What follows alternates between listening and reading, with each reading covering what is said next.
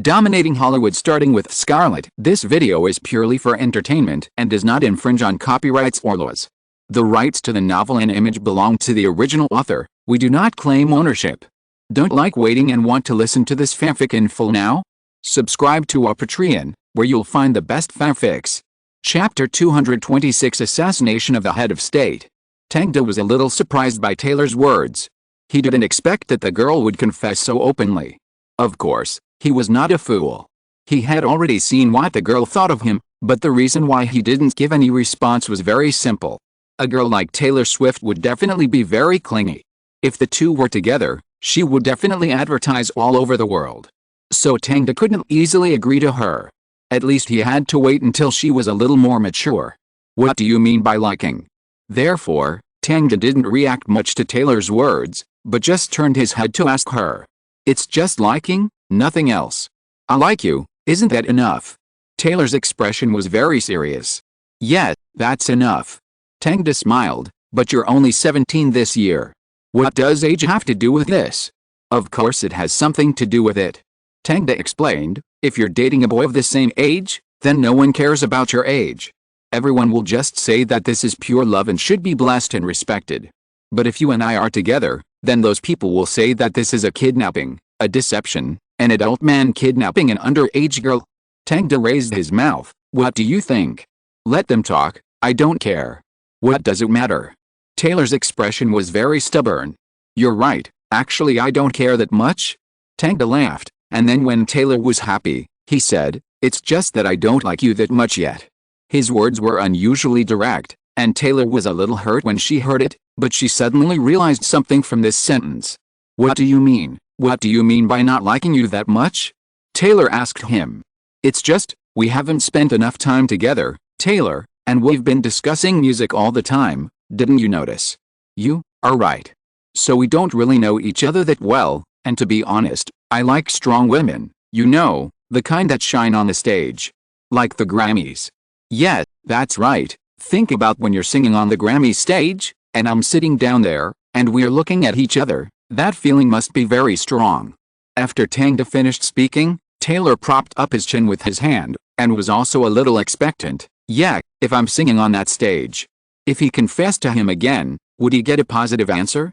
Taylor secretly glanced at Tang, then covered his mouth and pondered for a moment. Okay, I know, I must be on the Grammy stage. Taylor stood up and swore to the bonfire, Tang, you will definitely see me in the audience. To be honest, I think you're very attractive now. Really? Taylor turned to look at Tang in surprise, and found that he nodded. The next second, the little girl threw away the sadness in her heart and became happy again. The next day, Don asked Tom and his team to send Taylor and her brother back to Texas. Then they started filming again. During the break of filming No Country for Old Men, parent of MGM called Don. The purpose of his call was to ask Don to fulfill the contract he had signed before and help direct a movie. The name of the movie is The Assassination of Hitler, which is a movie that MGM has been preparing for a long time and trying to turn things around. Don knew about this movie mainly because it was shown in China and the box office was not bad. But if you know more about this movie, you will know that it has a bad fate. The filming of this movie was restricted because the characters in the film were not recognized by Germany. Later, after the negotiation was finally successful, a large part of the scene had to be reshot because the film was damaged in the middle of the filming. Later, when filming the tank segment, an explosion occurred again, injuring 12 people. MGM paid a large sum of dollars to settle the incident.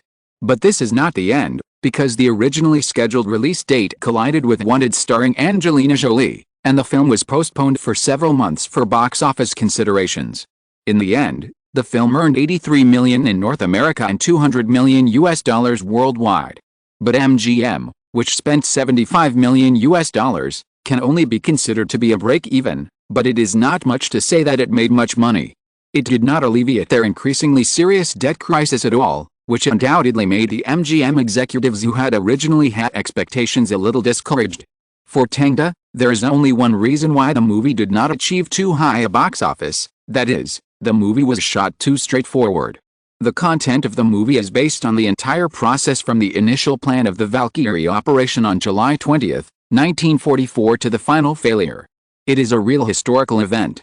It is also a well-known historical fact. No matter how much they adapt it, they can't change this movie into a group of people successfully killing Hitler and leaving. So the ending of the movie is no suspense for the audience, which also makes the appeal of the movie itself weaker.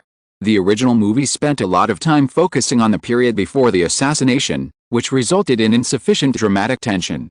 Therefore, even with the support of Tom Cruise, it is normal that the box office is lower than expected. Therefore, if you want to improve the box office performance of this movie, you may have to make some changes to the form of the movie. But this requires the consent of MGM, and they must also give Tang the benefits he deserves. In fact, the salary they currently offer is $10 million. This price is very good. Although it is not the income of a top director, it is already at the first-line level. But Tang thinks it is too low and asks Parent to give him a certain share of the box office. The share of the box office is the most important indicator to distinguish a first-line director from a top director. All top directors in Hollywood will include a share of the box office in their salary. For example, Nolan's share of the box office in Dunkirk is 20%. Adding a fixed salary of $20 million, a movie can often earn $40 to $50 million. This is the value of a top director, which is basically the same as the top Hollywood stars.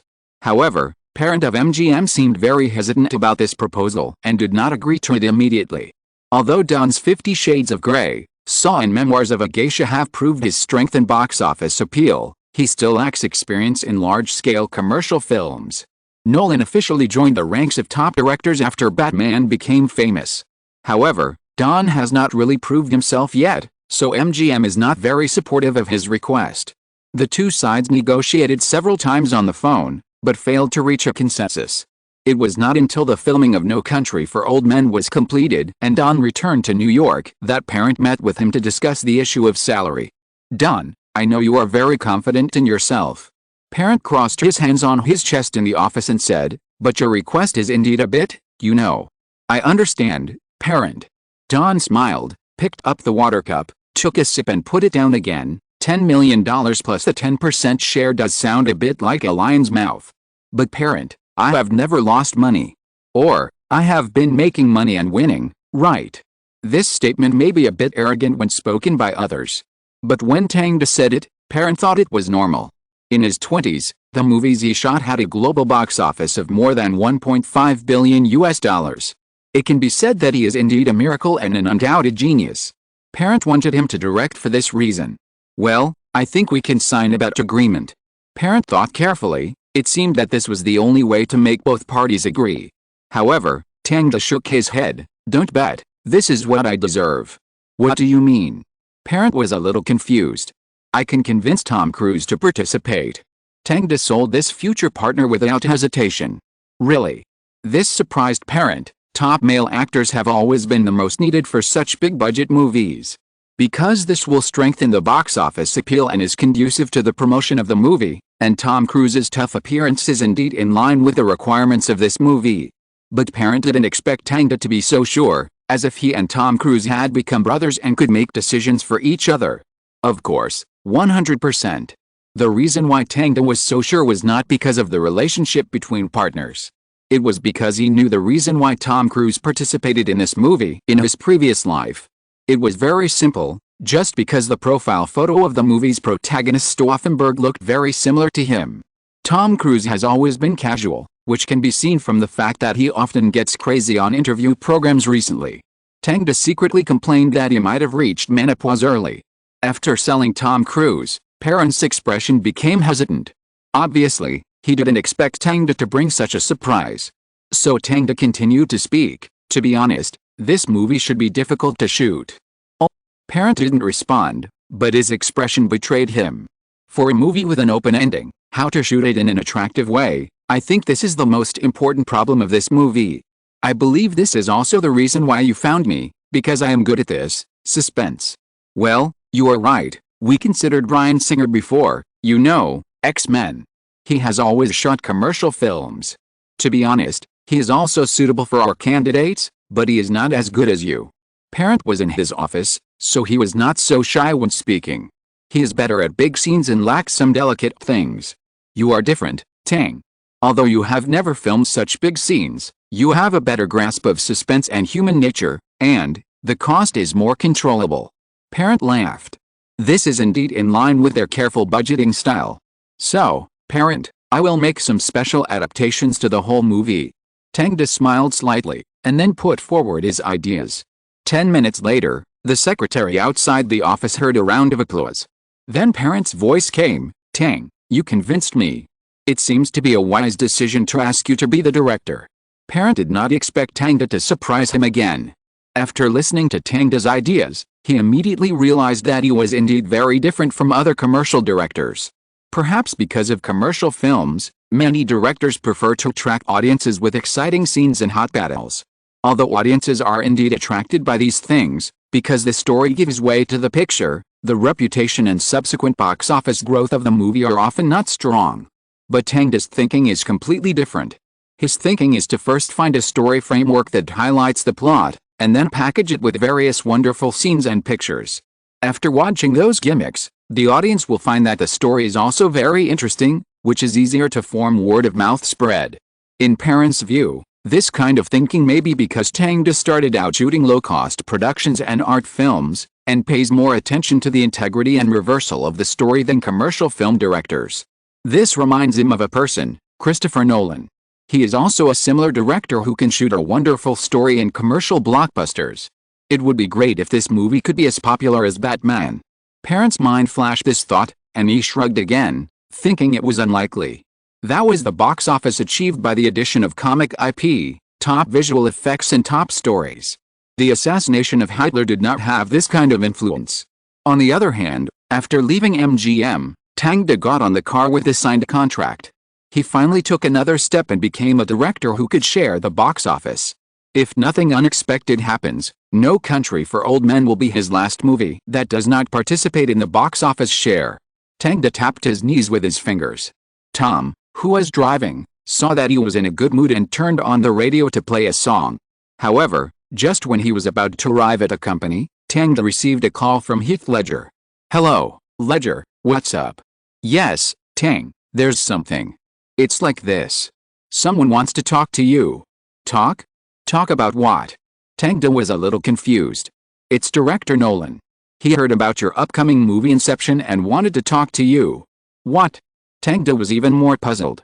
"That's right, because after I told him that this is a movie about dreams, he was very excited and wanted to know more, so he hurriedly asked me to find you."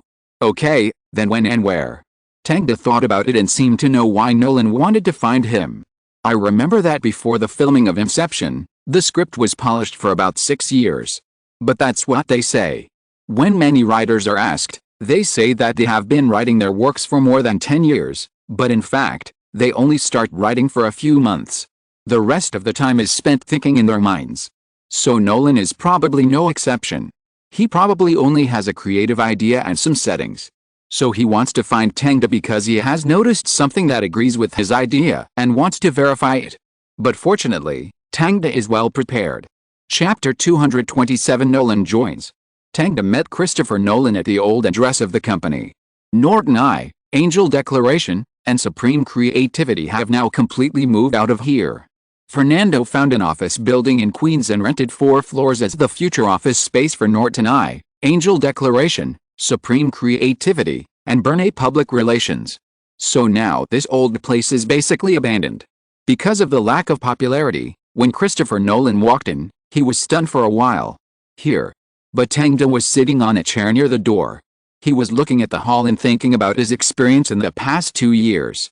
Staying in a place for a long time will always make you feel attached. Tang tapped the table and made a piano-like sonata, just like the mood when he first rented this office building. Christopher Nolan came over, stretched out his hand and shook hands with Tang. "Hello, Tang." "Hello, Nolan." After the two sat down on the chairs, Tang spoke first. "I heard Ledger said you wanted to ask me about Inception?" "Yes." Nolan thought for a while and said, "In fact, I have been preparing a script about dreams. Although the name has not been determined, I have been thinking about it for a long time. I am also writing some settings for the script. So when I heard the name of your movie and about dreams, I rushed over immediately. I want to know. Can you reveal a little bit?" "Of course, no problem. If it were any other director," Tangda would definitely not tell him anything about the script, because he would be afraid of leaking the secret in advance or directly making a low-quality movie to seize the market. But Nolan, the perfectionist demon, is not one of them. Even if Tangda gave him the script, he would probably have to prepare for a year or two to do some work before filming. Nolan actually has many similarities with Cameron. He is not a prolific director, but his work is definitely extraordinary. Tangda is more like Spielberg, highly productive and with high box office. However, for Tangda, this is just the initial accumulation. After getting the easy money, he will slow down his pace and focus more on polishing a film, instead of arranging a full schedule every year like now. In fact, the content of this movie is. Tangda briefly explained the concept and story of the movie. Of course, it is a modified version.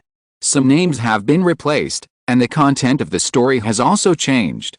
After listening to it, Nolan felt that it was indeed somewhat consistent with his own ideas, but not exactly the same. This degree of similarity can only make him call it a coincidence, or that great minds think alike. What a genius idea, Tang. I actually thought of this before. Nolan talked about his current idea, a dream intruder who steals the target's entire dream and then gets what he wants. I didn't expect that you and I are the opposite, sneaking into the dream and then looking for what you want in the dream. What a genius idea. I think your idea is also very good, Nolan. It feels more suspenseful and reversal. No, I think your idea is more mature and more controllable in filming. And that marker, to be honest, I have thought of something similar, but I thought of judging it through the details of a painting before. A spinning top that never stops? Wow, I like this detail so much. The two talked about the movie for about 2 hours. It must be said that Nolan is a genius who was born for movies. Even if Tangda took away his creativity, he can still find a new way. He has found another idea based on the original script, but it is just an idea now. It will take another 6 years to realize it. After chatting with Tangda, Nolan sighed, "This feeling is really great. You know, it is a rare thing to have a friend who can chat with you." That's right. Tangda also nodded. For creators, the most fearful thing is not being denied, but that no one can understand their work and that they can't confide their troubles when creating to others. So Tangda and Nolan sat together and chatted freely until now, and they felt that they had gained a lot. Tang, does your movie need a producer? After thinking about it, Nolan suddenly asked. Tangda was stunned for a moment and nodded. Of course, it would be my honor if you can come. Then it settled. Nolan felt that he came so rashly, and Tangda didn't hide anything and told him a lot of specific content of the movie, so he had to return the favor. Happy cooperation. Tangda took the initiative to extend his hand and shook hands with Nolan this time. 2 days later, the crew of Inception announced that Christopher Nolan would become the producer of the film. This news immediately caused cheers from the fans. Christopher Nolan has been attracting much attention since Batman Begins. In addition to his niche masterpieces Memento and The Prestige, he has become a model of both artistry and commercialism. He actually announced that he would join Tangda's new movie, which undoubtedly shocked many people. At the same time, this news also accelerated the original advertising bidding. Tang, we really sold all the props in the movie. Jimmy was excited when he entered the new office. But he forgot that the area of the new office was twice as large as the old office, so his voice was still a little small when it reached Tangda's ears. Da da da. Jimmy's leather shoes made a sound on the smooth floor. He walked to the dark green sofa and sat down, looking at the desk opposite. Behind his black desk hung huge movie posters, and beside them were various trophies. These were all movies directed by Tangda over the years. Although the number is not large now, I believe that in a few years, everyone will feel spectacular when they come in. What's wrong? Tangda raised his head from his desk. He was looking at the company's financial statements. Although he didn't like doing these things, he couldn't leave everything to others. As long as he looked carefully, the people under him couldn't fool around. But perhaps because Tangda had been busy with the filming of the movie in the past 6 months, the company's accounts had already had some financial problems. Our bid has been successful. Jimmy handed over the folder. Ford Motors $8 million, Armani $6 million, plus other miscellaneous items, a total of $20 million US. Not bad. Tangda nodded. The cost of $150 million has now become $130 million. But money is not the most important thing. The most important thing is the attitude of major brands towards the movie, which will greatly affect the share of Norton I in the movie. Then we can talk about investment matters with various film companies now. Tang knocked on the table. I plan to raise $80 million for this movie. If it is divided equally, it will be given to 4 companies. If it is divided, each company will take 10%. 4 companies means 40%, and Norton I will of course take the largest share, 50%. As for the remaining 10%, of course it belongs to Tang. Tang offered himself a very high salary for this movie, not only 10% of the box office share, but also a basic salary of $10 million. If he had not yet released a real commercial blockbuster, he would have offered himself a 20% box office share. However, I guess when Inception and the Assassination of Hitler are released, his salary will directly reach the highest point in Hollywood. That is, $20 million and 20% of the box office share. No problem, but to be honest, this is really crazy. Jimmy grinned. I thought it was fast enough to shoot a movie of $50 million before, and now you are going to shoot a movie of $150 million. At this point, Jimmy suddenly shrugged, but I won't say stupid things like I think this is dangerous again. You are smarter than anyone. This movie will definitely make money. It seems that you have learned your lesson. Tang joked. Of course, I'm not stupid. Jimmy had just finished speaking when the door of the office was suddenly knocked. Come in. Tang pressed the call button on the desktop, and immediately Kane and Fernando walked in from outside. Boss. Kane did not call Tang by name anymore, but referred to him as boss. Sit down. Tang leaned back on the chair and asked them to sit down.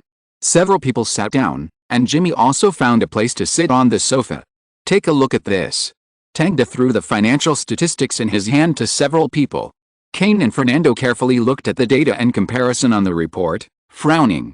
Supreme Creativity and Angel Declaration now have a certain degree of corruption and bribery. Tang crossed his hands in front of his chest, and his tone was calm, but Kane and Fernando heard it as disturbing as thunder. This situation must not be indulged. Kane was the first to express his opinion. Boss, this is my mistake.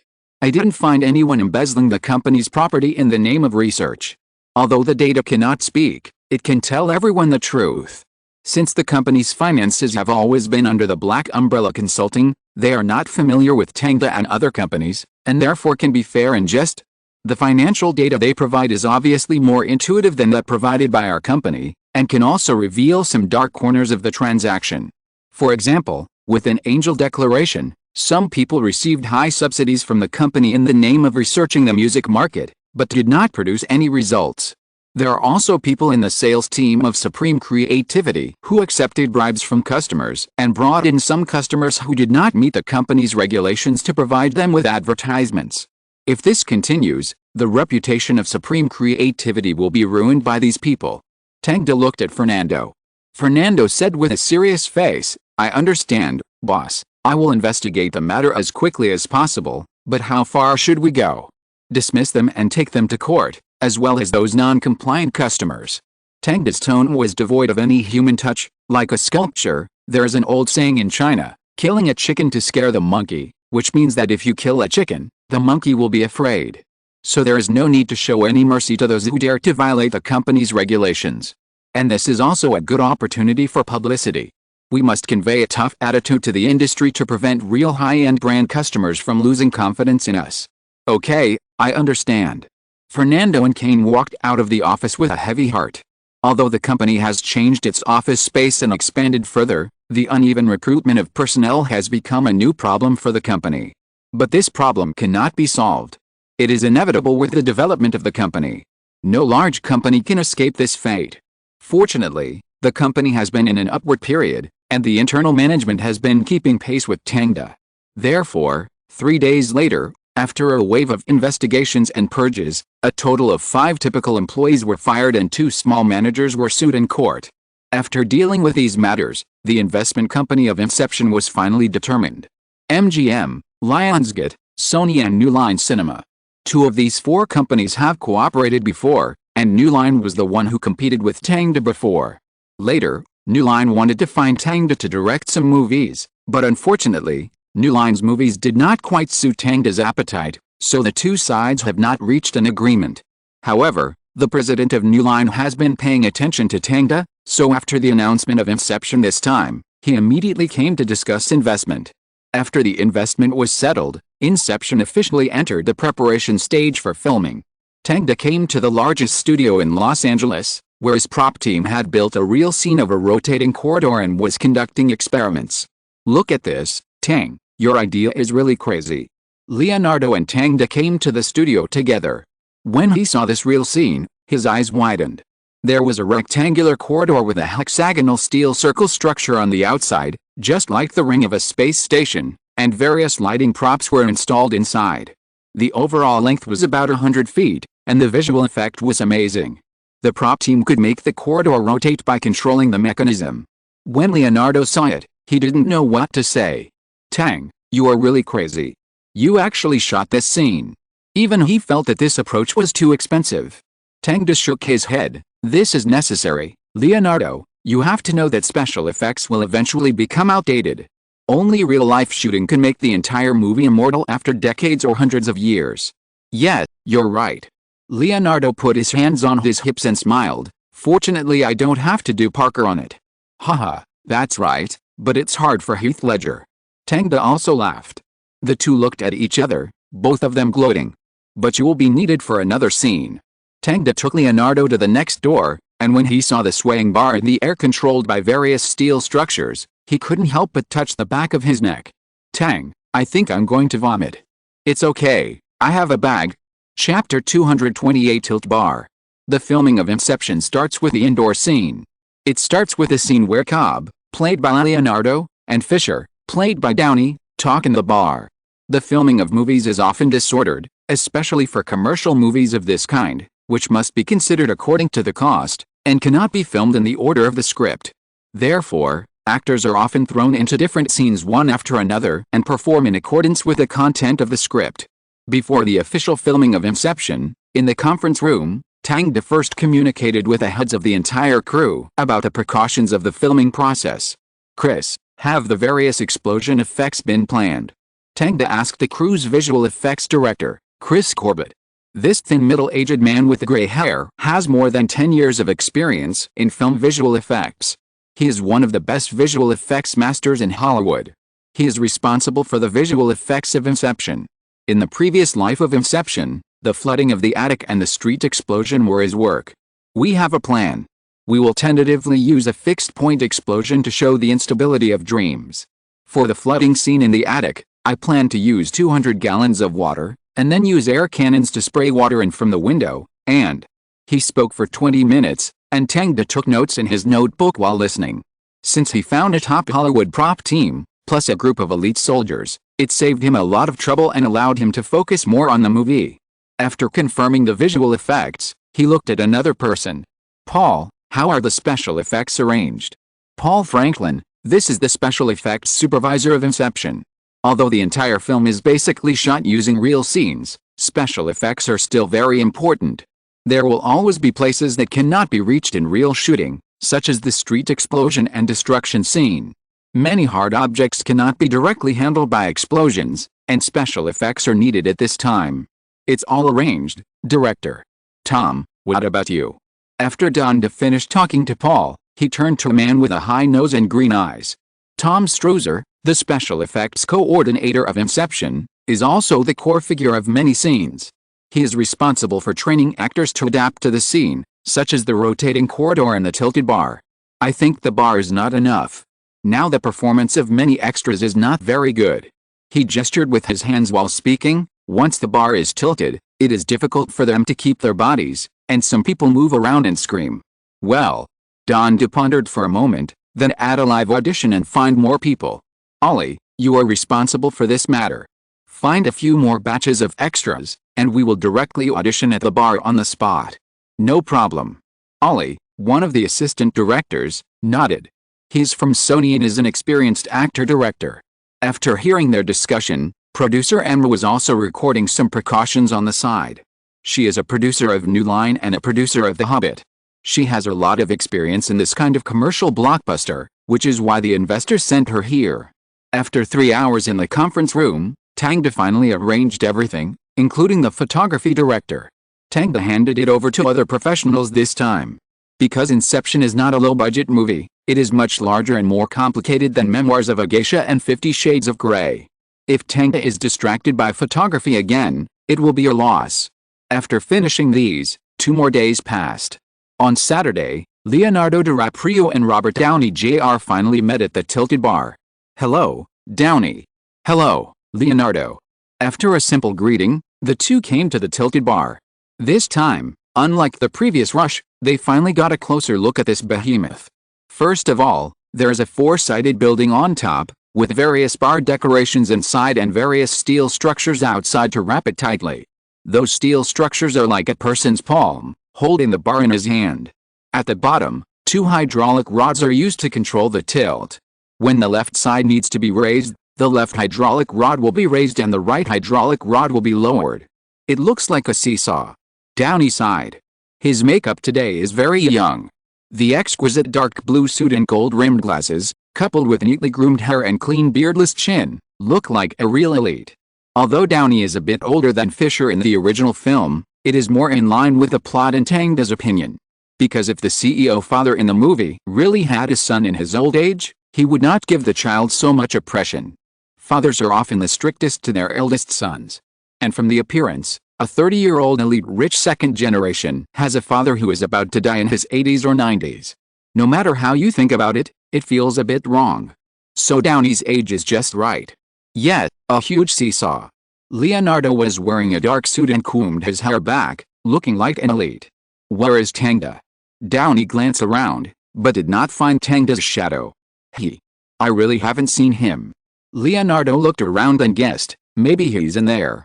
Maybe, let's go and take a look. Coincidentally, the originally tilted bar had returned to horizontal. The two walked into the tilted bar with the help of the staff. As soon as they entered the door, they heard Tangda's voice. A3, B2, C1, H3, G2, failed. The two looked at each other and didn't understand what Tangda meant. After looking again, they found that they were the extras who were auditioning on the spot. They all had a round card attached to them. It seemed to be for easy identification. When Tangda finished the sentence, the actors with the corresponding cards followed Tom out of the tilted bar. "Hey, Tang, do you need so many people?" Leonardo asked with some doubts, looking at the extras who were chatting not far away. "You are here." Tangda moved his eyes away from the monitor. "Of course, I will need a lot of people to keep their eyes on Cobb." Leonardo raised his eyebrows. "It sounds scary. The dream world is like this. When you try to remind the host that this is a dream, everyone in this world will notice you." Tangda spread his hands and said, "In fact, I'm even considering whether to let someone suddenly turn his head 180 degrees so that his face and back are looking at you in the same direction." "Oh my God, don't." Leonardo raised his hand and smiled bitterly. "This is really creepy. I think those children will be scared to tears." "Ha ha ha, just kidding. But your machines are not moving back and forth." Downey's attention was on the photographic equipment on the scene. He found that these things were fixed to the floor. "Of course we can't move. The lights, camera equipment, everything is fixed by us." Tangda patted the monitor. "Even this guy is the same. Then you have to watch it in the tilted bar." "Of course." Tangda squatted, "But this is not a difficult thing for me." "Okay, but when the bar tilts, won't the camera move with it?" Tangny was very interested in these things in the crew, perhaps because he was a producer before. "Look here." Tangda came to the camera and patted its base with his hand. "This is a huge pan head. No matter how the scene moves, the camera will not move with it." "Great." After a few people chatted for a while, Tangda selected several batches of extras. Leonardo and Tangny also took this opportunity to adapt to the tilt angle of the bar. For professional actors like them, even if they feel uncomfortable, they can overcome it. They won't scream like other extras. After selecting the appropriate extras, the crew immediately arranged for them to put on makeup, and Tangda began to act with the two main actors. "This scene is Cobb. You deliberately use words to remind Fisher that this is a huge fake dream. I don't think this is a big challenge for you, but mainly for Downey." Tangda turned around and continued, "Downey, you need to show very complex emotions. First, disbelief, because your first reaction is that this world is real. But when the bar tilted, you realized that something was wrong, and then you were nervous and worried. You were afraid that what the other person said was true. Well, so I will have a lot of subconscious physiological reactions. Donnie swallowed his saliva, blinked his eyes, and the nervousness appeared instantly. That's right. Tang felt that he didn't seem to need to tell them any scenes. After all, both of them were absolutely acting schools. In terms of grasping the psychology of the characters, maybe they were better than Tang. So Tang returned to the camera and said to Chris, "Come on, let's try this scene again. I want to see if there are any loopholes in the scene." "Okay, everyone is ready." Assistant Director Greta picked up the intercom and communicated with the other crew members. Greta had no plans for a movie since Little Miss Sunshine, so when Dawn was filming Inception, she joined in, intending to learn more and prepare for the future. 3, 2, 1, start. Chris shouted, and the tilt bar started again. The glasses on the bar counter slowly tilted, and the wine in the glasses also tilted 45 degrees. This feeling was very strange, as if the angle of the whole world had changed. Donnie and Leonardo sat on the chairs, trying to keep their bodies in shape, and the extras also tried their best to keep their balance and not move. "Okay, pause." Don walked on the tilted floor and observed the glasses and various decorations one by one. "Here, the position of this wine glass is wrong. And this, the angle of the chair is wrong. The table is a little shaky, reinforce it. That lamp. Be careful." Bang! Suddenly, a lamp that was not completely fixed slid along the floor to the wall and hit the decoration on the wall. Tang cursed, "FXXK. What are you doing?" I said, "Check it 3 times. Fix it and repair the wall within 10 minutes. "Sorry, Director." A staff member took the initiative to apologize. But Tang waved his hand and said, "I don't need your apology, I just want your action. Do you understand? If you hit anyone today, you should go to the hospital and wait for compensation. Do it well. Immediately, immediately." "Yes."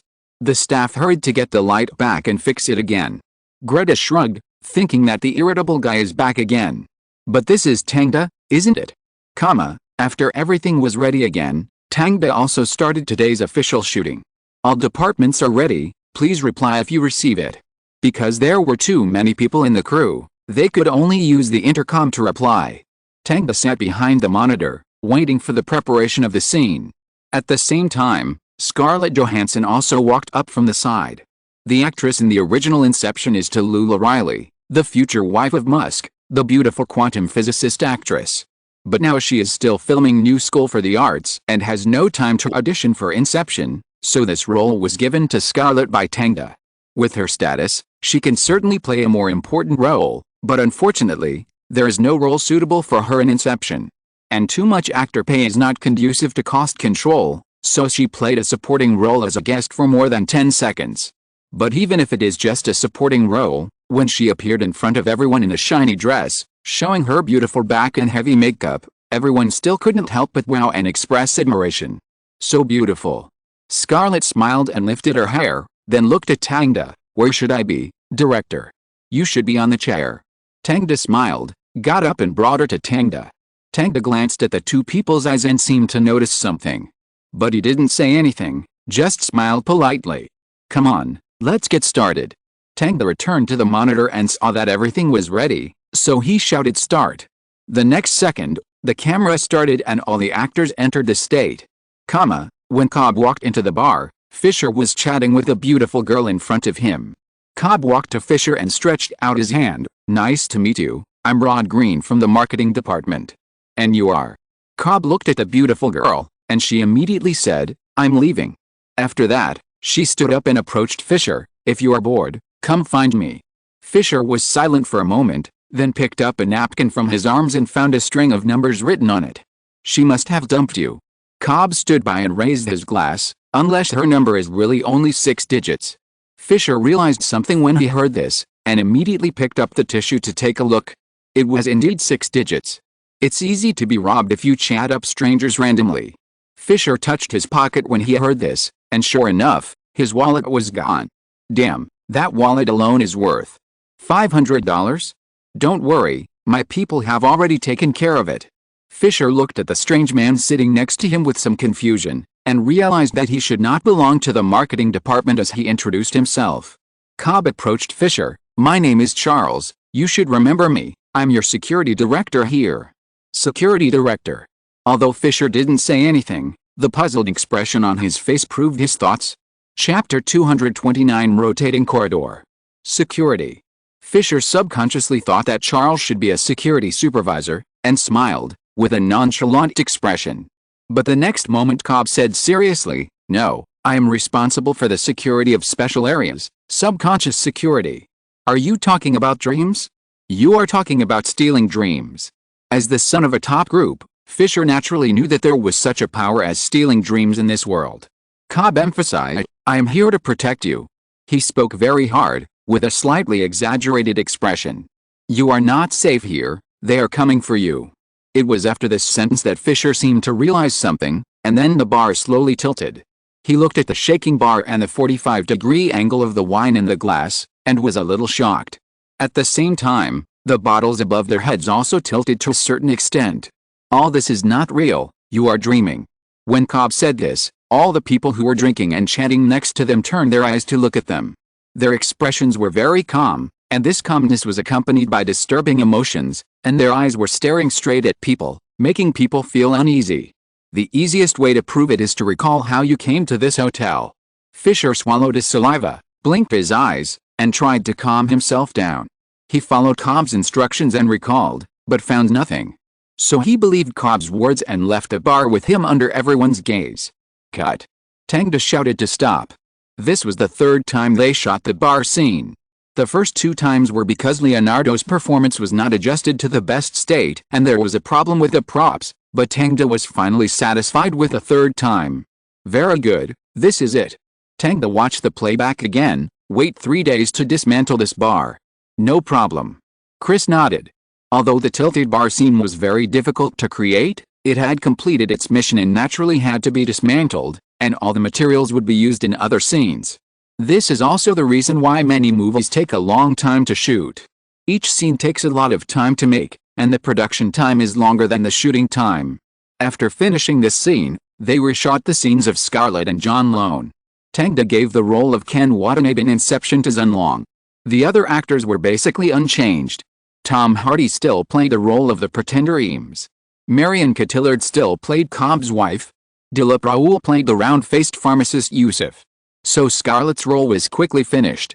That night, when Tang was still busy preparing for the next day's shooting on the set, Scarlett suddenly came over. She was wrapped in a black windbreaker, a baseball cap and a mask. Except for her hair, it was difficult to easily identify her identity. She walked to the door of the tilted bar, then hooked her finger at Tang, and then disappeared. Tang raised his eyebrows and didn't know what she was going to do, so he followed her to the door. Fortunately, there were very few employees on the set now. They were all busy preparing for the rotating corridor, so they were all concentrated on the other side. There was no one at the tilted bar. After Tang walked into the bar, he saw that Scarlett had taken off her black windbreaker. She was wearing a dress similar to the one in the movie, revealing her smooth back. Her long hair covered one side of her face. She was holding a glass of wine and sipping it slowly while looking at Tang. "Hello, sir." "Hello." Tang raised the corner of his mouth, walked to her side, lowered his eyes and looked at her smooth thighs. "This dress is really beautiful." "Really? Better than in the movie?" Scarlett smiled. Her red lips shone with crystal colors under the light, and it looked like she was wearing lip gloss. "It looks better." "Then are you lonely, sir?" Scarlett propped her chin with one hand and turned her face to look at Tang. "Lonely, very lonely." Tang reached out and touched Scarlett's leg, feeling the delicate and smooth touch. "I am also a little lonely, so." Scarlett bit her lips with her pearly teeth, took off one shoe, and rubbed Tang's ankle with her beautiful arch. "Let's get rid of each other's loneliness," Tang said, stood up, and came behind Scarlett's chair. Scarlett got off the chair and leaned on the counter, looking at the wine glass in front of her. After more than 10 seconds, the wine in the glass slowly tilted and rippled, as if it was hit by a wave, swaying rhythmically in circles. When Tang and Scarlett walked out of the bar, the blush on her face had not disappeared. The next day, Heath Ledger joined the crew. He will spend half a month here to complete the most difficult real-life scene in the movie, the rotating corridor. "How have you been recently?" Tang hugged him when he met him. "Fortunately, my sleep is still okay." Before Heath Ledger joined the crew, Tang especially found a very powerful psychological counselor in China to help him with counseling. He heard that his sleep has improved a lot recently. "Come on, This scene is quite difficult. Before Heath Ledger finished training, everyone else had gone to their own business, and only Tang and the crew members were with him. When he saw the spectacular rotating corridor, he couldn't help but exclaimed, "Oh my god, this is a difficult job." "Yes, but I believe you can do it well." Tang patted his shoulder. "So how is this achieved?" Heath Ledger looked at the rotating corridor in front of him and couldn't help but be curious. "Chris, explain it for him." Tang called the visual effects supervisor over. "In fact, we hung the entire set in a giant ring. For this, we specially invited an engineer because a lot of structural steel was used in it." Chris explained, "We originally planned to be 50 feet, but later found that 50 feet could not be displayed, so we had to lengthen it." "So how long is it now?" Heath Ledger opened his hands and tried to gesture the length of the corridor. 100 feet. Chris answered directly. 100 feet. Heath Ledger was so surprised that he couldn't speak. "Yes, this is made up of a series of 8 by 30-foot circles. Look here." Chris explained to the curious Heath Ledger, "We used an electric motor with a camshaft and a drive wheel. It's really interesting." Heath Ledger nodded. "This reminds me of 2001, A Space Odyssey." "Yes, the movement of the scene is similar to that movie." Tang continued, "So now you have to imagine yourself as an astronaut, walking and floating in the space station. But how should I move? If I go in, I will probably roll around like a stone. Don't worry, we will use steel wires to fix your body. But when you are proficient, I will remove the steel wires." Heath Ledger shrugged, thinking that this was a really daunting challenge. But he liked this kind of challenge. He liked this kind of shooting experience that was different from the past, not a single one, not a copy, but a unique one. "Okay, let's try it." Heath Ledger quickly got a look with the help of the makeup artist. And Tang was also discussing with the photographer how to shoot this scene. "I think we can use a fixed lens, fix the camera on the floor, and rotate with a rotating corridor," Chris suggested. Tang touched his chin, "But this effect may be a bit dull. I think it is important to add a camera that does not rotate with a rotating corridor. Use a crane." Tang knocked on the table, "Put the camera on the crane and fix it with a pen tilt. Let's try these two methods to see which one looks better." "Okay." Since the director made a decision, the crew immediately started working. Not long after, the crane carried the camera into the rotating corridor. And they also fixed a camera on the floor of the corridor. When Heath Ledger walked up, Tang stood in front of the monitor and watched his performance. "Start rotating." The corridor began to rotate, and Heath Ledger took a step carefully following the rotation angle, crossing the door, ceiling and lights. This feeling made him feel very novel, just like being in space, with an illusion of weightlessness. But his performance was not bad. Tang and several staff members tried the rotating corridor. Except for Tang, who could still maintain his figure, the others staggered after taking 2 steps. Therefore, Tang was very satisfied with Heath Ledger's performance. "If we follow this pace, maybe this scene can be finished in half a month." Chris nodded and expressed his appreciation. "Yes, it is always better to squeeze out a little more time." As they were talking, Christopher Nolan came to them. "I like this." He looked at the big guy with admiration. "Tang, your prop reminded me that I can also try to make one in Batman." "Ha ha ha, that will be hard for your actors." Tang laughed and joked. "I believe they will like this novel experience." Nolan thought Tang's idea was really great. He liked the feeling of being unrestrained and yet being able to implement it in the real world. Real performance cannot be replaced. It is very interesting and challenging. Heath Ledger trained in the rotating corridor for a long time. Tang and Nolan also chatted for a long time in front of the monitor. Nolan told him about the progress of Batman. The scheduled shooting time of this movie was postponed for a few months and would not start until April 2007. And he planned to try some more impactful visual effects in this movie. From the conversation with Nolan, Don found that he was not very fond of heroism. He preferred 3-dimensional characters with complex human nature. This is why he wanted to shoot Batman in a dark style. When Heath Ledger's training was suspended, Don and Nolan looked at the actual film. "I think maybe both methods can be used." Nolan gave a suggestion after watching it.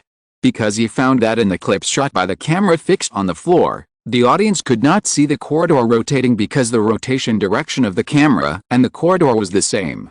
The audience could only see the actors sometimes fighting on the wall and sometimes on the ceiling. The camera under the crane arm could clearly record the picture of the rotating corridor, which looked more dynamic. After watching these two clips, Don agreed with Nolan's idea, so he immediately decided, let's do it this way. Shoot each of the two shots once. Obviously, the only hard work in this way is the actor. But Heath Ledger enjoyed it. In just a week and a half, he completed the relevant training and met the requirements of the filming. When all the actors gathered here, they found that Heath Ledger in the corridor was jumping up and down, rushing to the wall in one step, without any pause or instability, and he jumped back to the ceiling again. His movements were swift and agile, without any jamming, just like a mountain hunter entering the jungle to hunt. Leonardo couldn't help whistling when watching this set of movements. It's so cool, Heath can go to be a real thief. Downey folded his arms and agreed with his face. Indeed, this skill is very agile. It reminds me of Captain America. Ellen Page looked at this sci-fi scene with wide eyes and didn't say anything, because this was the first time she saw such a wonderful scene. The corridor rotated at a constant speed in front of her eyes, and those objects seemed to be completely unaffected. Even the lighting was the same as usual. Only the fight between Heath Ledger and the opponent actor became the main theme in the corridor.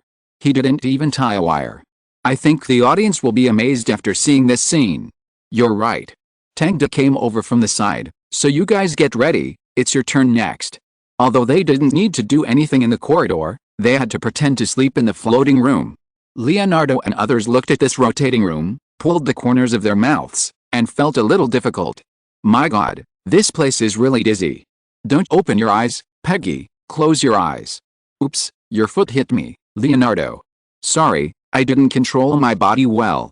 It's really funny, but I think my collar is a little tight. Tangda and Nolan stood outside the room, watching these actors hanging in the air by wire ropes, and thought the scene looked really interesting. It's like an escape game. Tangda and Nolan chatted with a smile. Yeah, I was thinking it would be nice if Batman fell into a place like this and had to fight. Nolan, you really are thinking about Batman all the time. Ha, sorry, I should be thinking about Inception. Half an hour passed in the blink of an eye, and after all the accidents happened to everyone, the filming finally began. Watching Heath Ledger tie up everyone with skillful techniques and slowly push them into the room, Tangda nodded with satisfaction. Click. It took 3 days, and the scene was finally completed in a perfect posture. Tangda sat in the director's chair and read the script. After the scene, the film will move to Paris to shoot the most famous shot. Paris collapses. If you're listening to this novel on a channel other than Fanfic World, it means they downloaded and uploaded it without effort. We cordially invite you to visit our channel, Mundo Fanfic Novelis. There you'll find the original version of this story, and you can explore many other novels of various genres. We're waiting for you to immerse yourself in a world of incredible novels. Chapter 230, Paris Collapses. The next day, the crew flew to Paris. They had already decided on a commercial street in Paris as the filming location. They wanted to use this as a scene to complete a directional explosion, which is the most famous scene in the movie, the collapse of Paris. However, just after the crew arrived, Tangda received bad news. That is, the Paris city government did not allow the crew to complete the explosion on the street, believing that this would affect the city appearance. Shit Paris city appearance. Carl, who came to the crew with him, recalled the various urine stains he saw on the street yesterday and couldn't help cursing. This only shows that the money has not been paid yet. Tangda asked the producer Emma to negotiate with the Paris city government again, and if necessary, he could give some more benefits. No country can do without money to pave the way. Because the street has not been decided, Tangda and his team can only shoot the mirror world under the Paris Bridge first. This scene does not have too many complicated pre-production preparations, only mirrors are needed. However, because the pre-production preparations are simple, when the 1.5-ton mirror is installed at the bottom of the bridge, a question arises in many people's minds. What should we do with the reflection in the mirror? Nolan asked this question and touched his chin. Should we use a tilt shift? Tilt shift is not often used in film photography, but it is a technique often used in miniature photography. Using a tilt shift lens to shoot can change the focus and avoid some messy images. It is often used when shooting tall buildings, because tall buildings are larger near and smaller far away, and they are often photographed with a wide bottom and pointed tops. But after using a tilt shift, the top and bottom can be kept the same width, so many architectural photographers are often masters of tilt shift. However, the tilt shift in the movie is not that simple, such as this scene. Tangda shook his head. The effect caused by the tilt shift will be very fake, so I don't consider it. Well, what are you going to do? Post-production special effects. Yes, Chris, how about it? Tang looked at his visual effects director Chris, who had already taken his team to measure on site. No problem, Tang. Next, we will shoot everything that appears in the mirror and then rebuild it in the special effects. Rebuild it. Nolan spread his hands. This is a big project. But only in this way can it be more realistic, right? Tang smiled and explained, in order to look realistic, we will also make various deformations based on the mirror. He walked to the mirror and Nolan followed. Tang pointed to the distortion of the mirror's reflected image. Look here, this is the detail we need. It will make the audience unable to tell whether it is a special effect or reality. Nolan understood Tang's meaning at a glance and exclaimed, it's really clever. Tang's idea is to put the scene built in the later stage into this mirror, and then all the deformations, distortions, and flaws are made according to the scene reflected in reality, so that the effect of being fake can be achieved. As for the shooting, Tang and the photography team stood beside Leonardo and watched him talk to Ellen Page. Very good, that's it. Just half a day later, the scene of the bridge mirror space was completed, and the customized 1.5-ton mirror was also transported away. However, the street blasting has not been completely discussed, and the Paris officials are very tight-lipped and have not let go. Emma had to call the investment companies. In this case, the only way to get approval is through the channels of major companies. While waiting, the crew certainly couldn't be idle. They came to an abandoned game company building and prepared to complete the three-dimensional illusion staircase. In the movie, this triangular staircase is an infinite staircase, but how to make it in reality is a big problem. When Tang mentioned this effect, I agreed directly. Chris looked at the stairs that were being built in front of him and smiled bitterly, but I didn't expect it to be so difficult. The staff who were recording the documentary next to him moved the camera closer. This was also Tang's idea. Inception will inevitably cause widespread discussion around the world, so various peripherals and records related to it will also become people's interest. Whether it is a draft map or a documentary, perhaps it can sell well after the movie is released. So everyone has to cooperate in shooting the highlights. Nolan looked at the scene in front of him and asked with great interest, I like this. What are the difficulties? A lot. Chris explained, for example, how to ensure that there will be no mistakes in the lens, as well as its size, the material of the wood board, and so on. We simulated it many times on the computer. After determining the model, we made 6 real models of different shapes for comparison. Tang continued to explain, after determining the appropriate model, we simulated the lighting and lens on the computer, because I had to find a suitable angle of view to make the movement of the lens look seamless. I can only say that I am amazed. Nolan didn't know what to say, because he didn't expect the filming of this movie to be so complicated. Even if it was just a few seconds of this shot, there were many ingenuities behind it. So now our final solution is to use a crane to let the camera go from top to bottom. Chris gestured and smiled, even the angle is specific. That's right. While the few people were chatting, the crew's preparations had been completely completed, and this clip officially started shooting. Heath Ledger and Ellen Page walked on the stairs, talking and walking towards the edge. In a dream, you can design a building into an impossible shape, so you can create a closed loop, like the Penrose stairs, an endless staircase.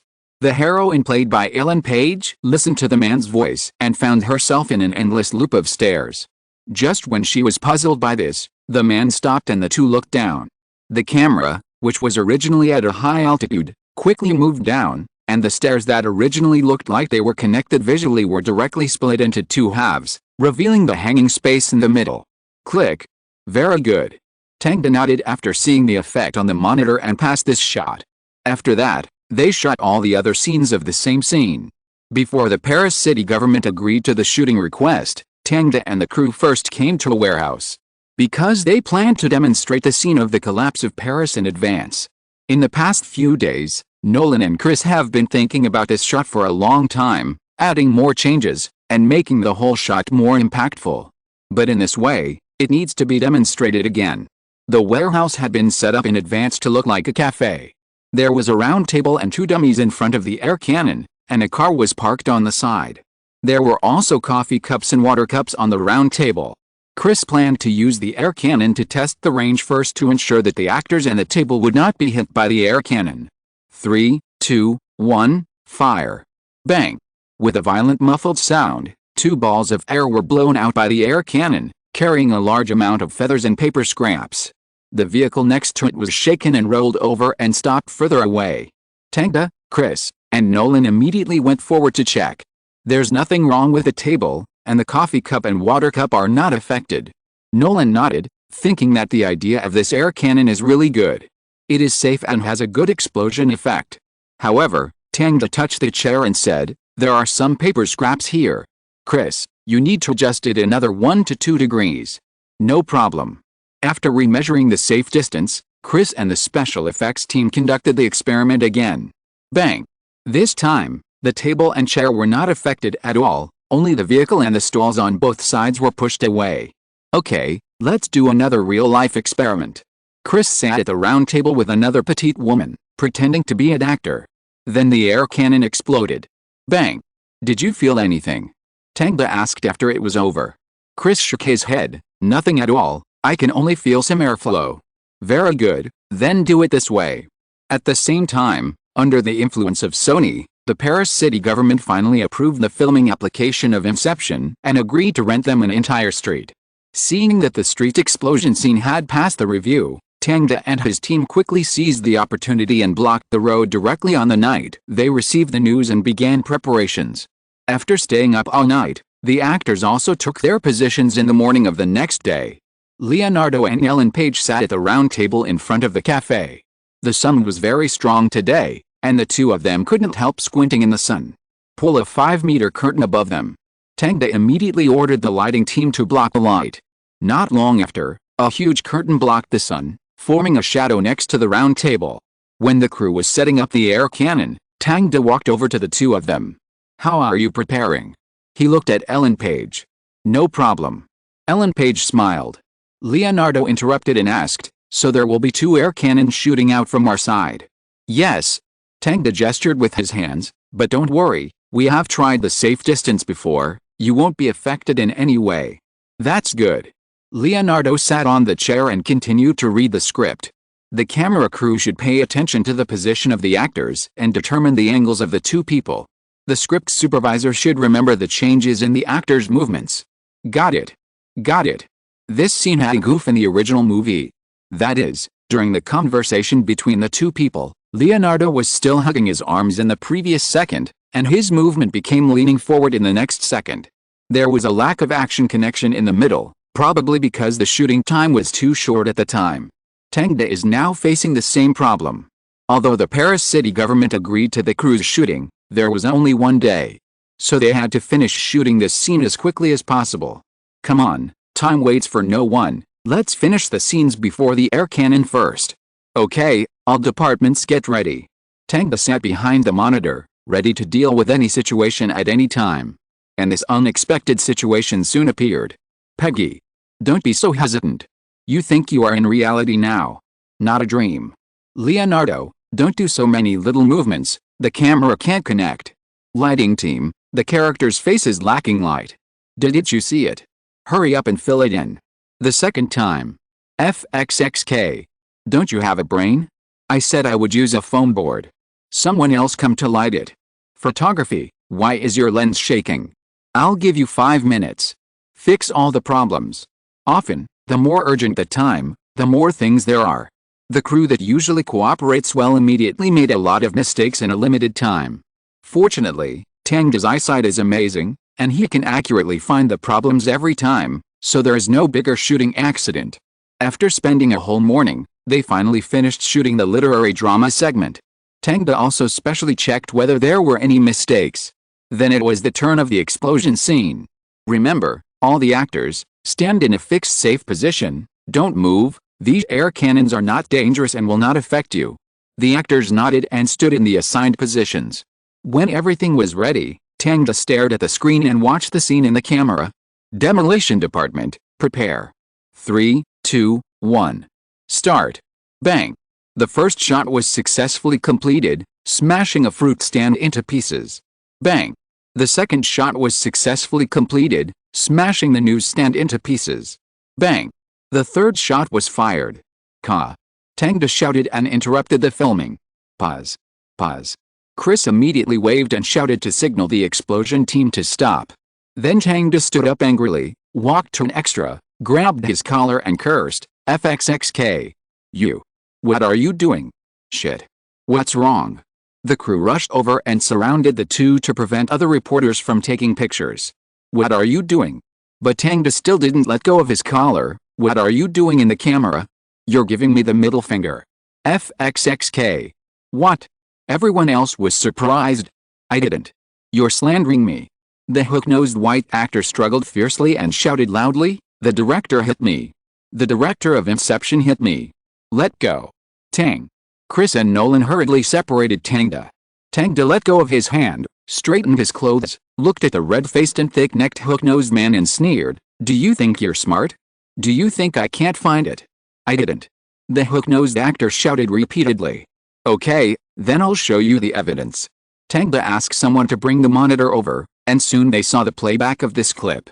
When the air cannon exploded, the white hook-nosed actor made an international classic hand gesture with his hand hanging at his waist. This action was very hidden because he used his left hand hidden behind the airflow to make the gesture. To be honest, if you don't have good eyesight, you won't notice it at all.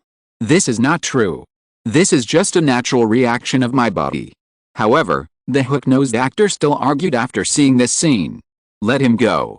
Tangda was in no mood to continue to tangle with this guy, so he asked the crew to send him away. Then he asked Carl to investigate the man's background. In the afternoon, the crew reshot. After finishing the explosion scene, Carl came back and told Tangda the information about the hook-nosed man.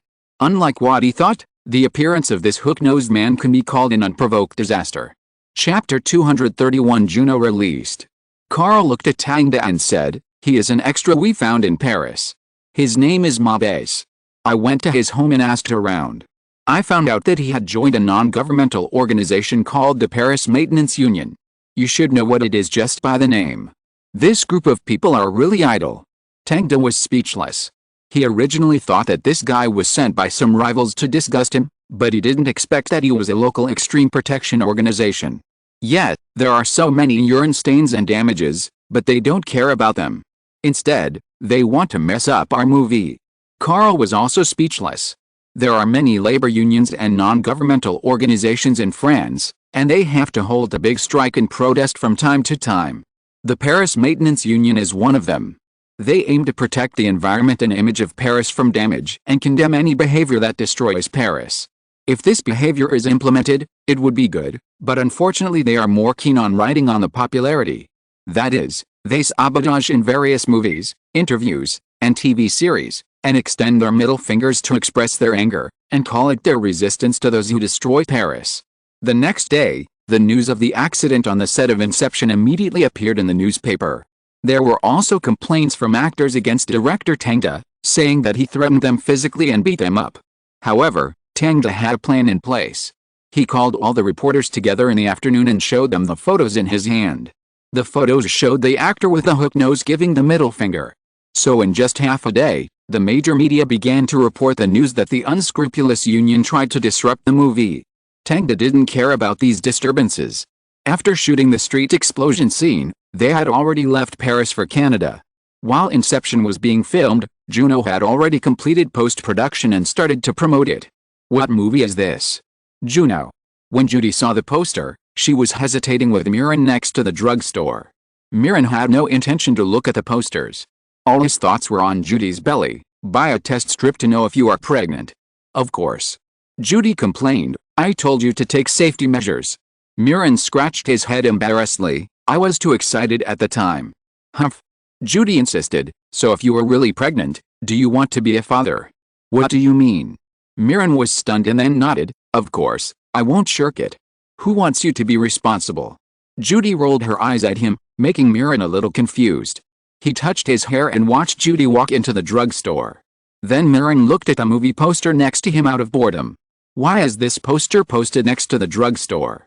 Miran was a little confused and curious, but after seeing the pregnant girl in the poster, he seemed to suddenly understand. Unmarried Pregnancy, Juno, directed by Don Norton. Miran shouted in surprise. He didn't expect that this movie was actually directed by Don. But this subject really interested him, because he was still worried about his Schrodinger's child.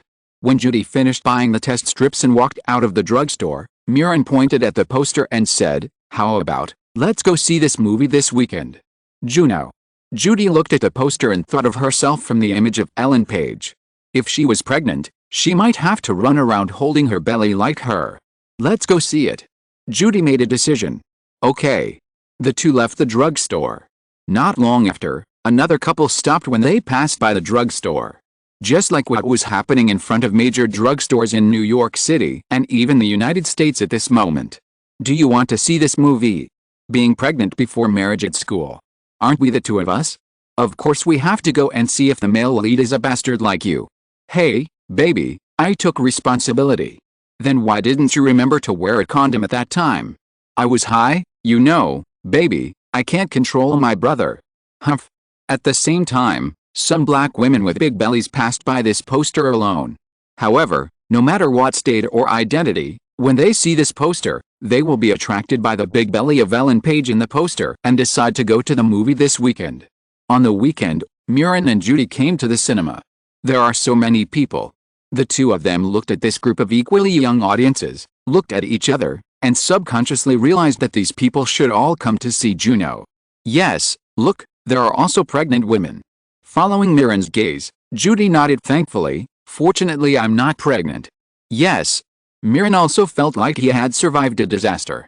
If he really had a child, he didn't know what his future life would be like. Maybe he would become a father? Or an irresponsible workaholic? Everything is unknown. Fortunately, the test paper did not show a red bar. While chatting, the two bought tickets and then walked into the theater together. The lights in the theater slowly turned off and the screen lit up. The whole story starts with a sofa. Juno is a 16-year-old high school student. Just a few days ago, she and her boyfriend tasted the forbidden fruit without taking any safety measures. Unfortunately, she got pregnant. The place where the incident happened was the brown plush sofa. Juno didn't believe she was pregnant and took the test 3 times in a row in one day, but the facts were obvious. If it were me, I would do the same. Judy looked at the girl on the screen who was worried about the test paper and felt the same way. If she really found out she was pregnant, she would go crazy. But Juno in the movie was not crazy. She just found a tough candy rope and hung it on the tree to commit suicide. But when she hung her head on it, she felt that the posture was a bit uncomfortable, so she bit off the candy rope. Ha ha ha. Just a few clips made the audience laugh, and everyone felt the fun of this girl. After Juno returned home, she didn't know what to do, so she called her bestie. Her bestie gave her 2 suggestions. One was to go to a social organization for unmarried mothers, and the other was to have an abortion. This suggestion made Juno fall into a state of entanglement, so she found the culprit who made her pregnant, her boyfriend in yellow shorts, Brick, and told him about the pregnancy while holding a pipe on the sofa. This ruffian look once again made the audience laugh, and Judy curled her lips, immersed in this interesting story. After hearing the news, Brick was at a loss and didn't know what to do. Juno saw her boyfriend's uneasiness, so she told him that she would take care of it and rode away on her bicycle. She came to the abortion hospital, wanting to let this unknown little life leave her forever, but she met a classmate who resisted abortion. The classmate persuaded her for a while, but she still walked into the hospital. It was just that in the hospital, she saw the doctor's indifference to life, which made her very uneasy. After thinking about the persuasion of her classmates, she escaped from the hospital. She decided to give birth to the child. Of course, she knew that she had no ability to raise the child, so she planned to give the child to a family that could raise it. But before that, she had to tell her parents about it. Because she couldn't hide it for 10 months of pregnancy. When she confronted her parents, her father did not blame his daughter, but was curious about who the culprit was. Juno said Brick's name truthfully. Brick? He can actually get hard. The father knew Brick, but he had previously thought that this young man was weak and looked like a woman. Yeah, that's right, he's very powerful, especially on the sofa. Ha ha ha. The audience laughed again because they saw that the father was sitting on a similar sofa. Mirren also laughed, and at this moment, Judy turned her head and whispered in his ear, "You and Brick are like." Huh? Mirren was stunned for a moment, then laughed and held Judy's soft palm. In the movie, the parents asked Juno what her future plans were. Juno told her about her plans, and her stepmother was worried about whether she could stick to it, and her father also criticized her. But in the end, The family decided to get through this difficult time together. Then the father took Juno to find an adoptive family. The couple had always wanted to be parents, but they had never had their own children. Juno and them agreed on the future of the child. The couple did not need to pay, nor did they need to report every year. When she gave birth to the child, the two families would have nothing to do with each other. Winter soon came, and Juno's belly began to grow. After she had an ultrasound at the hospital, she sent the baby to the adoptive family. The couple had been worried that Juno would break the contract, so they didn't tell anyone else about the adoption. After Juno promised that she would not break the contract, she came to Brick's house. She told him that everything about the adoption had been arranged. But Brick said that he wanted to stay with her after she gave birth. This caught Juno off guard. She said she would introduce other girls to Brick, but Brick refused them all. He only liked Juno. "So if I get pregnant, will you still like me?" Seeing this, Judy asked Mirren. Mirren nodded, "Of course. Men only say nice things." Judy pouted and looked at the other people in the theater. Look at them, with their bellies bulging, but there is no man around them. These people run faster than rabbits when they hear the word pregnancy. Mirren held her hand tightly. "No, baby." Judy didn't say anything, but just put her eyes back on the screen. As the days passed, Juno's belly grew bigger and bigger. She was ridiculed and mocked by her classmates at school, and was given a new nickname, Pig. Juno turned a blind eye to this, but she learned from her bestie that Brick was going to the dance with other girls. Juno went to ask Brick angrily, but Brick said that Juno refused to go to the dance with him and asked him to go with other girls, so why did he come to blame him? She was just saying the opposite. Judy was indignant and glared at Mirren. Mirren had no choice but to explain in a low voice, "Boys don't understand what is sarcasm." Juno then went to find the adoptive couple, but she didn't see the wife, only the husband Mark. In fact, since she met this family, she has a good relationship with the male host, and the two get along like friends. Because he is a composer, can play guitar, and can watch Juno's favorite movies with her. After meeting him this time, he gave Juno a good CD. Then the two danced to the music at home, but in the process Mark confessed to Juno that he no longer liked his wife and the two were about to divorce.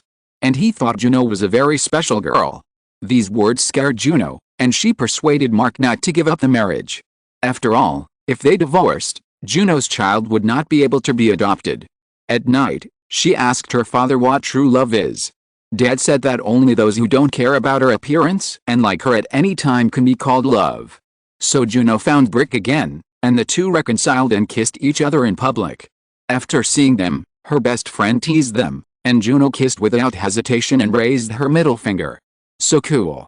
Judy liked Juno's character of daring to love and hate very much, and Mirren was also satisfied that the two were together again. After that, the film entered the final stage. Juno gave birth to a child in the hospital.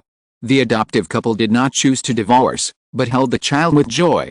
After recovering, Juno and Brick sat on the steps at the door of the house, each playing a guitar. Halfway through the conversation, Juno leaned over and kissed Brick. The film ended in such a joyful atmosphere. When Judy and Mirren walked out of the cinema, she was still saying, "I want to buy the disc of this movie. Then let's go buy it together when it's on sale." "Okay, wear safety measures next time." "Okay."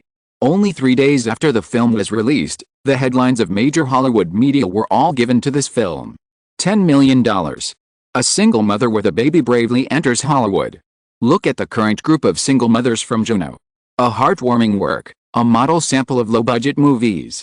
$1 million investment paid back in 3 days, another masterpiece of Norton Eye Pictures. Every seat was full, the movie was a hit. Tang has successfully discovered a new theme again. Although everyone had no doubts about Tang's ability, and had seen classic cases of him using small costs to make big returns. But this time it still made them feel unbelievable. Because this was only a work that was shot for more than a month, with an investment of less than $5 million, it directly triggered the current movie schedule. Those so-called gimmick blockbusters were eclipsed by this movie. The box office exceeded $10 million in 3 days of screening, and the box office trend after 3 days did not go down, but went up. Yes, the box office of Juno on the 4th day was more than that of the first 3 days. This not only shows that more and more audiences are going to the theater, but also shows that the word of mouth of the movie has been spread spontaneously. Now it depends on how many days this trend can be maintained. Professional film critics also basically praised the movie, and there was basically no criticism. This also led to the further fermentation of the box office of Juno. Chapter 232 Meeting at the Venue. Juno grossed $20 million in 1 week. Its box office growth was totally different from market expectations. In the first week, it was higher every day than the day before. This counter-trend growth can only prove that the reputation of this movie is spreading wildly. After learning about this movie, potential audiences all chose to try to watch it. The film is rich in content, smooth in plot, exciting in narration, touching in romance, and adds a lot of humor. While making the audience laugh, it also brings us thoughts about growth and maturity. It has successfully become a typical low-cost masterpiece in a seemingly atypical way. Today's film review. Film critics from major media also praised this film, and many women's rights organizations have called on everyone to watch this film and learn from Juno's approach. At this time, the women's rights organizations were far less magical than they would be 10 years later, and the entire American atmosphere was still based on the tone of struggle. So after Tang's film won praise from women's rights organizations, it quickly became popular among women across the United States. Have you seen Juno? Of course, I've seen it twice, but it's a pity that I don't have a boyfriend like Brick, FXXK. Juno is so lucky. Yet, my boyfriend flew away from New York overnight after hearing that I was pregnant, saying that he had to go on a business trip. WTF. You at least know who the father of the child is. The two women looked at another black friend at the same time. The black woman was pregnant. I don't even know whose father he is. SHXT. We persuaded you not to play such a fancy. It's useless. Even if they knew, those guys wouldn't take responsibility. Well, it's true. The whole society knows that the black community lacks fatherly love the most, so her friends didn't say anything to provoke her. While Juno was being released in full swing, Tang had completed the filming in Canada and returned to Los Angeles. Here, they were about to shoot an important scene. But the protagonist of their scene today was not a person, but a train. Yes, an old-fashioned train. Tang, this is amazing, wow. On the blocked street, producer Emma was looking at the huge locomotive and exclaimed. Chris stood by and smiled. It was really amazing that an old-fashioned train rushed out on the busy street. When he learned the effect Tang wanted, he was also very surprised. However, since the filming of this film, many creative ideas have come from Tang. From the perspective of the shooting effect, it has indeed proved that these effects are watchable. Paul, are you ready? Tang asked his special effects director on the side. It's all right. Paul Franklin nodded. The documentary team that had been recording several people with a camera couldn't help but ask, does this train need special effects? Tom Strozer, who was in charge of special effects coordination, nodded. Of course, this train needs the blessing of special effects to look more realistic. Tom Strozer paused, pointed at the train and said, we built a train in advance, made of a giant semi-coupling, and then drove it to the street. The documentary team immediately followed his gesture to shoot under the train, and indeed saw extra tires. Obviously, this train is a semi-coupling covered with train skin. We bought Sterling couplings, and then extended their skeletons and all the transmission systems. You see this car body, it is actually made of plywood, which makes it very light. I see. And the train parts and tires are all real train castings, and the texture and appearance are all correct.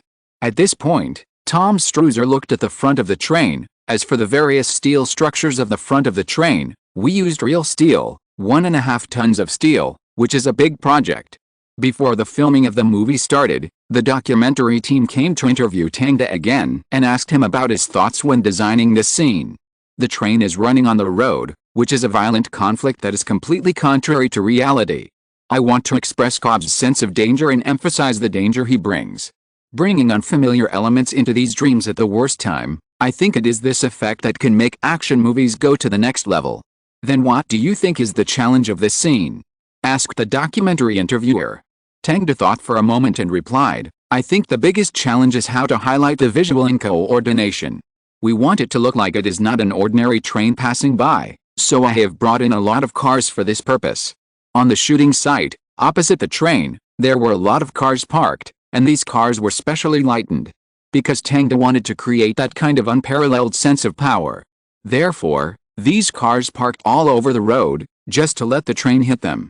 Shortly after the interview, the scene officially started shooting. The train started with a roar. Although the speed was not fast, the overly tall front made it look like a giant beast. When it rushed out of the rain and rushed towards the car, everyone couldn't help but widen their eyes. Bang! The nearest car was directly knocked back, and the following vehicles were squeezed away by the locomotive one by one, just like earthworms drilling into the ground. Those cars did not hinder the train's progress at all. Click. Tang got the picture he wanted as he wished. One shot. Chris and Tom Struzer high-fived to celebrate. Producer Emma was also happy because it meant that their costs were further saved. But a week later, the expression on producer Emma's face was not so relaxed. Because Tang's request was too much? Bank? Vault? Casino. Emma stood in the office with her arms folded, confronting Tangda. Do you know how much it costs? She waved her hands, representing how excited she was at the moment. But without these things, the whole movie is incomplete. I estimated that if the scenery is set, it will cost about $30 million, which means that our cost exceeds the budget. But without these things, the whole movie is incomplete. The investor will not agree to an investment of $180 million. But without these things, the whole movie is incomplete. Emma looked helpless. Enough, I know, I will go to the investor right away. Tangda smiled. Thank you. Although the temporary increase in the budget will make the investors very distressed, Tangda doesn't care about their ideas. He only cares about what effect the movie can achieve. In the evening, Tangda and Nolan drank in the bar.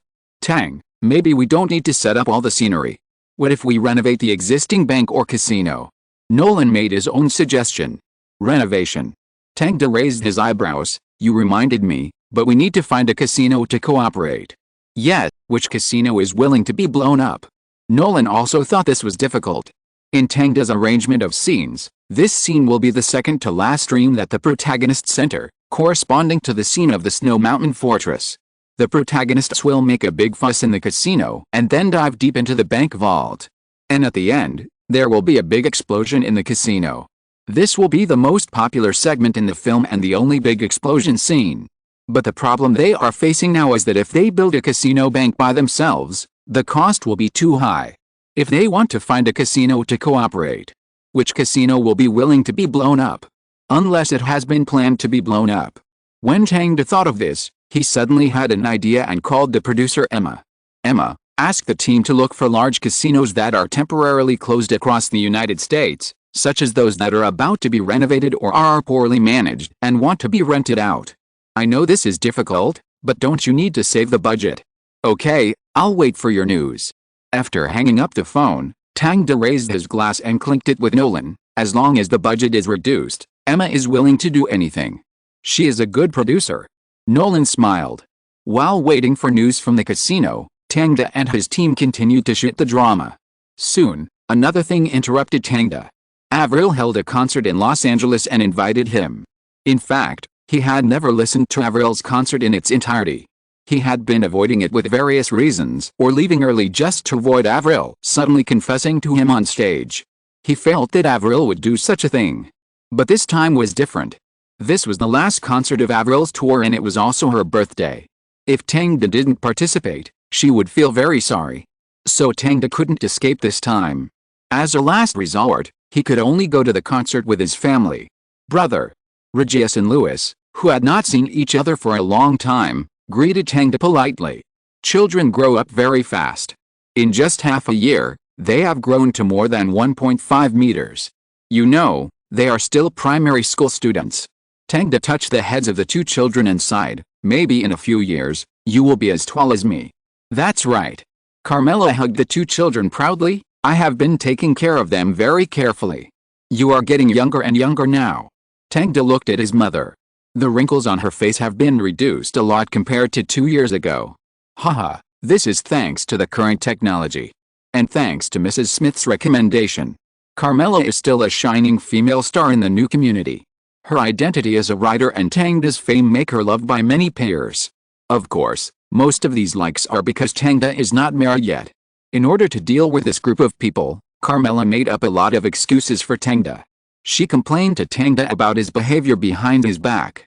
After all, It was because Tangda was cheating on several women that he did not dare to announce his love affair. So what are you going to do this time?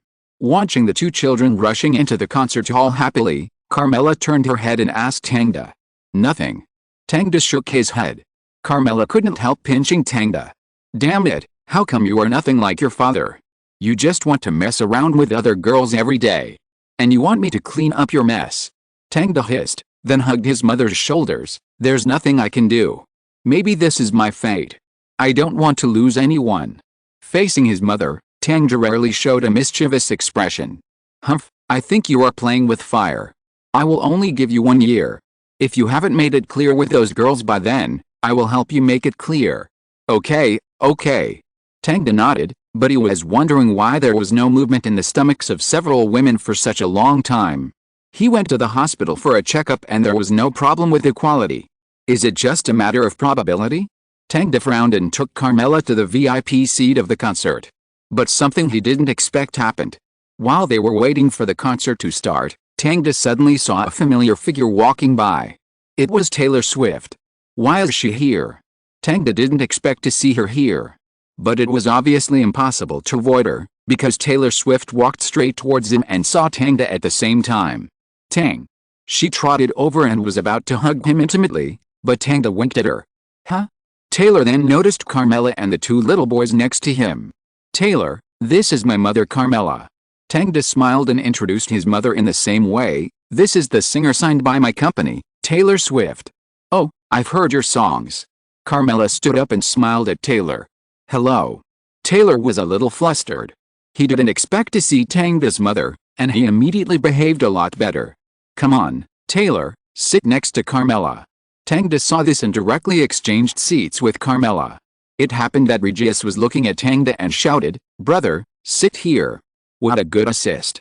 Tangda walked up to Regis and touched his hair. Boy, what do you want to eat after the concert? Carmela also noticed something from Taylor's eyes towards Tangda, pursed her lips and took her hand. Sit down, girl. Okay. Taylor didn't come alone, but brought her brother and friends. After the group sat down, they chatted, and Taylor completely abandoned them and talked with Carmela wholeheartedly. Why did Tang let me sit with his mother? Taylor thought sweetly in her heart, is it because he wants her to get to know me in advance? She felt that Tangda should have this idea, which meant that her relationship with him had made a breakthrough? Taylor happily lifted her heels, smiling very sweetly, and looked at Tangda from time to time. What's wrong with Taylor? Her friend asked Taylor's brother Austin. I ran into an acquaintance. Did you see him? That's our boss, Tang. Wow, that handsome guy is Tang? Oh my god, he's much more handsome than on TV. Yeah. So the woman next to Tangda? She's his mother, and his mother is chatting with Taylor? God, are these two people?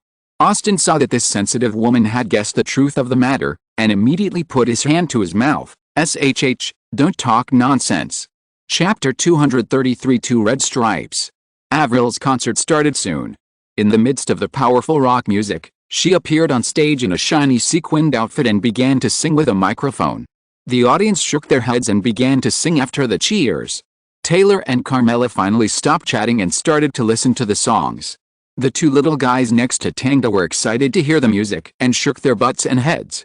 Usually, they would be scolded by their mother if they shook like this at home, but they could let themselves go at the concert.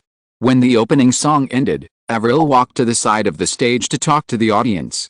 While talking, her eyes also swept over Tangda's family and Taylor's group.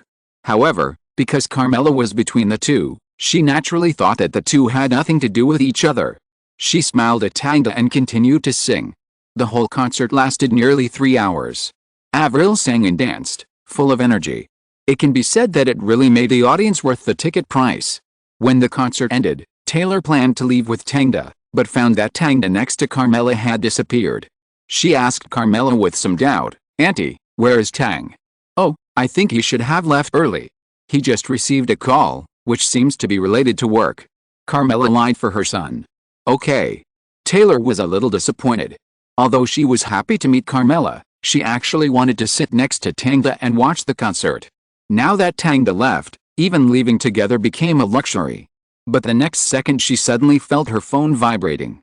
After opening it, she saw the text message sent by Tangda. I wish you a good night. I still have some filming to do. Taylor pursed her lips and felt that her mood suddenly improved. Tang took the initiative to send me a message.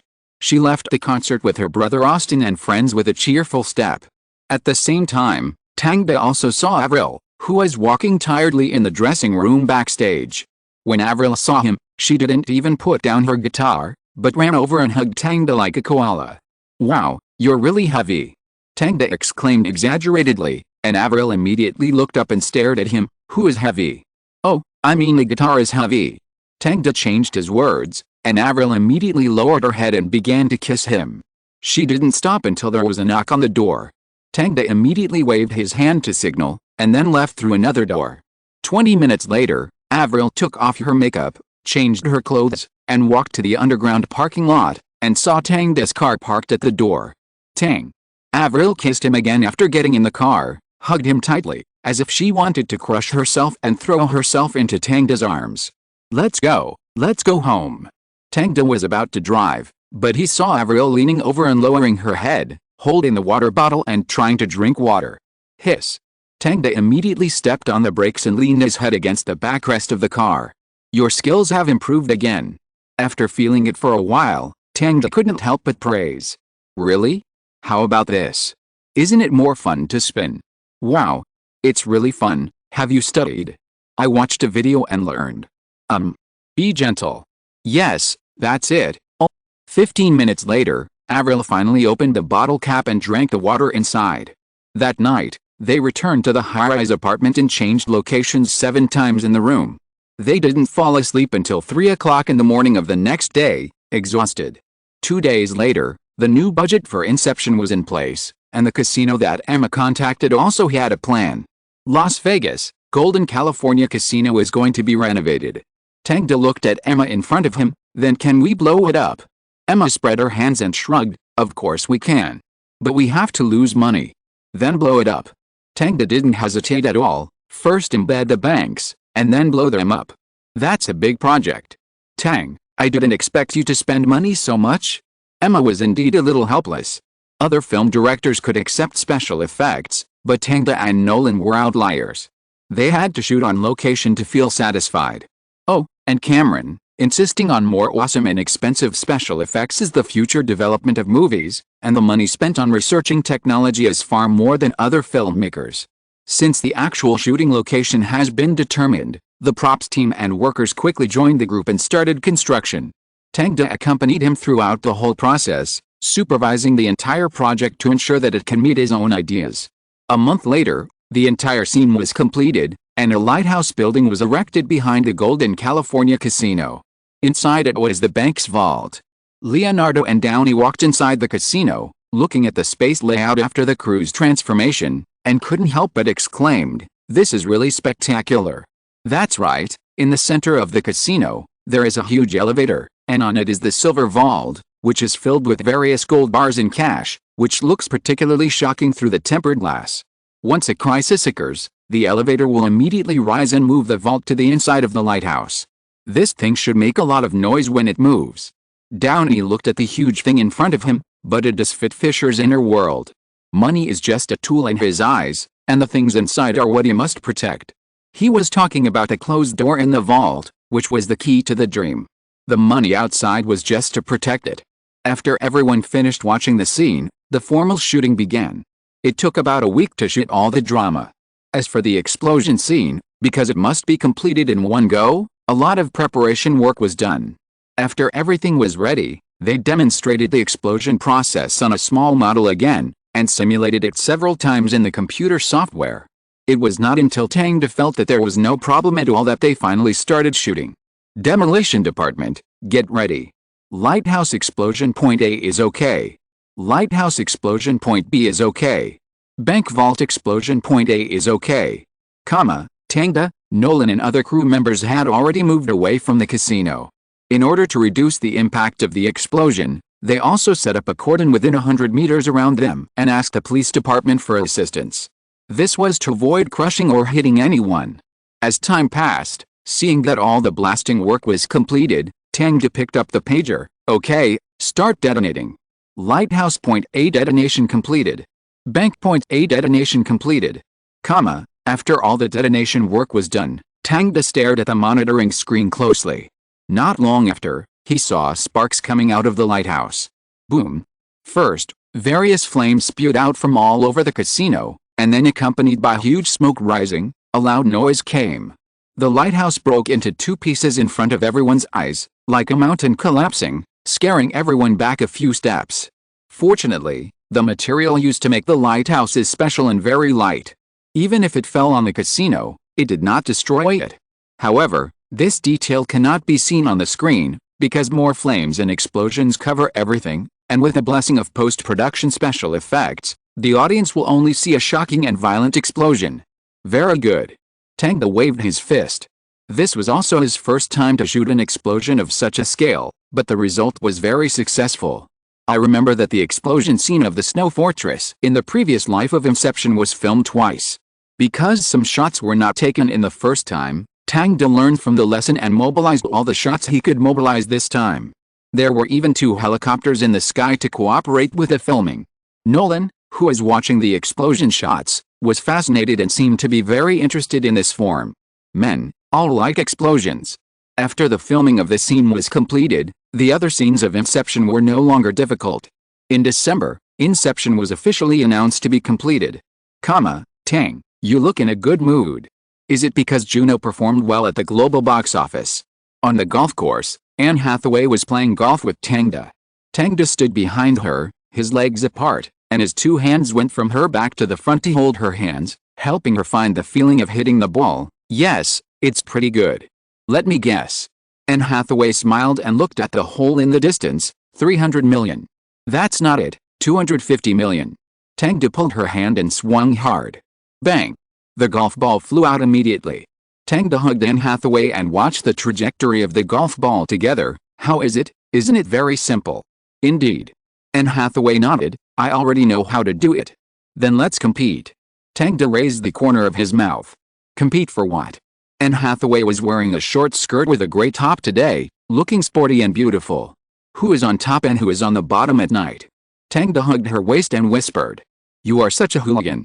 The smile on Anne Hathaway's face became more and more intense. But I will definitely win. Although Anne Hathaway kept saying that she was very confident, in fact, if Tang didn't let her win in the end, she would definitely lose. But after she won, she suddenly came to her senses and rolled her eyes at Tang. Whether I am on top or on the bottom, you are the one who enjoys it. But you can choose, on top or on the bottom. Still on top, I want to squeeze you dry to prevent you from having other people outside. What are you talking about?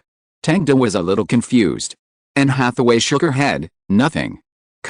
After accompanying Anne Hathaway, Tang went to Jessica's house again. Since filming Inception, he hasn't been with these women for a long time. Fortunately, they went on a trip together before, otherwise they would definitely blame him now. Now that he has time, of course he has to accompany each of them one by one. Including Cindy and Kaden, Tang accompanied them both together, and spent a few days on the island of Hawaii without distinguishing between day and night.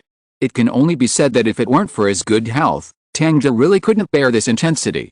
But when he arrived at Jessica's house, he found that she was still sleeping. My angel, why are you a sleeping beauty now? Tang looked at the sleepy Jessica, closed the curtains tightly, lay beside her, and touched her shoulders. I don't know. I like to sleep recently.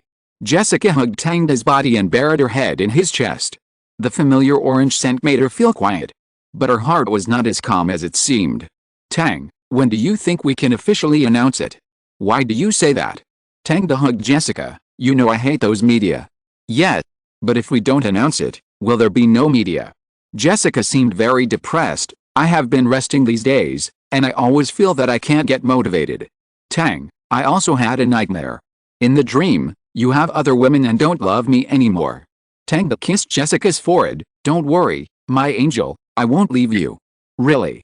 Among Tang's women, Jessica is the most vulnerable one. Of course. But why are you so depressed all of a sudden? Did you encounter something? No. Nothing. Jessica shook her head and rubbed Tang's chest. Then you. Tang suddenly realized something. Have you taken the test? What test? Jessica was confused at first, then she reacted after seeing Tang's eyes. You mean I am pregnant? Yes, that's it. Tangda touched Jessica's belly. Could it be that there is already a little life? Jessica lowered her head and said in surprise, I haven't thought about it. Is it true?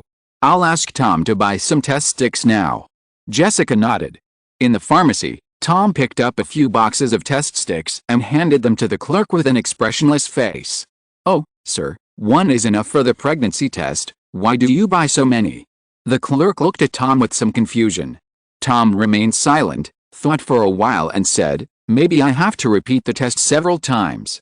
Okay, since you are so unsure, why don't you go to the hospital? Or do you have many girlfriends to test? The clerk complained a few words, making Tom's mouth twitch. He is not like Tangda, who has so many girlfriends. When he handed the test stick to Tangda, Tangda immediately handed it to Jessica and asked her to go to the bathroom to test it. Tangda was a little nervous sitting on the sofa. This was the first time he had experienced this feeling in his 2 lives. Although he had prepared himself mentally, he still felt a little nervous when the moment came. Am I really going to be a father? Tangda couldn't help but pick up an orange and began to peel it, and the white orange peels were also slowly peeled off. Just as he was pacing back and forth in the room, Jessica came out of the bathroom. How is it? Tangda looked at her. She shook her head. No. Tangda couldn't help but feel a little disappointed. Jessica shook her head again. Wait 15 minutes. Well, you should say everything. Tangda leaned on the sofa and took a long breath. Haha, it's rare to see you in this state. Jessica felt very fresh. Usually Tangda was calm, rational, and romantic, but he was not as nervous as he was today. Indeed. Tangda also felt that he was not calm, but for him, the child was the most real blood connection between him and the world. Only with a child could he prove that he was really alive in this world. So it was understandable that he was different from usual. 15 minutes passed by little. When Jessica walked back into the bathroom, Tangda's heart was suddenly hanging. Not long after, Jessica walked out with her hands behind her back. How is it? Tangda came to her. Jessica looked at him shyly and expectantly, then raised the test stick in her hand. There were 2 red bars on it, bright and eye-catching.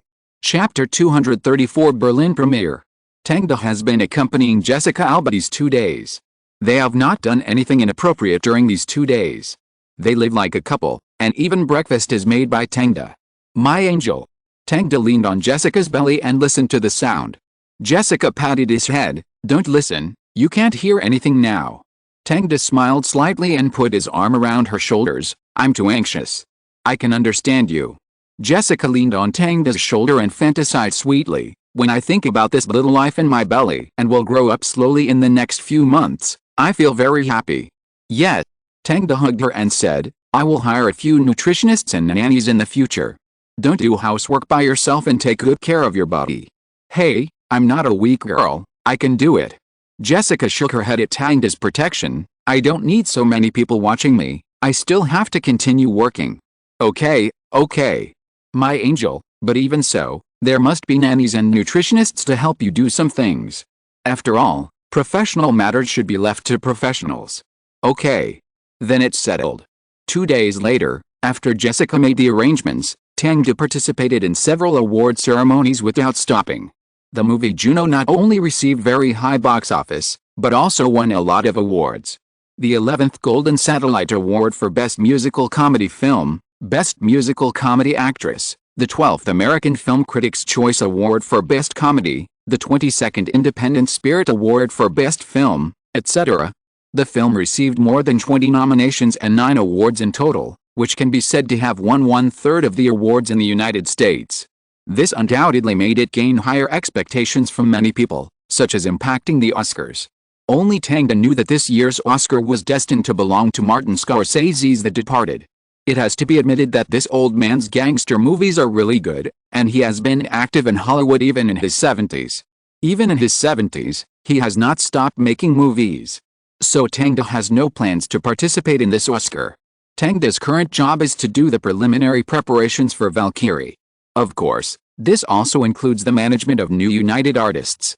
Tom Cruise announced that he will take over United Artists and become the new president of United Artists. Superstar Tom Cruise and his business partner Paula Wagner announced that they will take over United Artists. Tom Cruise has completely broken up with his old company and will become the producer of his own movies. Shocking deal, the man behind Tom Cruise. When MGM and Sony announced the acquisition of United Artists, many media focused their reports on Tom Cruise. Because it is rare for an actor to take over a film company, especially a big-name actor like Tom Cruise. And soon after this news came out, MGM had another piece of news. Their new movie Voltaire has confirmed the director and the leading actor, Don Norton and Tom Cruise respectively. At the same time, they will also produce this movie together with United Artists, and both parties will jointly finance the filming. The announcement of this combination surprised Hollywood fans, because most of the movies shot by Tom Cruise are action movies, while Don is good at low-cost art movies. Therefore, the media interpreted Tom Cruise as joining as a move to get out of his comfort zone and try various types of challenges. Under the light of Tom Cruise, Tang's figure seemed quite dim. But this is better for Tang. He doesn't care about those false names. He cares more about practical benefits. However, the preparations for Voltaire are more difficult than Inception. Because the film involves filming at the Bunderbrock World War II Memorial in Germany, the German government's consent must be obtained first. But an embarrassing thing happened. When the German government received this request, it quickly gave a rejection reply. Because Tom Cruise believes in Scientology, the German government refused to film the film at the Bunderbrock World War II Memorial in Germany. Although the name of Scientology seems to be upright, it is actually an illegal sect organization defined by the German government. The reason why it is so famous is that on the one hand it has poisoned many people in various countries, and on the other hand it is because Tom Cruise is one of the members of its sect. Many tabloids also circulated rumors that Scientology held a girlfriend selection ceremony for Tom Cruise. Of course, Scientology is not illegal in the United States, because the United States is not included in the countries that define it as an illegal organization. But the German government did not have any good feelings towards this organization, so it rejected MGM's filming application. Fortunately, after subsequent negotiations and the mediation of the German Film Association, the German government withdrew the original ban. But there are still a group of conservatives protesting Tom Cruise coming to Germany to shoot a movie. And this is only part of the obstruction. The other part is that the son of the prototype character of the film, Van Stauffenberg, came forward to claim that Tom Cruise did not have a correct and respectful attitude towards his father's past deeds, and believed that it was a bad and stupid decision for him to play his father. This news also gave MGM a headache, but fortunately, everything can always be solved with money. It's just that MGM and United Artists had to pay more money than the original budget. And during the intense preparation of the film, the Oscars were held as scheduled. Although Donda did not participate in this Oscar, his film Juno was successfully nominated for Best Picture. This is Donda's second consecutive nomination. This frequency surprised many people. Even for a master director, it is difficult to get 2 nominations for 2 consecutive films. If Tangda was older and more experienced, he might really get a Best Picture award. For this reason, after the live broadcast, Tangda's 2 new films, No Country for Old Men and Inception, were once again expected by everyone. However, it is still early for these 2 films to be released, especially Inception, which is undergoing post-production special effects production at Tangda's Digital Domain. Digital Domain has completed layoffs and reorganizations, reducing the original scale of 300 people to about 100 people. In addition, the special effects direction has been revised in combination with the previous expertise, focusing on facial capture and 3D scene architecture. Although transformation is a painful thing, if you don't transform, you will be eliminated by the market. And No Country for Old Men participated in the Berlin Film Festival. The reason why Tangda did not participate in the Oscars is that he was at the Berlin Film Festival, preparing to attend the premiere of his own film. But before that, the judges and the president of the film festival had already seen all the participating films. The chairman of the film festival this time is Dieter Kerslick, and the judges come from all over the world. Palestine, Germany, the United States, Mexico, Hong Kong, China, Denmark and Nigeria. These people sat together and watched the movie ratings for half a month. But when they saw No Country for Old Men, they were very surprised. Is there no soundtrack for this movie? When the movie started, the judge Nansen Shi from Hong Kong was a little surprised. Because generally there will be a soundtrack at the beginning of the movie, as an important means to put the audience into the rhythm, but the movie No Country for Old Men is contrary to the norm and has no soundtrack at all. Paul Schroeder, the chairman of the jury from the United States, Sat next to Nansen she and found it quite interesting after seeing the beginning of the film. Keep watching, maybe there will be one in a while. Nansen she nodded. Although she is not well known in the entertainment industry as a producer, if you talk about her works, they must be famous. Infernal Affairs, Detective D, The Four Heavenly Kings, Flying Daggers of Dragon Gate and Changjin Lake are all from her hands. He is a real producer in the domestic entertainment industry. The chairman of the jury, Paul Schrader, also has a lot of experience.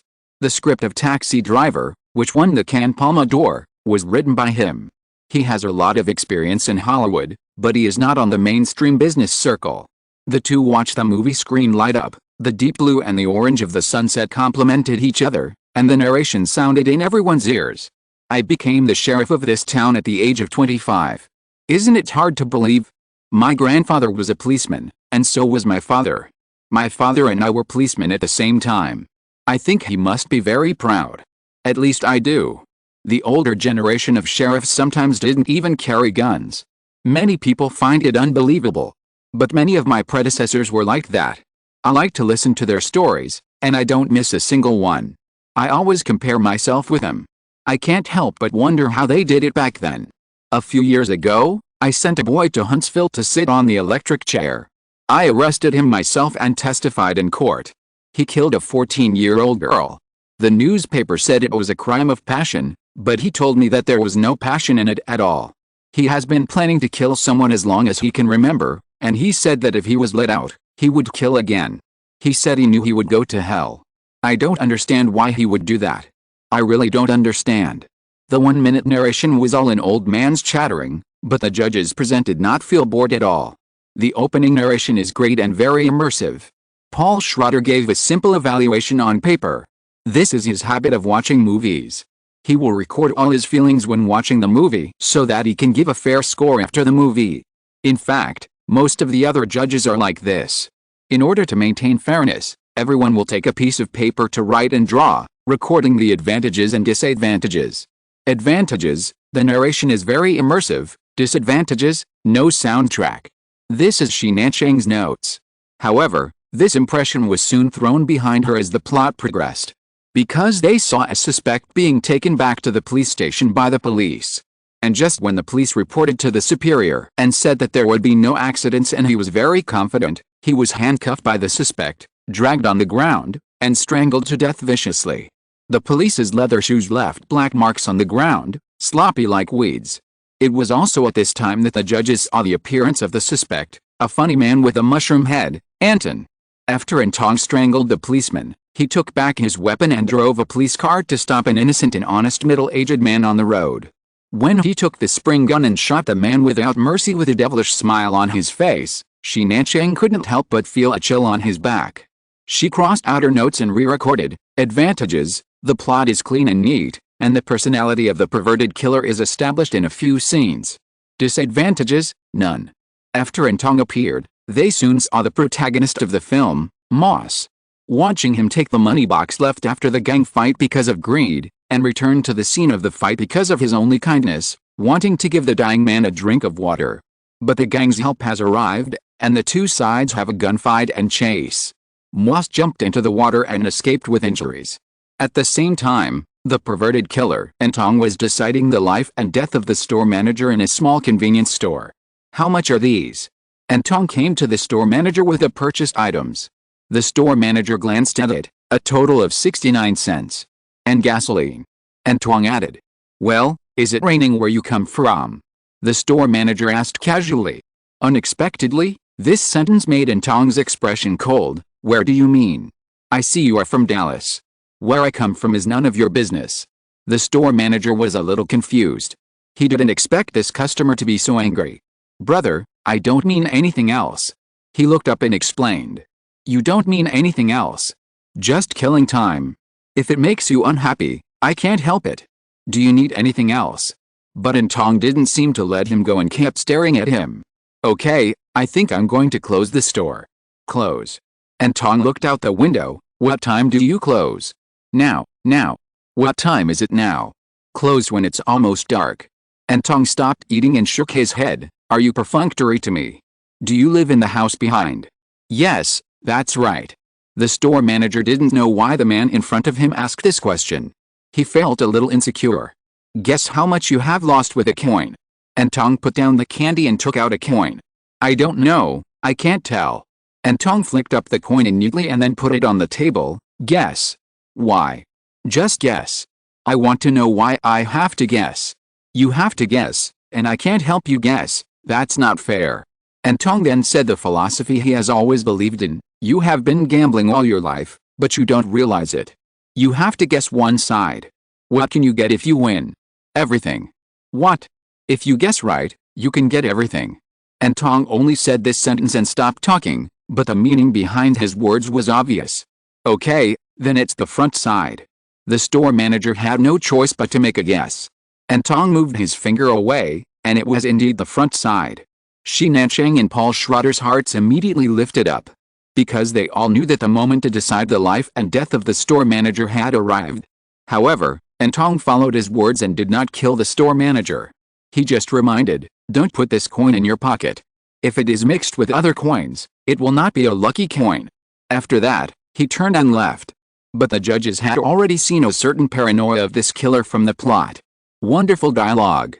Paul Schroeder couldn't wait to write it down in his notebook.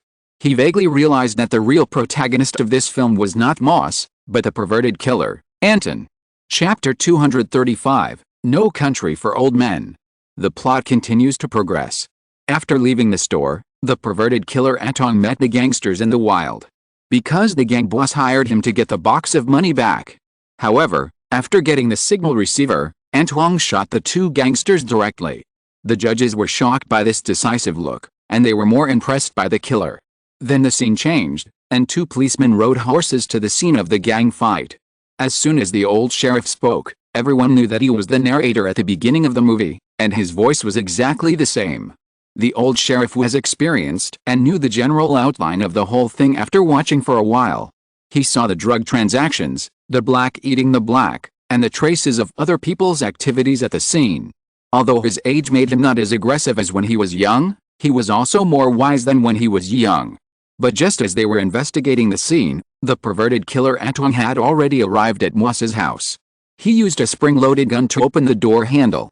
After entering the house, he saw from the envelopes on the floor and the messy bedroom that no one had lived in this house for several days. He took a bottle of milk from the refrigerator, drank it silently, and then went to the office not far from this street to ask Moss where he worked. However, Anton, who had always been successful, was turned away. Because the curly-haired woman in the office was not moved at all by his questioning, and kept emphasizing that she had no right to tell others about the privacy of residents. When Shi Nanchang saw this, he became nervous, fearing that Anton would shoot this principled woman. But Paul Schroeder felt that Anton would not kill people, because he knew that Anton was a principled killer. He also liked principled people.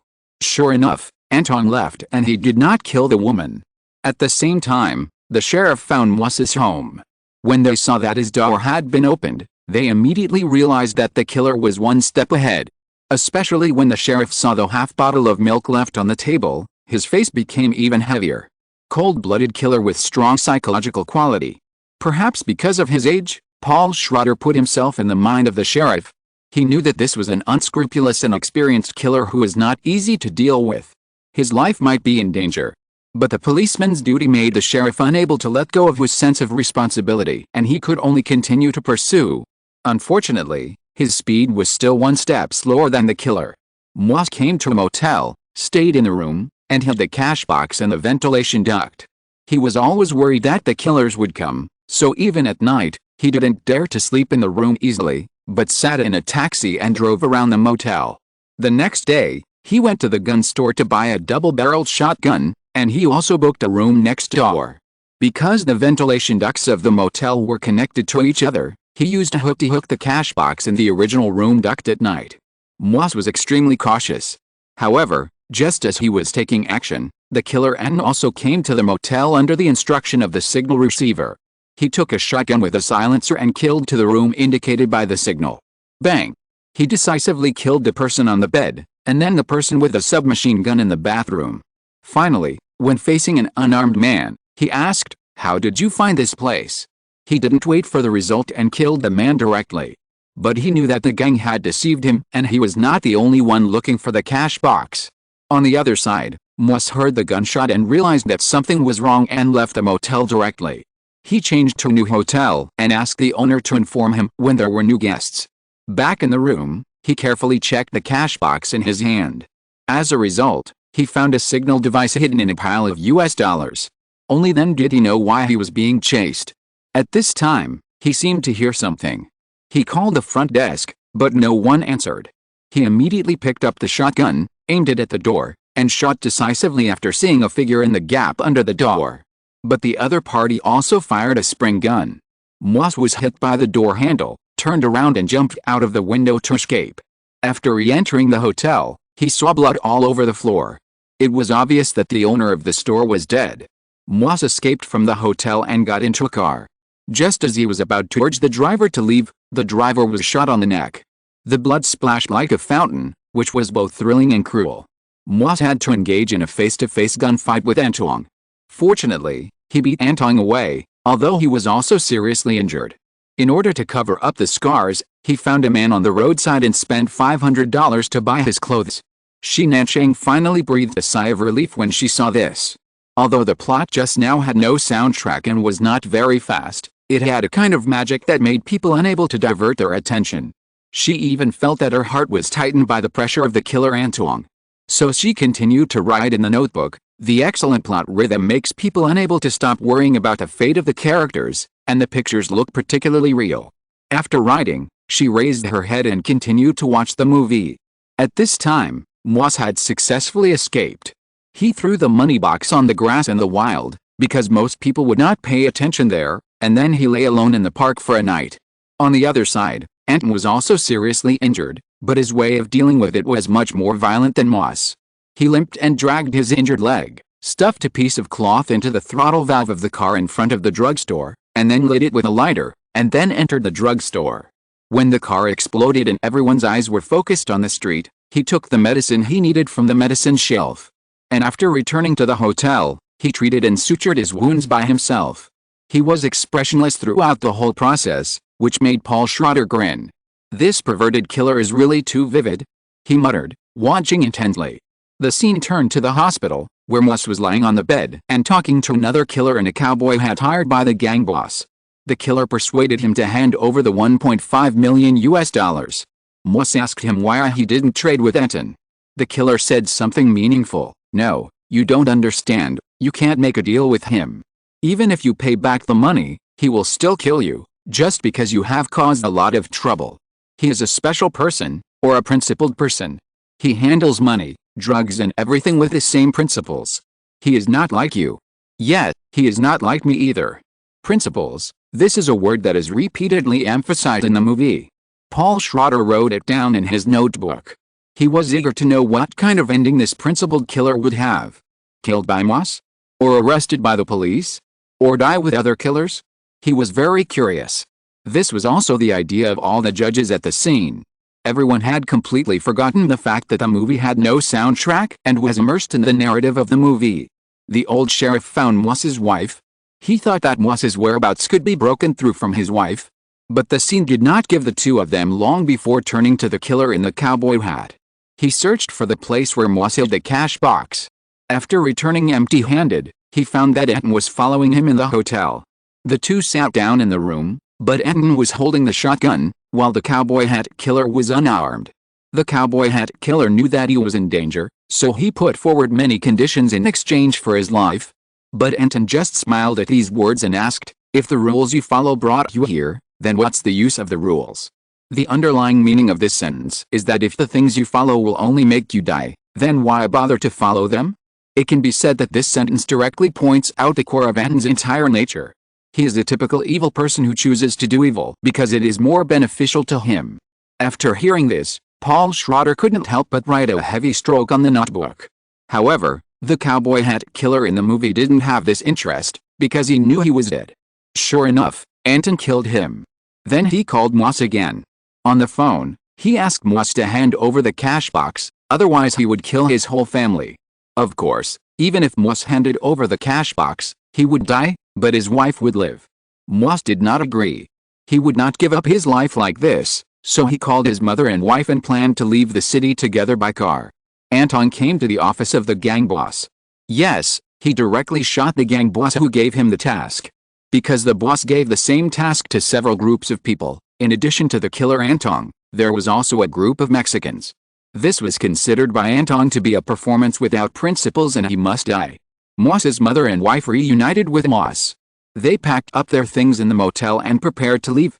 The old sheriff and his wife called and learned the location. They hurried over, but saw the backs of the Mexicans' vehicles leaving in a hurry on the road. The old sheriff felt bad. He rushed to the side of the hotel and found several bodies on the ground. At the door of the room, he saw Moss's body. Is he dead? Shi Nanchang was a little unbelievable. She thought that this protagonist would survive to the end and have a showdown with Antoine. She could accept anyone's death, but she didn't expect Moss to die at the hands of a group of Mexicans. This is incredible. The other judges had the same idea. They felt that this movie was very special and violated the traditional narrative rhythm of movies. So what will happen next? Now no one could guess the plot of the movie. This feeling was quite fresh, as if these judges suddenly turned from movie experts into ordinary audiences. So their curiosity became stronger and they began to want to know how the movie ended. The perspective of the movie then began to focus on the old sheriff. In fact, his figure was always interspersed in the process of Anton chasing Moss, but his speed was always one step slower and he couldn't catch up with these people. Now Moss was dead, and it seemed that the killing had finally come to an end. But the old sheriff noticed from the clues where the real money box was hidden by Moss. So he took advantage of the night to return to the hotel and stopped in front of the room that Moss had rented. He saw that the round door lock on the door was empty. He knew that the killer with the spring gun was also inside. The old sheriff hesitated for a long time before pushing the door open. The room was empty. He sat on the bed and saw the vent pipe on the wall next to him, his expression silent. It seems that Anton got the cash box. Paul Schrader understood the scene. The old sheriff was like an old man abandoned by the times. He was still wise, but his ability and thoughts could not keep up with this increasingly crazy era. He had nothing to rely on in this era. Those precious experiences began to fail. Everything changed and became unrecognizable to him. So the old sheriff went to his father to talk in confusion. At the same time, Moss's wife saw the killer Anton at home. When I saw you sitting there, I knew you were crazy. Moss's wife looked sad and determined. Guess a coin. Anton said. No. But Moss's wife refused him. After an unknown amount of time, Anton walked out of the room and raised his foot to look at the sole of his shoe in the porch. God! He killed that girl. Paul Schrader felt a horror at this moment. This picture is really crazy, extremely obscure and extremely cruel. Nansen, she didn't know what to say. She felt as if she didn't understand the movie at all, because it violated too many common sense of movies. But no matter what, the movie has come to an end. After killing Moss's wife, Anton drove away. However, when Zilu passed the intersection, he followed the traffic rules, but was hit by a car that did not follow the traffic rules. Anton was covered in blood and his arm was broken. He didn't call the police or go to the hospital, but just found a boy on the side of the road and spent a sum of money to buy his shirt. Then he stumbled away. After watching the movie, Paul Schrader and Nansen Shi had a lot of unspeakable emotions, as if something was blocking their chests, making them feel uncomfortable. This movie is really unique. Paul Schrader sighed. Yet, I don't know how to evaluate it. Nansen Shi looked at her notebook, which had very little written on it, just like what she saw in this movie. Although there are very few of them, I can't get them out of my sight. Because it's anti-traditional. Paul Schrader explained, it's different from the previous film structure and narrative style. It has its own set and smashes the original things into pieces. But I like it very much. He smiled and continued to write and draw on the notebook. Since the film festival began, this is the first time that Nansen Shi has seen the chairman of the jury show such an expression. It seems that this movie is really special. I like it too. Nansen Shi thinks that this is how a film festival should be, giving a reasonable evaluation to unique movies. No Country for Old Men, score. 9 points. Chapter 236, Winning the Golden Bear. The Berlin Film Festival is similar to the Cannes Film Festival, both of which have several competition units. Tang's No Country for Old Men naturally entered the main competition unit, competing with other films for the Golden Bear Award. However, because No Country for Old Men in his previous life participated in Cannes, He did not participate in the Berlin Film Festival. The reason why Tang did not let No Country for Old Men participate in Cannes is naturally because No Country for Old Men in his previous life failed in Cannes and did not win the grand prize. So this time he is still looking forward to the Golden Bear Award at the Berlin Film Festival. After the film festival officially opened, audiences and film company personnel from all over the world also poured into the venue. Compared with other movies, No Country for Old Men has significantly more viewers. Because Don Norton's name is more famous than others, the gimmick of this movie is also more outstanding than other movies. Everyone wants to know what kind of perverted killer the movie describes. And when they came out of the theater, they all said that this was the most terrifying and disorderly killer they had ever seen. It's so scary. I don't even dare to stay in a motel anymore. A couple answered when they were interviewed by a reporter. It's so scary. Do you carry coins with you? I may not deal with people who carry coins with them in the future. Who knows if they will suddenly ask you to guess the head or tail, and then decide your life or death privately. A middle-aged audience member answered in an interview. I suggest that this actor be investigated strictly. He must be a killer behind the scenes, otherwise he can't act so realistically. A middle-aged woman was horrified after watching it. The next day, the media reported on No Country for Old Men. Western crime thriller, The Killer in No Country for Old Men caused audience anxiety. The reputation of this movie is also somewhat polarized. The audience who thinks it is good thinks that the movie is very real and meaningful, and the narrative is unusual. The whole story is full of suspense and reversals. It is an absolutely good movie. The audience who don't like this movie evaluates the movie because the protagonist dies in a ridiculous way, the killer kills people indiscriminately without being arrested, and the story seems confusing. I don't know what the movie is trying to say. But no matter what, No Country for Old Men is the most discussed movie among the audience. Among the other films in the main competition unit, only The Spy starring Angelina Jolie and Matt Damon and Two Eyes Wedding by Wen Kwanin received a good number of viewers. Tang has been accepting media interviews in the past few days. In fact, he avoids appearing on the screen. Many reporters and programs want to find him but have no way. However, he recently decided to accept more interviews and variety show invitations because he wants to build momentum for the upcoming Inception. This movie cannot be treated casually. It is the first big investment movie of Norton Pictures. Only by getting enough amazing box office returns can Norton Pictures move to the next level. This movie is the key to his promotion to the top Hollywood director sequence. As long as Inception is successful, all Hollywood film companies will open their arms to Tang and hand over their most famous IP to him. Because this movie is a pure original movie written and directed by him. Being able to achieve high box office with such a movie is enough to prove Tang's ability. In addition, when it comes to IP, although it is not as obsessed with IP as in later generations, film companies have also noticed the important value of IP. A bad movie, as long as it has a good IP, can make a lot of dollars. Therefore, Tang has sent Carl to negotiate with Marvel, DC, and other companies. He wants to get some superhero copyrights to contribute to the future of Norton Pictures. Although he can't do such a big deal as acquiring Marvel for the time being, it is no problem to dig some corners from Disney. However, he is already planning to list Norton Pictures. As long as the company is successfully listed, it will be able to raise a large amount of funds. Of course, he has other uses for this money. You know, just 1 year later, the whole of America and the whole world will fall into a financial crisis. That will be the best time for funds to buy at the bottom. Although Tang is not a financial professional and can't do too complicated financial operations, he at least knows that buying Goldman Sachs and bank stocks at the bottom will definitely make money. Because of this, he is in great need of capital now, and Inception is one of his important money-making operations. The screening time of the film festival passed quickly, and the award ceremony was also held. Tang was invited to attend the Berlin Film Festival awards ceremony. After walking the red carpet, he sat in the first row of seats and sat with Robert De Niro, the director of The Man from Beijing.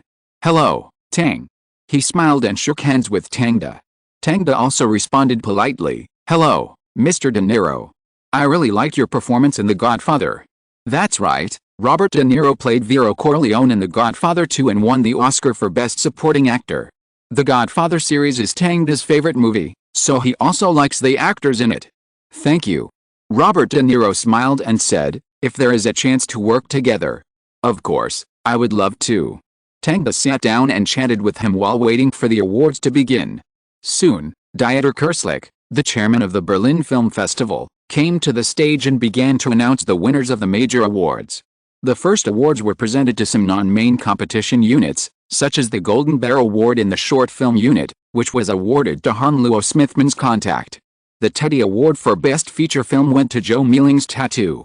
Watching the crews come on stage to receive the awards, Robert De Niro said, "I watched your No Country for Old Men and I thought it was great, especially the killer, it was so exciting."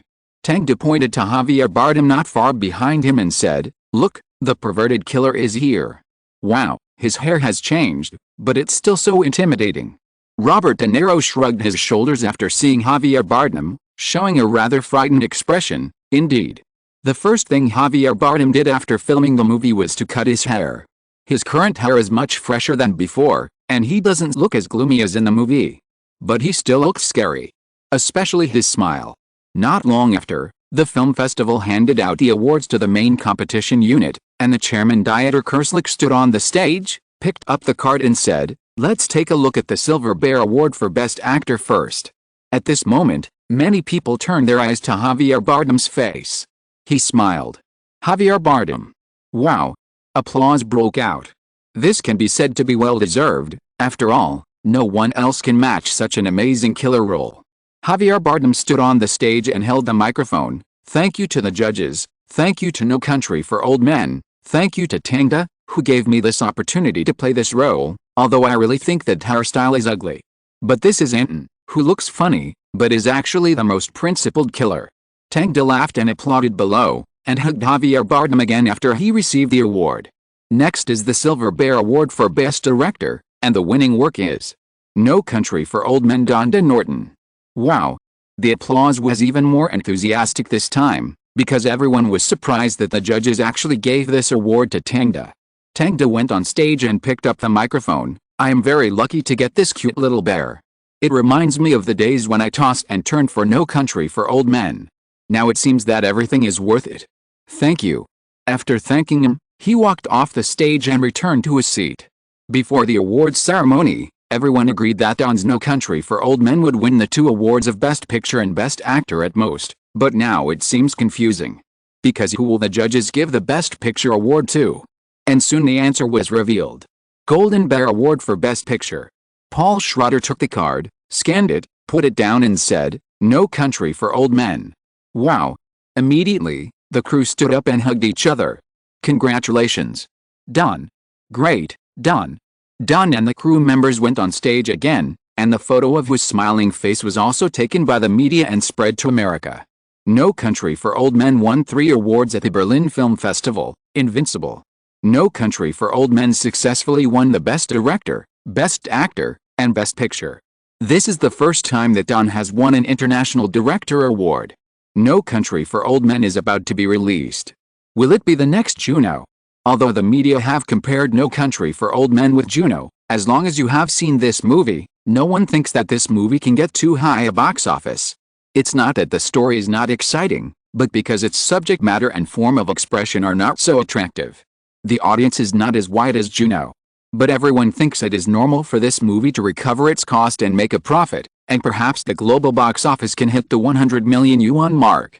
However, when this movie was released, it was unexpected. The first week box office was $28 million. Jimmy was sitting in the office, with James Wan and Carl next to him. Opposite them was Tang. "This is really amazing, Tang. Everything you shoot now has a box office." Carl sighed. He watched Tang rise from humble beginnings all the way, and he knew how much effort Tang had spent from nothing to today. That's right, everything Tang shoots now has a box office, maybe even a dog. People will go to the cinema to watch it.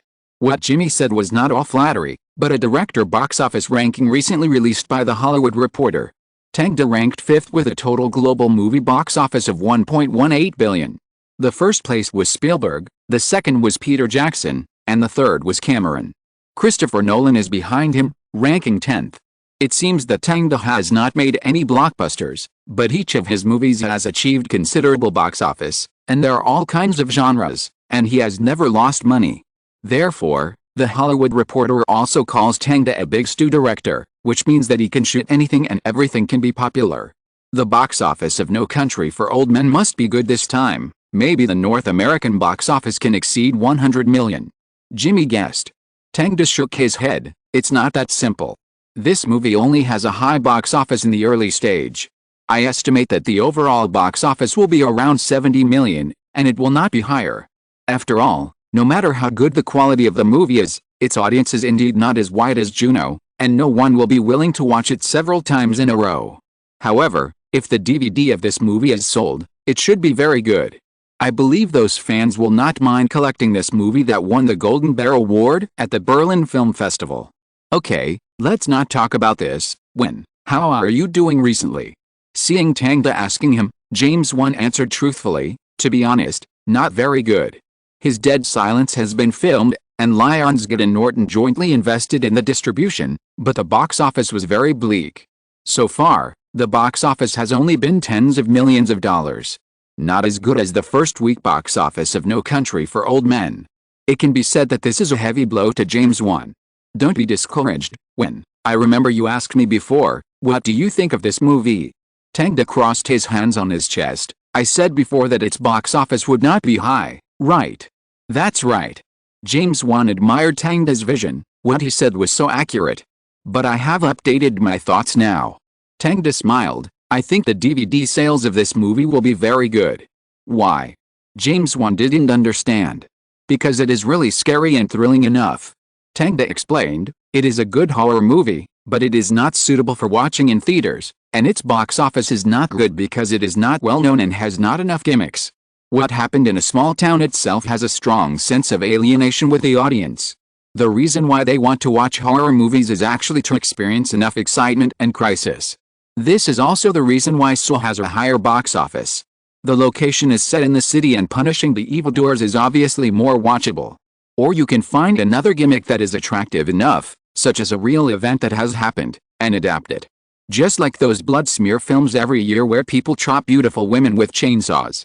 They are actually very bad, but they are willing to watch them because they are set as college students going out for travel, right? So you mean that the script of the movie should be more immersive and universal? James Wan concluded. Yes, you have to let everyone know that this is something that may or has happened in real life. This is why horror movies are so enduring. After shooting these movies, Tang also has a lot of his own experience. For example, the Society for the Study of the Supernatural. Have you heard of it? What? James Wan obviously hadn't heard of it.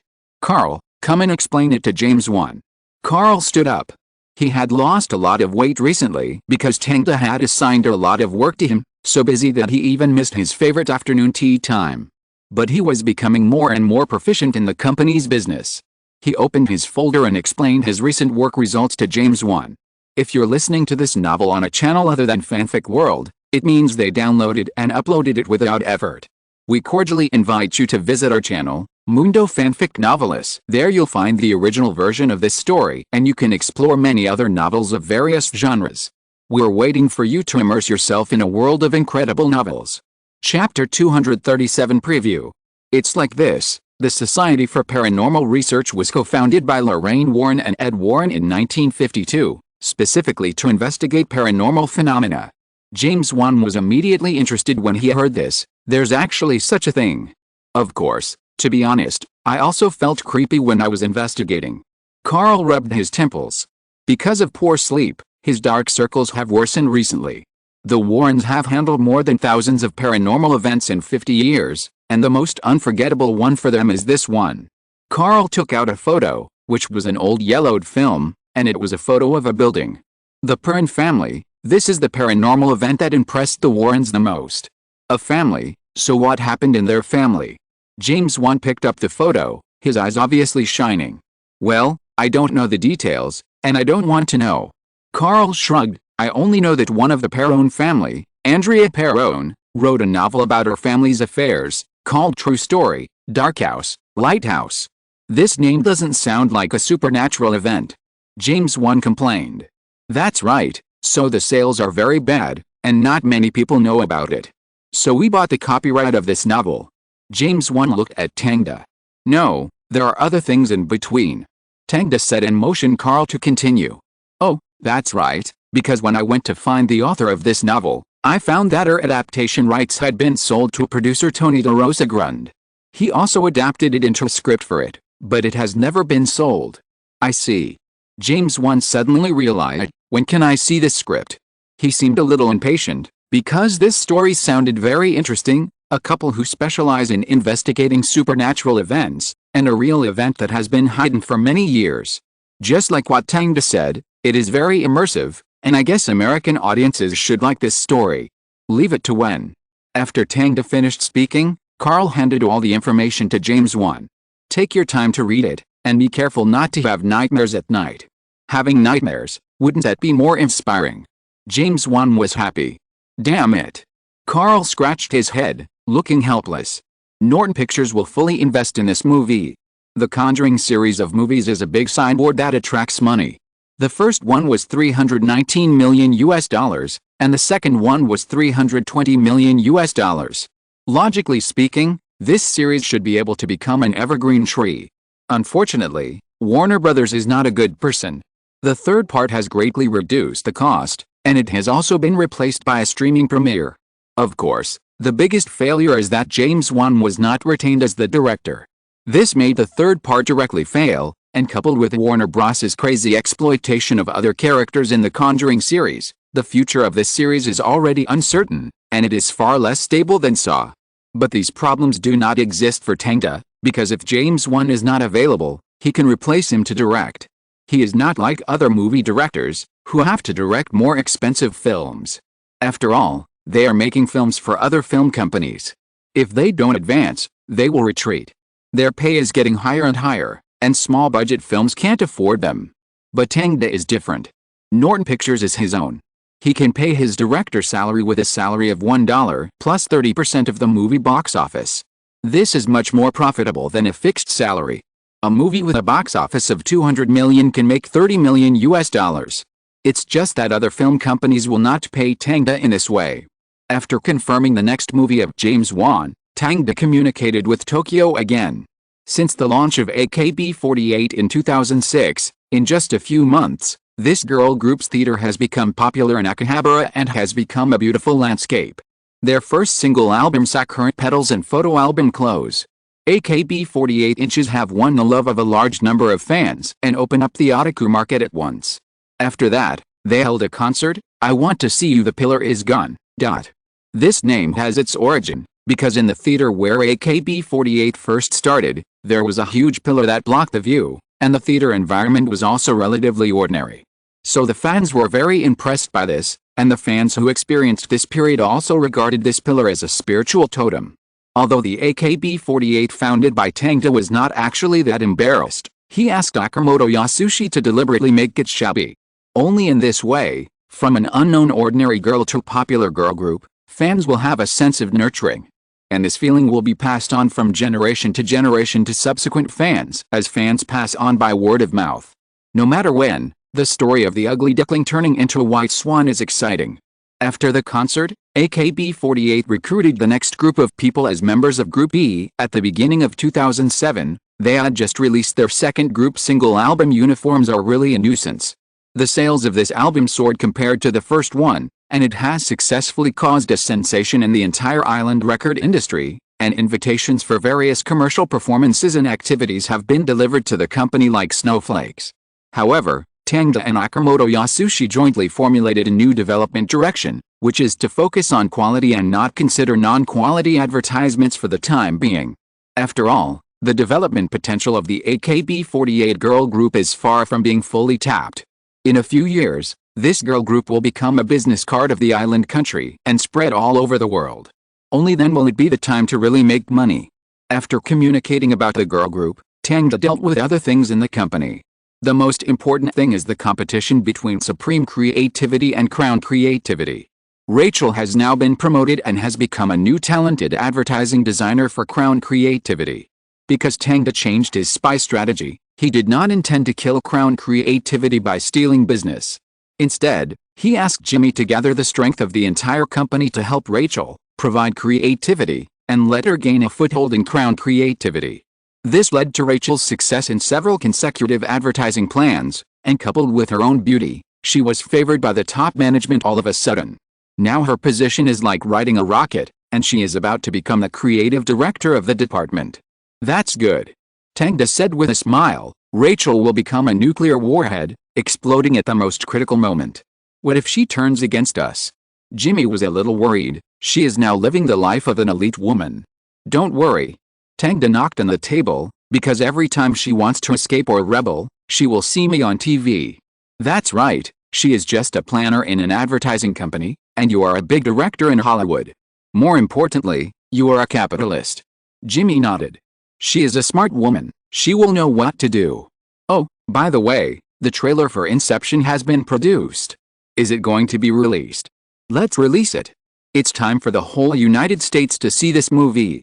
Tang smiled and said, this is our first movie with a cost of over 100 million.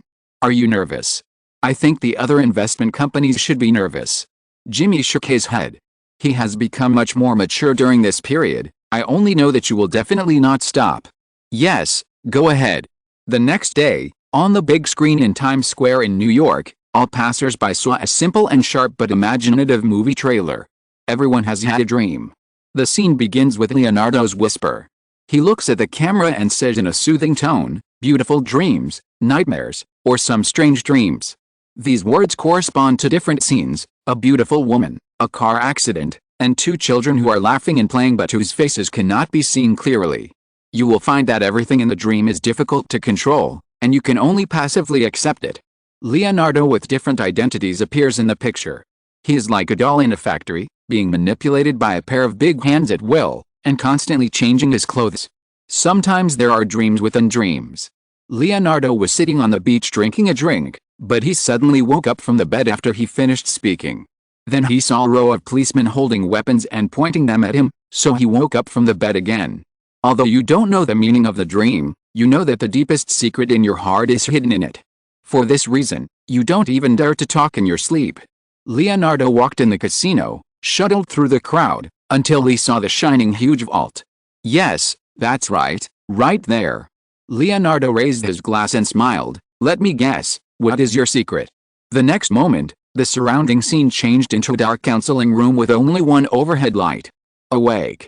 Under the light, Leonardo was a little surprised, but then he reached out and pushed the camera down. Don't worry, the dream has just begun.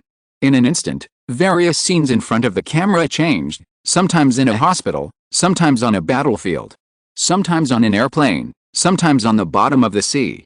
After the bizarre scene changes, Leonardo snapped his fingers and handed over a note. Now it's your turn to wake up. Let me guess, is your secret this? Then he stood up and put on his hat. Are you asking about my identity? I forgot to introduce myself.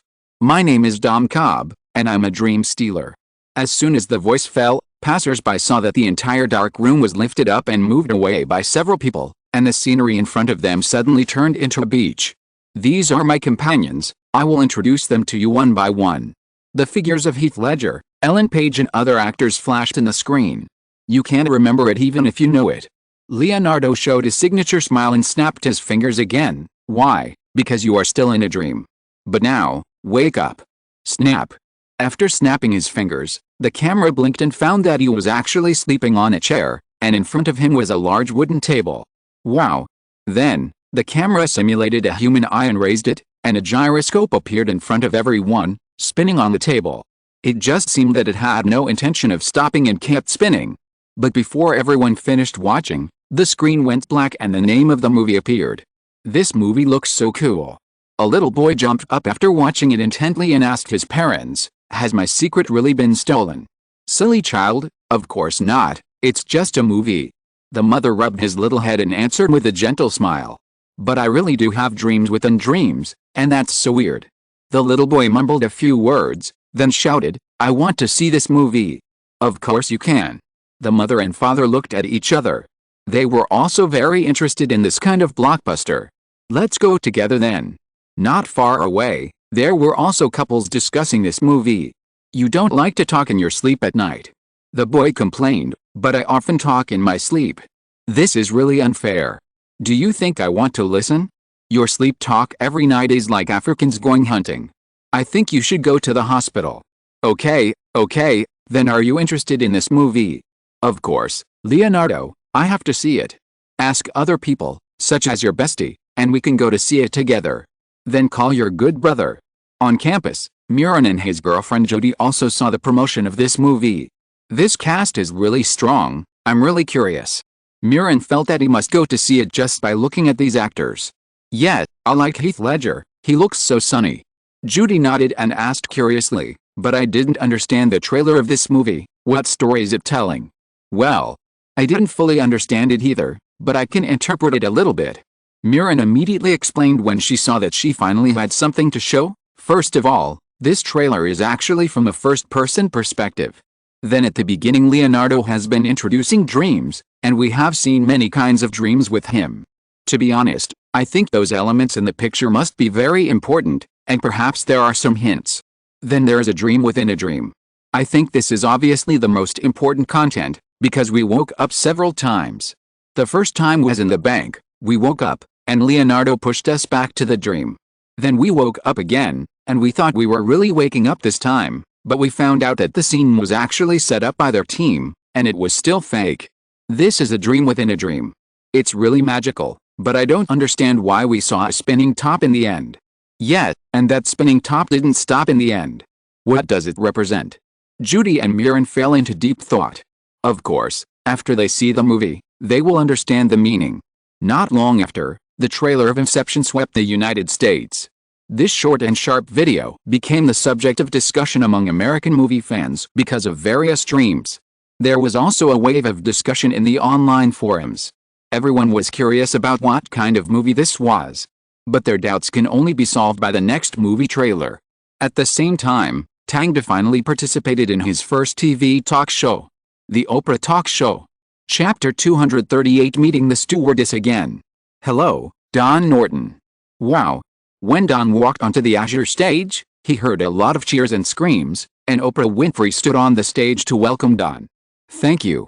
Don held her hand and looked down at the stage, which immediately caused another round of cheers. Welcome to the show. Thank you for your invitation. The two exchanged pleasantries and then sat down on chairs facing each other. Don looked around, and the surroundings were all dark blue. The background behind the stage was very simple, also dark blue. Under the light, the people below the stage also showed a blue outline. However, under such a quiet and gentle light, the whole person was indeed relaxed. Don was wearing a black shirt with a white short-sleeved shirt and brown pants today, and the whole person looked very intellectual. Oprah Winfrey adjusted her glasses and said with a smile, "So handsome, Don, your facial features are really beautiful." Thank you for the compliment. The people in the audience screamed excitedly when they heard this. Fortunately, after the cameras shifted to the two of them, Oprah Winfrey's show officially began. Honestly, I have to say that I like the movie you shot. She picked up a disc and showed it to the audience. On it was the cover of Juno. I liked this movie very much.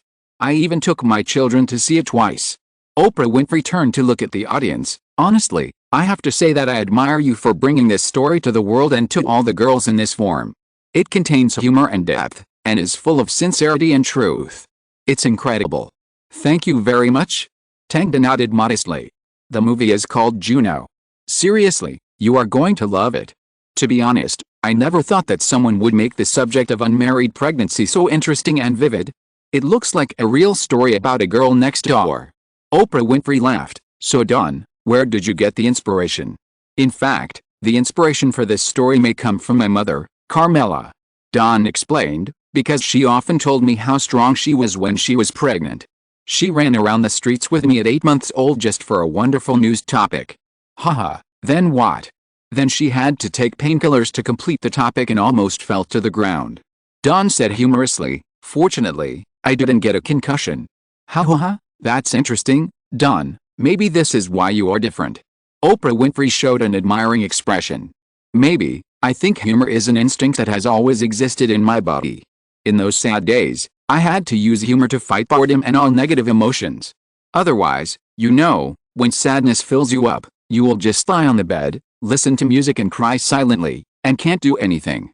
At the same time, this is also the way I communicate with my family. At that time, we lost everything, only humor. So it was your childhood experience that shaped the way you look at the world, right? Oprah Winfrey said in a persuasive manner. Of course.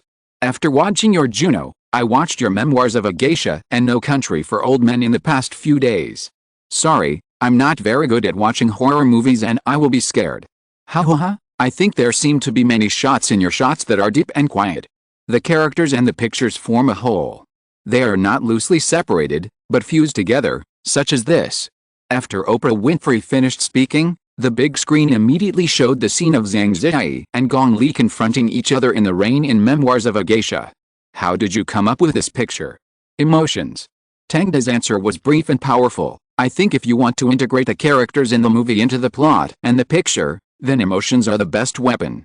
When you see heavy rain and gloomy weather, your mood will inevitably fall, so I arranged for the two of them to stand in the rain and look at each other in embarrassment. At this moment, the two of them are exactly the same, both failures. You mean they have become the same kind? Yes, Oprah, the same kind.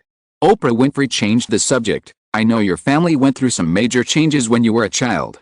Have you met people of the same kind during these experiences? Tangda pondered for a moment. Of course, for example, my next-door neighbors are plagued by crime and poverty, and their lives are not satisfactory, but this is how the lives of the poor are, so we will help each other. Then what forced you to make a big change? In fact, we also know that your university is very ordinary, and your family is also ordinary, but you still successfully found a way out on your own and became a director. What do you think you rely on? What I rely on? Tangda suddenly thought of his past and replied, it depends on the angle, or the perspective. Oprah Winfrey was confused and curious. What do you mean? Because after I graduated from college, I suddenly found that the world can be viewed and treated in another way. You know, in the field of photography, the same scene can be photographed from different angles to produce completely different pictures, right? That's right, so I usually don't let my husband take pictures, his skills are very poor. Oprah Winfrey joked humorously. Ha ha ha. The audience laughed. Tangda also smiled and said, I found that life is the same. As long as you change your perspective, you can see new things. When something happens, don't complain or blame it immediately, but think about what benefits it has and what goals it can achieve. It sounds a bit cold-blooded, but only by looking at the world from this perspective can you find that this society is full of opportunities. So you paid a lot for this, right? Yes, entertainment time, rest time, and time to listen to music and cry silently. Tangda shrugged, these things have nothing to do with me. Yes, this is the price you pay. After all, in America, everyone knows that it is very difficult for a mixed-race person to make a living on his own. Yes, discrimination everywhere. When the topic turned to racial discrimination, Oprah Winfrey's words became more obvious, which may be related to her black skin. However, Tangda also took the opportunity to express some of his own remarks against racial discrimination, which earned the audience's favor. At the same time, in different places, several women were also watching Tangda's interview. Jessica was lying on the sofa, stroking her belly tenderly, watching Tangda talking on TV, smiling sweetly. My little angel, look at your daddy, he's so handsome. In sharp contrast to her smile was Anne Hathaway, who was lying on the bed, resting her chin with her hand, with several scripts in front of her, obviously taking time out of her work to watch Tangda. But her expression was a little complicated. She turned on her phone, and there was a text message sent to her by a good friend. The content was, I saw Tang and Avril hugging each other intimately, Anne. After reading the text message, Anne Hathaway put down her phone and rolled her hair with her fingers. Tang, will you be honest with me? No one could hear her whisper, but it just echoed in the room. Scarlett Johansson was also watching TV. But her focus was on Tangda's clothes. He wore the clothes I chose on TV, so sexy. Scarlett bit her lip and began to miss those crazy and restless nights before. After Tangda participated in the Oprah Winfrey talk show, he participated in other variety shows in the next week. Of course, this time he took the crew members with him. In order to promote Inception, the trailer was also released all over the world by Norton Eye. This time, the movie will be released simultaneously around the world. In contrast, Tangda and his team also have to go to various parts of the world for road shows to promote the film. This has caused Tangda and his team to be jet-lagged for a while. During the flight to London, Tangda unexpectedly met the brown-haired girl Fiscal again. Hello, Is there anything I can do for you? Fiscal seemed to have forgotten the business card she had handed to Tangda before, and provided him with professional service with a smile. Tangda didn't say anything, just nodded and said, I need a glass of champagne. Okay, sir. Not long after, Fiscal handed over the glass of champagne, but when Tangda took it, her hands suddenly trembled slightly, and she accidentally spilled a little wine on Tangda's pants. Sorry. Fiscal quickly squatted down and used the towel in her hand to wipe Tangda's pants. From Tangda's angle, he could see the looming depth through her open collar. And I don't know if it was intentional or not, Fiscal even touched Tangda's lower body with a towel. I'm really sorry. But her expression remained innocent and timid. It's okay. Tangda shook his head and didn't intend to pursue it. Or, come with me to the compartment and I'll help you with a hairdryer. Fiscal said, and looked around. The other crew members had already put on their eye masks and fell asleep, and the stewardesses were busy with their own things and didn't pay attention to Tangda. She gently brushed Tangda's hand with her soft fingers. If your pants are too wet, it should be very uncomfortable. Come with me to deal with it. Tangda narrowed his eyes and was silent for a moment. Okay, it's a bit uncomfortable. After that, he stood up and walked into the dressing room with Fiscal. More than 10 minutes later, Fiscal came out of the dressing room with a red face, picked up the water cup and took a quick sip. After a lot of trouble, Tangda calmed down a lot and returned to his seat. When Fiscal came to him again, she handed him a piece of paper. My brother and sister like your movie very much. Can you help me sign it? Okay. Tangda picked up a pen and wrote his name on the paper. After thinking for a while, he wrote a string of phone numbers. He didn't say anything, but Fiscal obviously understood. She raised the corners of her mouth, with a slight snicker, picked up the paper and left Tangda. After the plane landed, Tangda took the crew to the booked hotel. That night, when Tangda was resting in the hotel, he suddenly heard a knock on the door. Knock, knock, knock. He looked through the peephole and then opened the door. It was Fiscal outside the door. Her nose was still deep, her brown hair was smooth and draped over her ears. She was wearing a white shirt and a black skirt, revealing a pair of white and straight thighs. After seeing Tangda, she smiled coquettishly and walked into the room. When Tangda woke up from the bed the next day, he was still holding Fiscal's big balloon in his hand. He got out of bed, looked at the torn clothes and stockings on the ground, calmly went to the bathroom to wash his face, and then called Tom. Not long after, breakfast came. But Tangda didn't touch it, and left the room directly. He didn't want to add any more burden to himself now, so it was okay to try it occasionally, but there was no need to get along for a long time. After participating in the promotional activities of Inception, Tangda received a text message from Fiscal. Thank you for the breakfast. Tangda smiled slightly. It seemed that this girl knew when to advance and retreat, so he replied, I think your image is very suitable for a new movie role. I can recommend you when the time comes. Really? Thank you. There was no ambiguity in the text message, as if it was just a normal conversation between friends, but because of this, Tangda found this girl interesting. In the next half-month, the global publicity campaign of Inception became more and more fierce. In order to get a high box office, the responsible distributor United Artists spent tens of millions of dollars to release trailers all over the world. From the effect point of view, it is very good. Although there are other blockbusters released in the summer, they are still far inferior to Inception. June 1st knocked up an M.R. Brooks. June 8th Ocean's 13, Surf's Up, and Hostel 2. June 15th Fantastic Four 2. June 22nd Bruce Almighty 2. June 27th Die Hard 4. June 29th Ratatouille. It's not that there are no good movies in the June schedule, but all the blockbusters are sequels. Only Tangda's Inception has an original plot, and the cast is also the most famous of all the movies. This will undoubtedly bring more freshness to the audience, so the box office performance on the first day should exceed expectations. Inception was finally scheduled to be released on Friday, June 22nd, competing with Bruce Almighty. The two are of different genres, so there is no question of competing for the box office, but everyone is still worried about Bruce Almighty 2. After all, this movie does not have Jim Carrey. It is estimated that it will be in trouble if it collides with Inception 2. So not long after, Bruce Almighty 2 announced that the schedule was adjusted and moved to June 29th. Tangda also received the final box office figures of No Country for Old Men.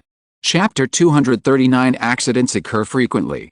No Country for Old Men grossed $100 million in North America, becoming another movie with a box office of over $100 million for Tang. If it were any other director, the box office of $100 million would definitely be widely publicized, and the media would also praise it. But for Tang, there is nothing to brag about this matter, because a box office of over $100 million is commonplace for him.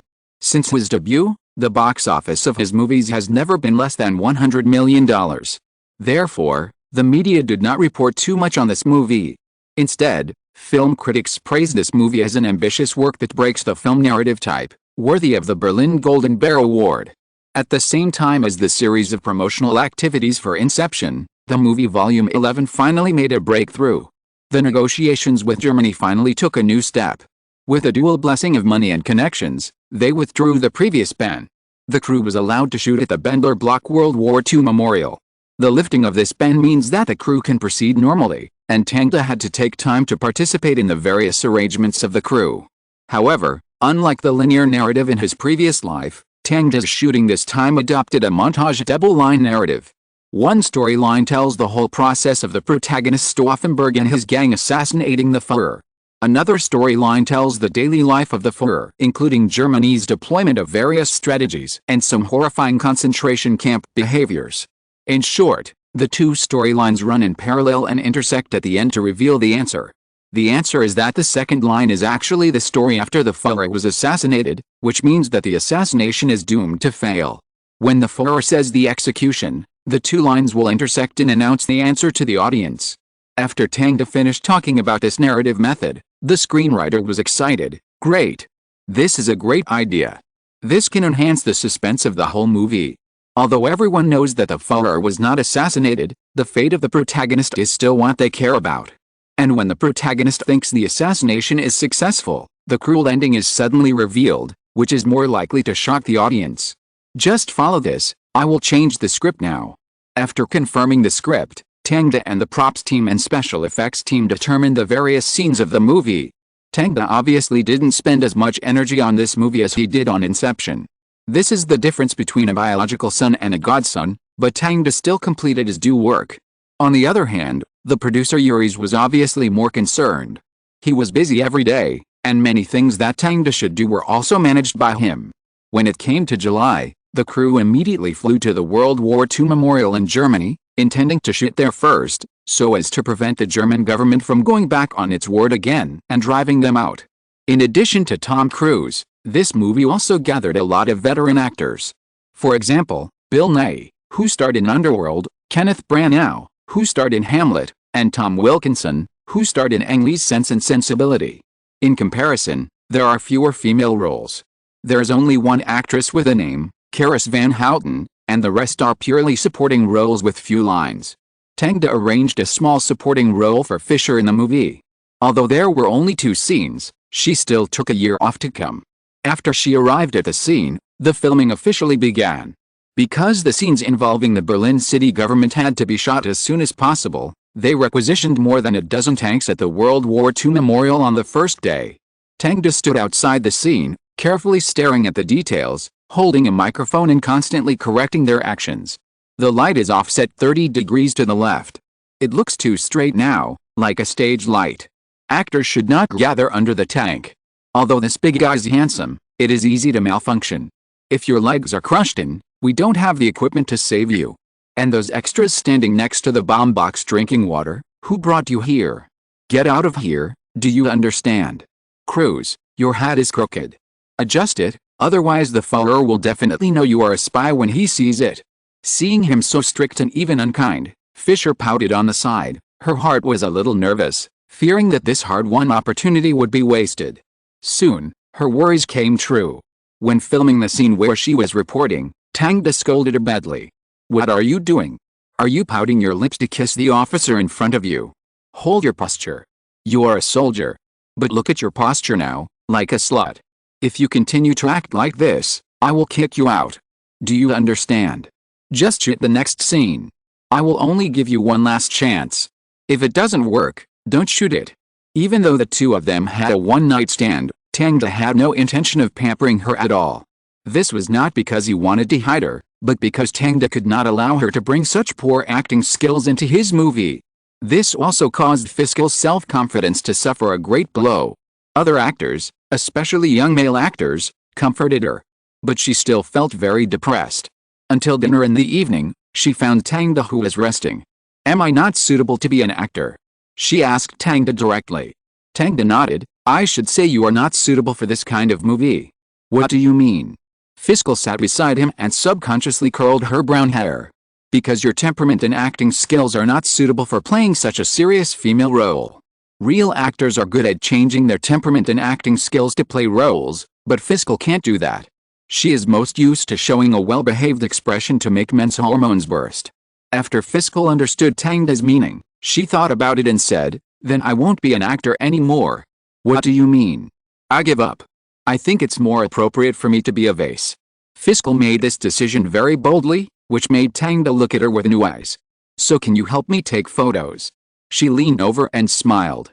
Tangda was stunned for a moment, and also smiled and said, "My photo shooting fee is very expensive." Fiskal licked her lips. "Isn't it enough for me to give you my whole self?" "Director, the scene is ready." "Okay, then let's get started." Tangda stood up and picked up the microphone. Seeing this, Fiskal also restrained his expression and walked behind him to watch the filming. This scene is a coordinated battle between trucks and tanks, and various detonation points must be placed as the background of artillery fire. But the crew promised the German government that no scene would be damaged, so everyone was very nervous, especially the blasting team, who determined the explosion range many times before filming. After finally getting it done, Tangda announced the start of filming. Tanks and trucks immediately began to move forward. Each of them was filled with extras and soldiers, looking very solemn. In order to better watch the scene, Tangda took out a telescope to check the status of each vehicle and the actors. Soon the vehicles were about to be filmed, and the various detonation points exploded smoothly. However, just when everything was going well, Tangda suddenly saw sparks coming out of the side door of a truck. Blinking and looking again, nothing happened, as if the previous sparks were an illusion. If it were another director, he might not care about such a small problem. At most, he would check it after the scene was finished. But Tangda was very confident in his eyesight, and he didn't think he was wrong. There was only one possibility, that there was really something wrong with the door of the truck. So he picked up the microphone and shouted, "Catcha!" This scared everyone. "Tang." Producer Yuri's ran over. "We are still a long way to go. Is there something wrong? This scene is about to be completed. If we do it again, those detonation points will have to be reinstalled." He didn't see any problem at all. Everything was done according to the script. He just thought that Tangda must have seen something wrong. I said, "Cut. I don't care about the detonation points or the cost. If I think there's a problem, we must stop. It's that simple." Tangda didn't give any explanation. Shouting cut is the director's privilege. He is the director of the entire set. Ures wanted to continue to refute, but Tangda had already stepped forward and shouted cut. Again. This time the crew completely stopped filming, and the vehicles also stopped moving. Ures was a little angry, but he didn't say anything. He wanted to see why Tangda shouted cut. Everyone leave the vehicle and let the technicians check the situation inside the vehicle. Unexpectedly, he got such a strange answer. The extras left the vehicle one after another, and the technicians checked one by one, and the status of the vehicle was constantly reported. The tank is fine. The truck is fine. Now everyone's eyes were focused on Tangda, and the pressure came one after another. After all, this crew was not the group of people Tangda usually used, so there was no way to trust Tangda unconditionally. However, Tangda did not show any expression in the face of such pressure, but just pointed out the truck with problems and asked them to take it away and replace it with a new one. Ures shrugged his shoulders to express his incomprehension, and could only think that this was what Tangda did to save face. But Tangda ignored him and sat back in the director's chair, waiting for the staff to finish their work. However, just as the driver drove the car away from the site, everyone suddenly heard a strange movement, and then the back half of the truck caught fire. Bang! The back half of the truck broke, flames shot up into the sky, and exploded in front of everyone. This was obviously beyond everyone's expectations, and their mouths opened wide for a while, shocked. This car is actually problematic. The staff swallowed their saliva, and it was hard to imagine how many people would be injured if the truck exploded during the filming. It's worthy of being called Lucky Tangda.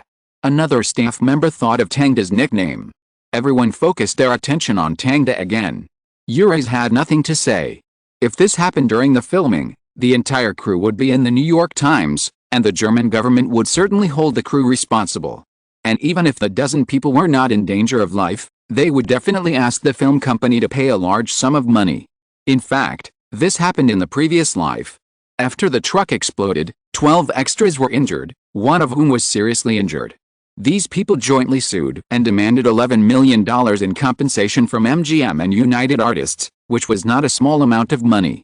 It must be said that the filming process of the movie The Assassination of Hitler was not smooth.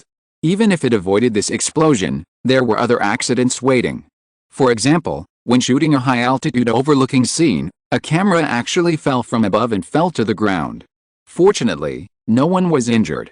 For example, when filming the World War II memorial, when Tom Cruise and other actors walked by wearing German military uniforms, a strange sound appeared in the recorder. The sound was like someone yelling in a sharp high-frequency tone, which scared the sound engineer and directly found Tangda and wanted to resign. Fortunately, Tangda and the producer persuaded him to calm down, and invited a priest to the church to pray. After the incident, the whole crew entered a tense atmosphere, fearing that they would accidentally offend the dead in World War II. Many people even bought some Jesus statues overnight to carry with them. However, Tangda thought it was just a psychological effect, just like the sound in the recording, which was probably caused by wind or equipment problems. But rumors are always easier for others to believe, and even Tangda couldn't stop the spread of rumors. After filming the scenes at the World War II memorial, another outrageous accident occurred. What? The waste film was handed over to the film processing factory. Tangda was stunned when he heard the assistant director's reaction, and then he said speechlessly, "Did the film feeder take drugs? Or was he drunk and couldn't even see a roll of film clearly?" "Sorry, director," he said he saw it well at the time. The assistant director was embarrassed and explained, "But when he took the film, he said he heard your voice and asked him to take the roll on the left, so he temporarily changed it." My voice. Tangda was so angry that he wanted to laugh. Did the film feeder think that this statement could avoid being fired by himself? No matter what reason he uses, a mistake is a mistake, But just when he was about to make a decision, the producer Mills suddenly ran in and shouted, "Tang, our film is all waste." "What?" Tangda wondered. "What do you mean? Our film hasn't been developed yet." Mills was stunned. He looked at the assistant director, and the assistant director looked at him. "I just received a call from the film processing factory, saying that because their temporary workers used the wrong chemical reagents, the roll of film has been developed and was waste." The assistant director was stunned. "So what's going on now?" Miras was confused. "Nothing's going on, we're still shooting as usual, but..." Tangda shrugged, "Maybe we should hold a celebration for the guy who delivered the film." Chapter 242 Women Confronted. In the previous life, the assassination of Hitler also experienced the same thing. The film processing plant used the wrong reagent, and the entire film was wasted. The film company had to negotiate with Germany again and reshoot the World War II memorial. But Tangda and his team, like the exploded truck, once again escaped danger. This has to be a little amazing, and the film delivery worker kept talking about this matter in the crew. I said, it was really Tangda who called me in my ear. When we had dinner together in the evening, many staff members gathered around him, and he began to tell these people about his experience. I don't know why, but I just heard it, right next to my ear, very clear. "What did Tangda say?" a girl with dark green hair asked curiously. The film delivery worker said more excitedly, he said, "Don't take the one on the right, take the one on the left." I took the waste roll on the left by some strange coincidence, and when I sent it to the factory, I felt something was wrong, because the film washer was very perfunctory and didn't look like an experienced person at all, but this time Tangda didn't say that he couldn't give it to him. Ho ha ho ha. Everyone laughed. Do you think Tangda is Jesus? So effective. But the director is really lucky, just like the truck before. If he hadn't found it, we might have to stop working now. Yeah, then what do you think? If I hang a photo of the director on my body, will I also have good luck protecting me? Of course, no way. I think we can try it. The film delivery man was the first person who planned to put it into practice, and the method was very simple. Because the crew took a group photo before filming, As long as they cut out Tangda's head, they could use it as a talisman. As soon as they said it, the film deliveryman hung a necklace of photos around his neck the next day, and when he saw other people, he would show off by opening the photo folder on the necklace and showing others Tangda's photos. What's the use of this? Why don't you buy a picture of Jesus and hang it on your body? Others sneered and thought this guy was crazy. However, there were a few people who wanted to try it, but they never made up their minds. Until a week before the crew finished filming in Germany, the film deliveryman suddenly disappeared.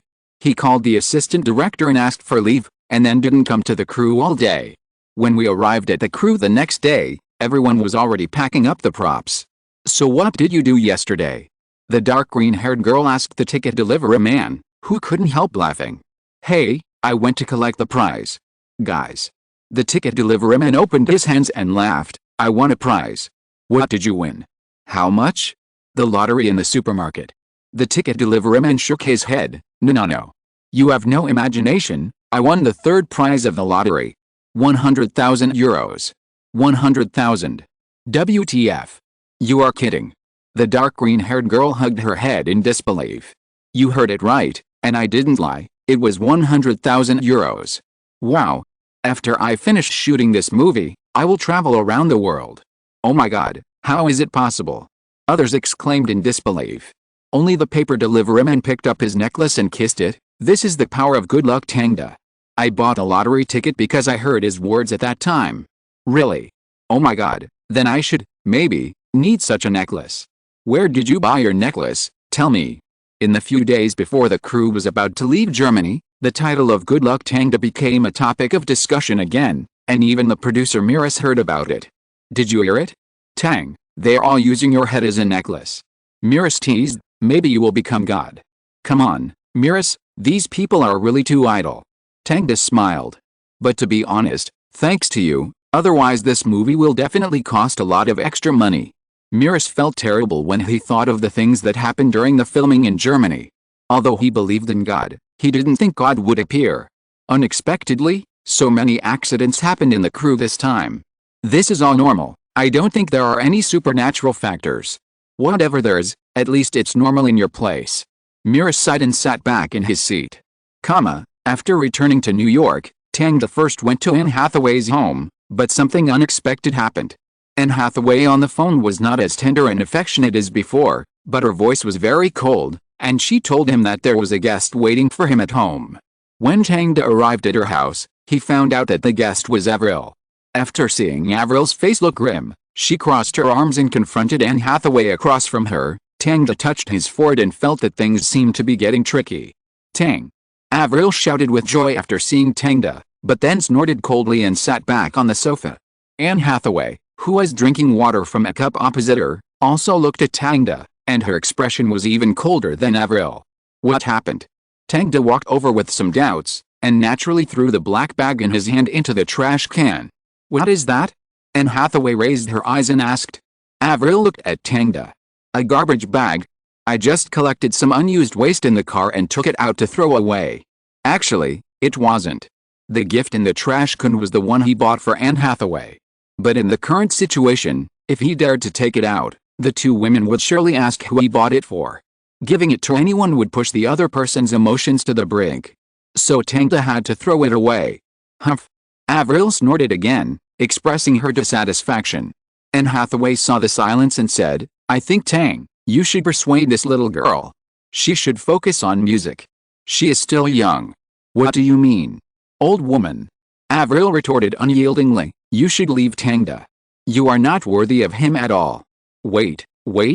Tangda sat between the two of them, using his body to isolate the hostility between the two. Don't be like this, Avril, don't say such hurtful words, okay? Humph. Avril turned her head away and stopped looking at the two of them. Tangda said to Anne Hathaway again, I know it's my fault, but today is not a good time to solve it. Everyone is angry now. And you should take medicine. Anne Hathaway had a fever recently and had some stomachache. Tangda remembered it very clearly. After hearing Tangda's words, Anne Hathaway's cold expression eased a little, but she still didn't look at him straight in the eye. Avril snorted again when she heard this. Tangda turned around and walked to her side, patting her shoulder. Let's go, Avril, I'll take you there. You have another performance tomorrow afternoon. Eh? Avril wanted to resist Tangda's arrangement, but she softened after seeing Tangda's eyes. She stood up, glared at Anne Hathaway, and pulled Tangda out of the room. In the car, Avril lowered her head, no longer laughing and talking as before, and the atmosphere was extremely depressing. Tangda didn't say anything either, and both of them were silent. Fortunately, Avril couldn't hold back her temper for too long. Seeing that Tangda didn't speak, she said directly, "Is there anything wrong with me?" "No, baby, you are very good." Tangda shook his head. "Then you still found her." "Not only her." Of course Tangda would not say these 3 words. "I know this is unfair to you." Tangda grabbed Avril's hand. "Give me some time, okay?" "What do you mean? Do you still want to make a choice? Are you going to leave me?" "Choose that bitch." Tangda looked at Avril, and she immediately stopped talking. "I am wrong in this matter, not others."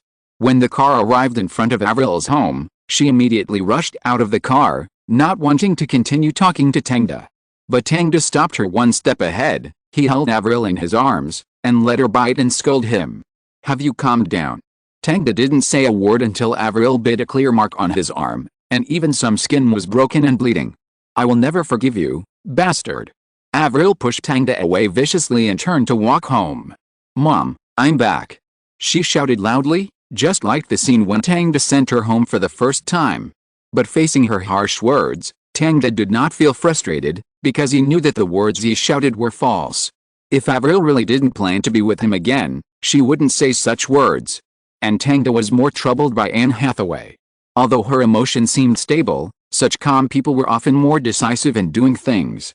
So Tangda thought for a moment in the car before returning to Anne Hathaway's house. But unexpectedly, Anne Hathaway was not in the living room.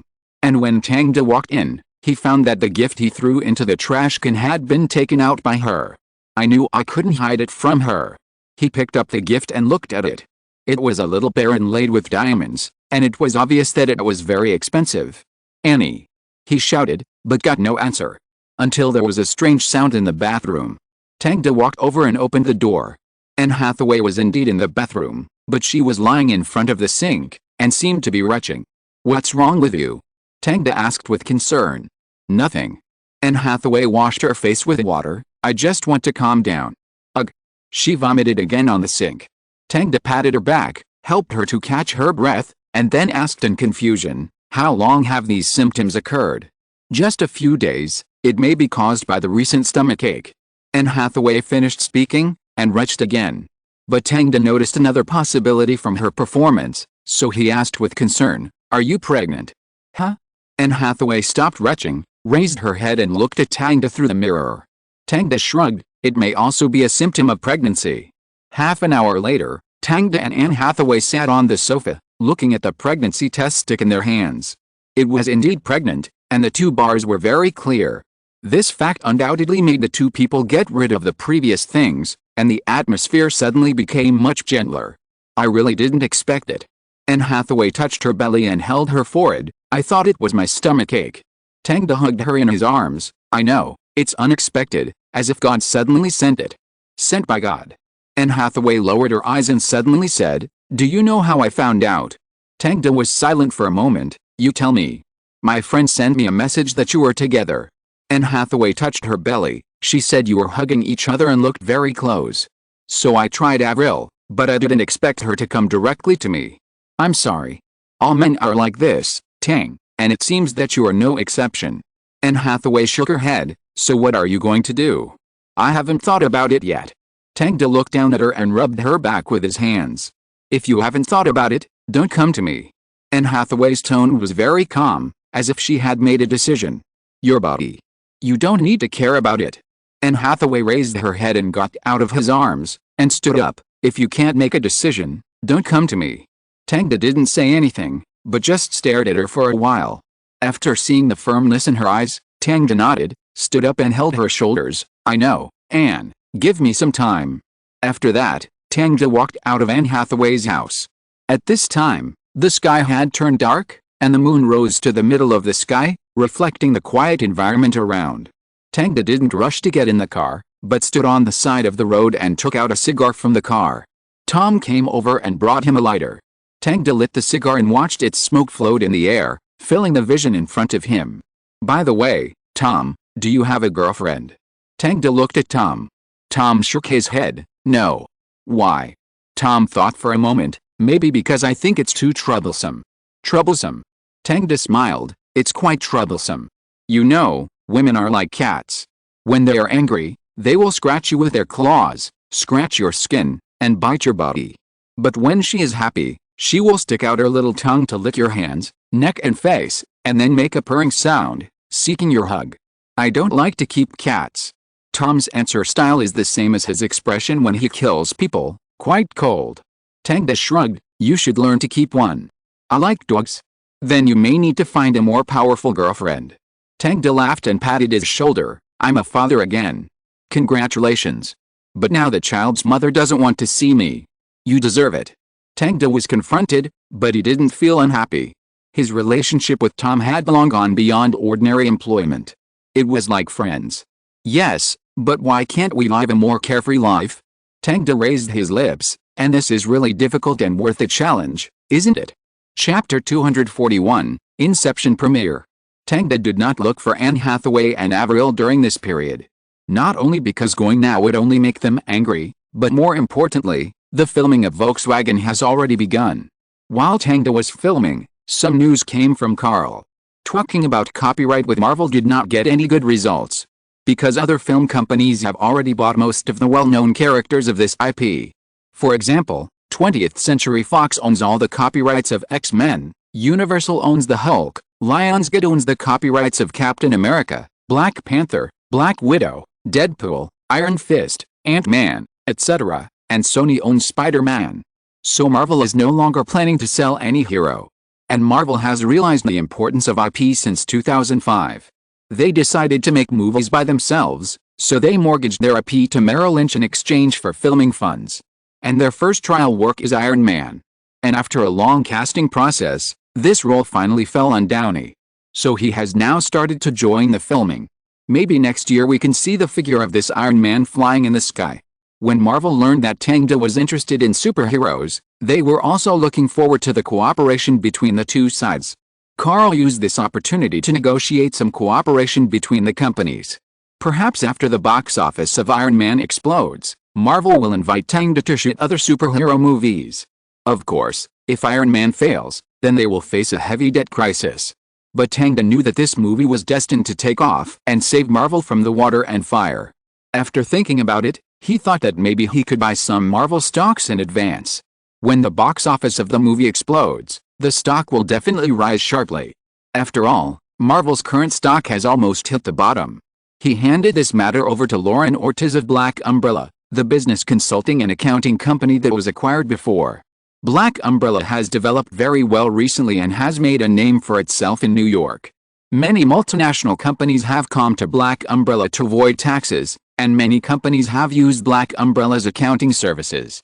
So Lauren Ortiz has also changed to a larger office space during this period, which is the same building as Norton I. Apart from these trivial matters, the filming of Volkswagen went very smoothly. I don't know why, maybe it's because I left Germany. Those outrageous things never happened in the crew again. At the same time, the second official trailer of Inception is also freshly released as the summer season approaches. This trailer is basically a clip of the plot. The revolving corridor, the bank explosion, and the collapse of Paris immediately set off a new round of discussion when these pictures appeared on the screen. On IMDb, the largest movie website in the United States, there are many discussions about Inception. Rhythm Brook, to be honest, when I saw this trailer, I thought it was great. Beyond expectations. I thought it was just a story about exploring dreams, but I didn't expect it to be a carefully planned theft. Wow, stealing dreams, this is so cool. The Godfather is the best. I am very interested in that revolving corridor. I want to know if the actors can still maintain their body balance and acting skills in such an environment. John Crane, Heath Ledger is really handsome, and there is my favorite Leonardo. This is really a strong combination. Unlucky little Jesse, this is Tang's first big production. To be honest, I am looking forward to it. I can't wait to see how wonderful this movie is. Medieval Dog, with so many stars, if Tang messes up, it will become the most famous joke in Hollywood. This probability is very high. After all, Tang has never filmed a work with so many stars. He should be best at movies without big stars. Mirren with glasses, are you kidding? Tang has been able to handle all kinds of genres since his debut, including horror, musicals, westerns, and family comedies. Inception will definitely exceed our expectations.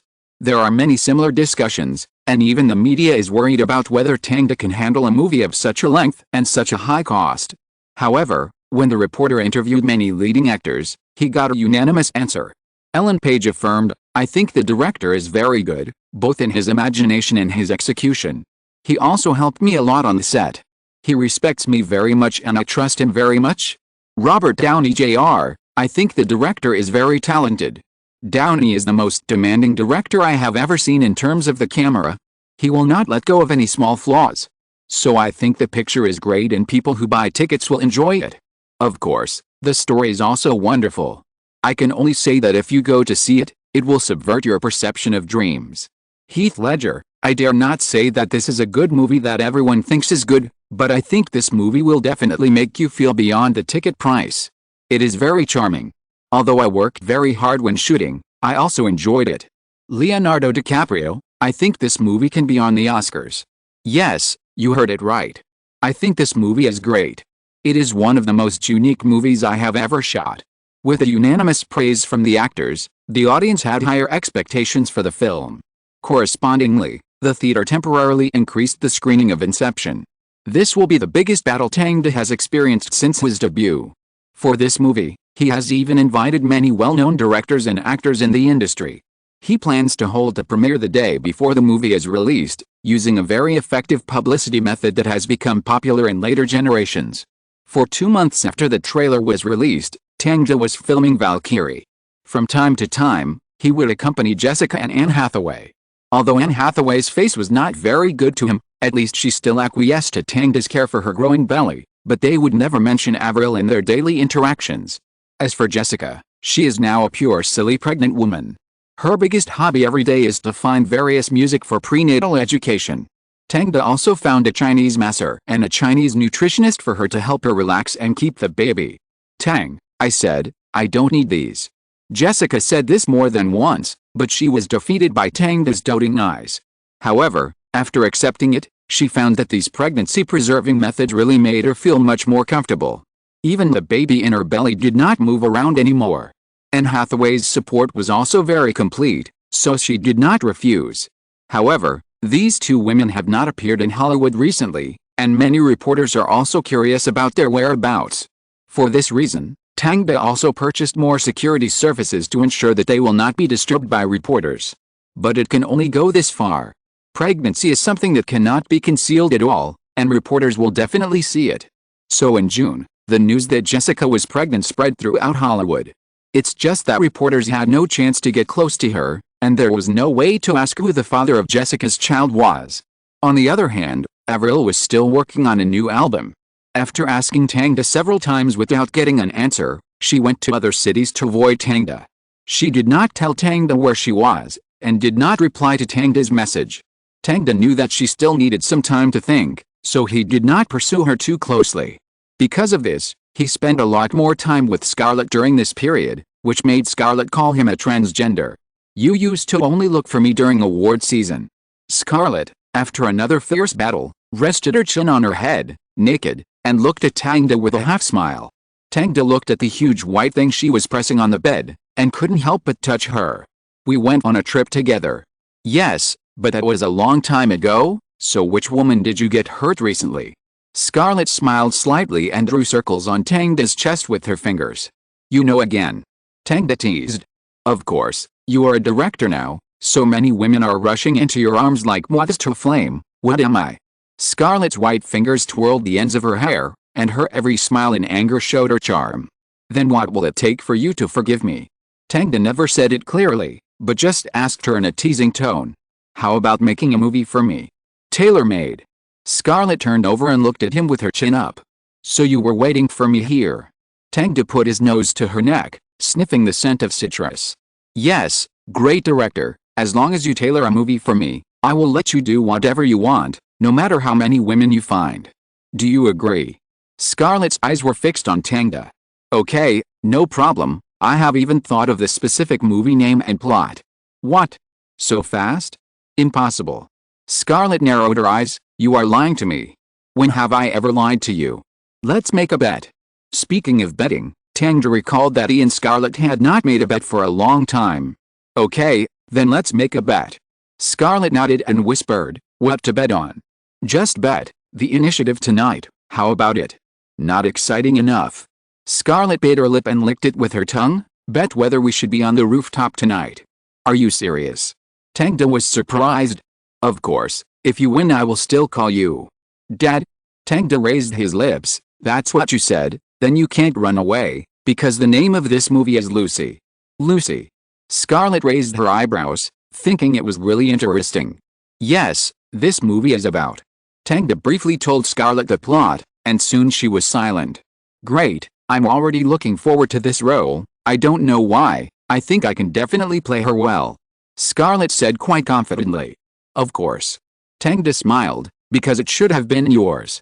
Although he and Scarlett have confirmed the movie Lucy, there is no way to shoot it for the time being, because the more important thing about this movie is the special effects.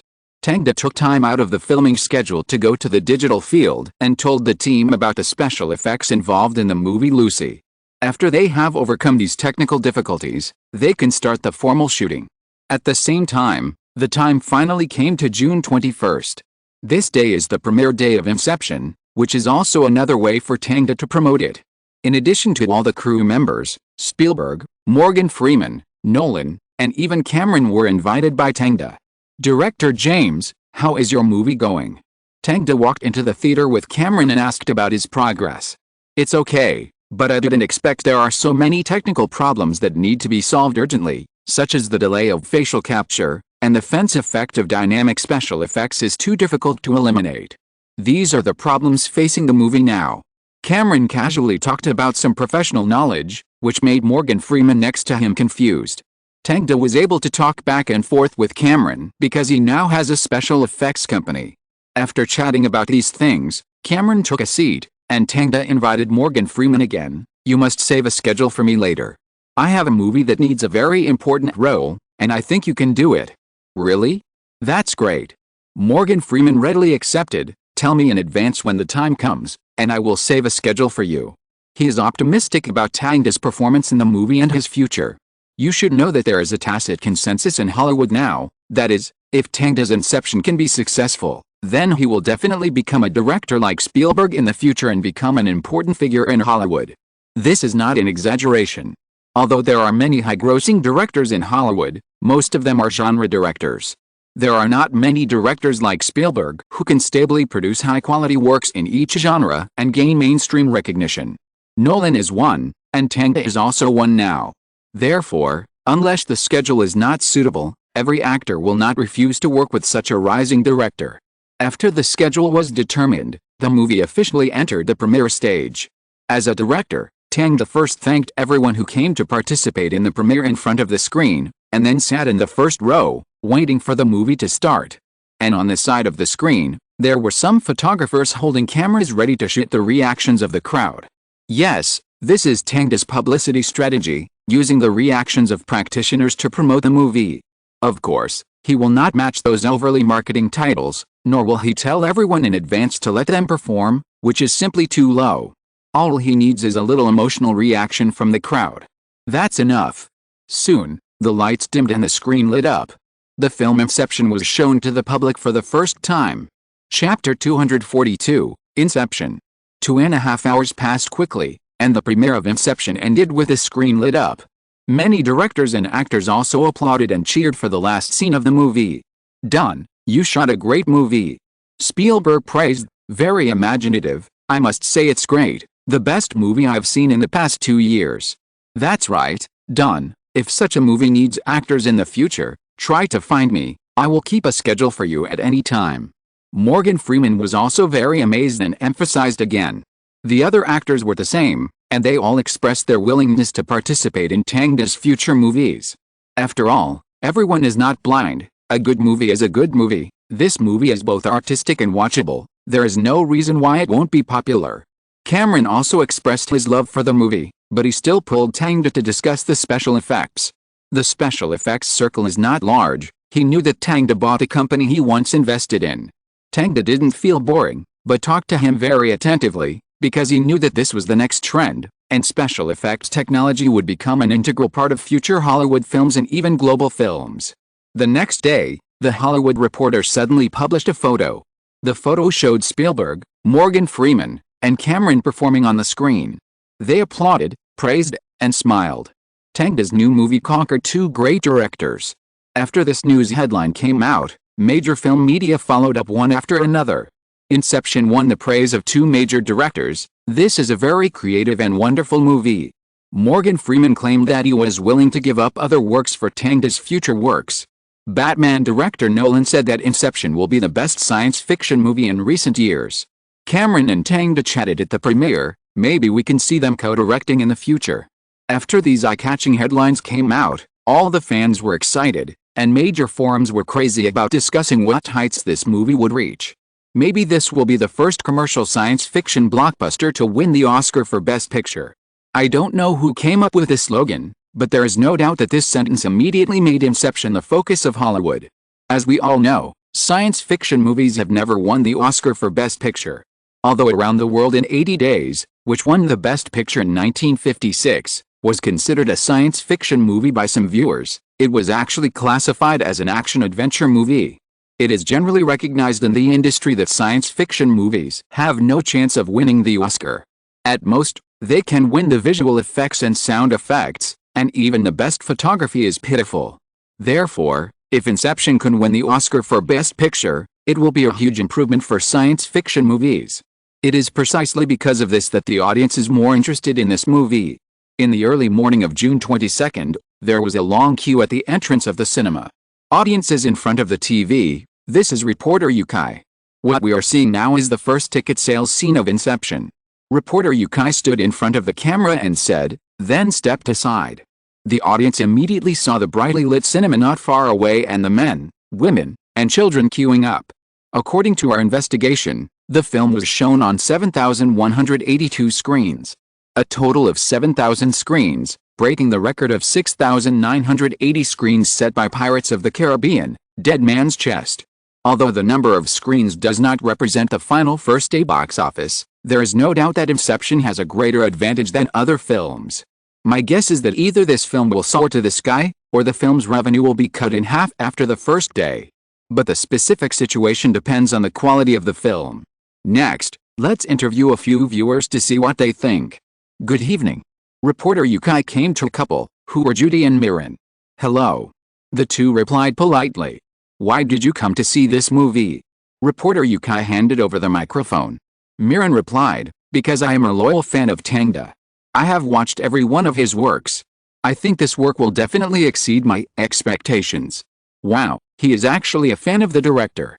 Yukai exclaimed and handed the microphone to Judy. What about you? Your boyfriend is a fan of the director, is he too?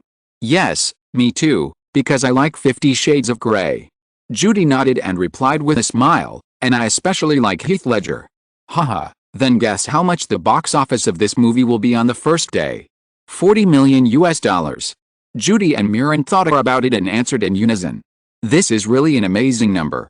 After reporter Yukai raised his thumbs and gave a thumbs up, he interviewed a family of 4. Good evening, are you also here to see Inception? Of course, my son has been clamoring to see it.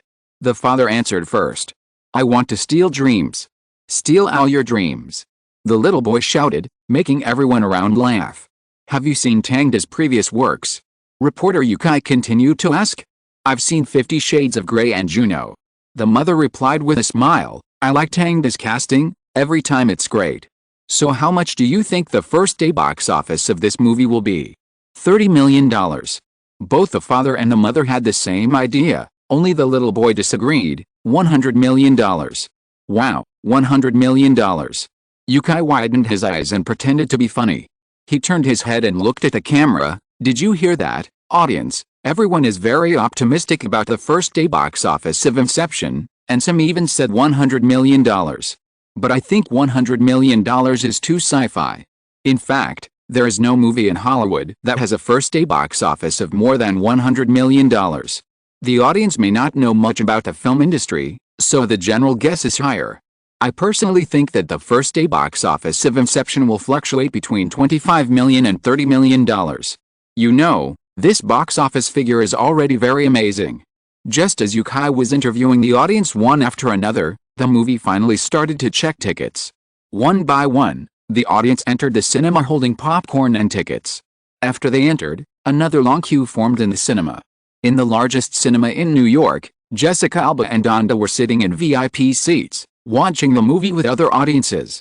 "Don, this feels really good," Jessica said while eating popcorn. "This is the first time I watch a movie with you. I was too busy before, but it's much better now." Donda touched Jessica's soft little hand and said, "I will accompany you often in the future." That couldn't be better. After Jessica finished speaking, she saw the signs after the movie started appearing one by one. "It's starting, look."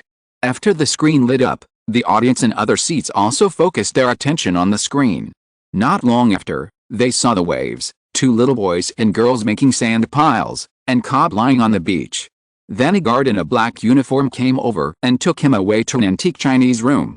"He only has this and this on him." The guard placed his pistol and spinning top in front of an old man, and Mirren immediately recognized that this was the spinning top that appeared in the trailer. "It is it. That spinning top, so what is its use?" But the plot did not explain it, but the scene changed, and Cobb was already wolfing down his food. The old man opposite him said, "Are you here to kill me? I know this thing. It was on a man. We met in a dream, and I don't remember the dream anymore." The old man slowly raised his head. The wrinkles on his face and the cloudy eyes proved that his time was running out, but he was still trying to recall. That man's head was full of radical ideas. After saying this, Cobb raised his head and a question rang in his ear. "What is the strongest parasite?" In an instant, the old man and the man disappeared, and the one who appeared again was Sato, played by Zun Long. "It's an idea," Cobb, in a suit, answered confidently. "It's very tenacious and contagious. Once you have an idea in your head, it's almost impossible to erase it. As long as the idea is complete and understood, it will be deeply rooted there, somewhere in the brain." Sato said while eating, "So it's people like you who come to steal." "Yes, in dreams, your consciousness will relax its vigilance. In this way, your ideas are very easy to be stolen. This is called dream stealing." Arthur, played by Heath Ledger, explained to Sato. "So this is dream stealing? How cool." Mirren first learned about this theory. The previous trailers were vague and incoherent. Now it sounds like he thinks this idea is really interesting. But in the movie, Cobb and Arthur's idea of persuading Sato to let down his guard was in vain, because Sato rejected the proposal after dinner and walked into the crowded meeting room. "He knows." Arthur looked at Cobb. Then the two saw the ceiling suddenly vibrate. Bang! A violent explosion broke out on the street. In the next scene, Cobb had left the original quaint room and was sleeping on a simple chair. A strange mixed-race man walked into the room, and Sato, who was also sleeping, was lying on the bed. The man looked at the burning vehicles outside through the window with a solemn expression. At the same time, Cobb and Arthur, who were still in Sato's dream, also looked solemn because they found that the whole building had begun to collapse. But just when Cobb was about to take further action and get the secret he wanted from the safe, he saw a woman. That was his former wife, Mel. She had short hair and wore a black gift. She looked beautiful and dignified. But this former wife was completely hostile to Cobb in the dream. When Cobb just took the envelope out of the safe, she came out with Sato and he arrested Arthur. "Tell me who your employer is." Sato knew that he was in a dream, so he began to interrogate Cobb. Mel also pointed the gun at Arthur. "You know death will only wake him up from his dream." Cobb shrugged. "I know, but pain is not. Pain will only make his brain feel pain." Mel said and shot Arthur in the leg. Cobb took the opportunity to pick up the gun and kill Arthur. The next second, Arthur woke up from his dream. "Wow. So that's it." Mirren stared at the screen without blinking, thinking that this setting was so cool. Only death can escape from the dream, which reminded him of the dreams he had had. On the screen, the battle between the two sides was about to break out. Cobb desperately escaped from the building.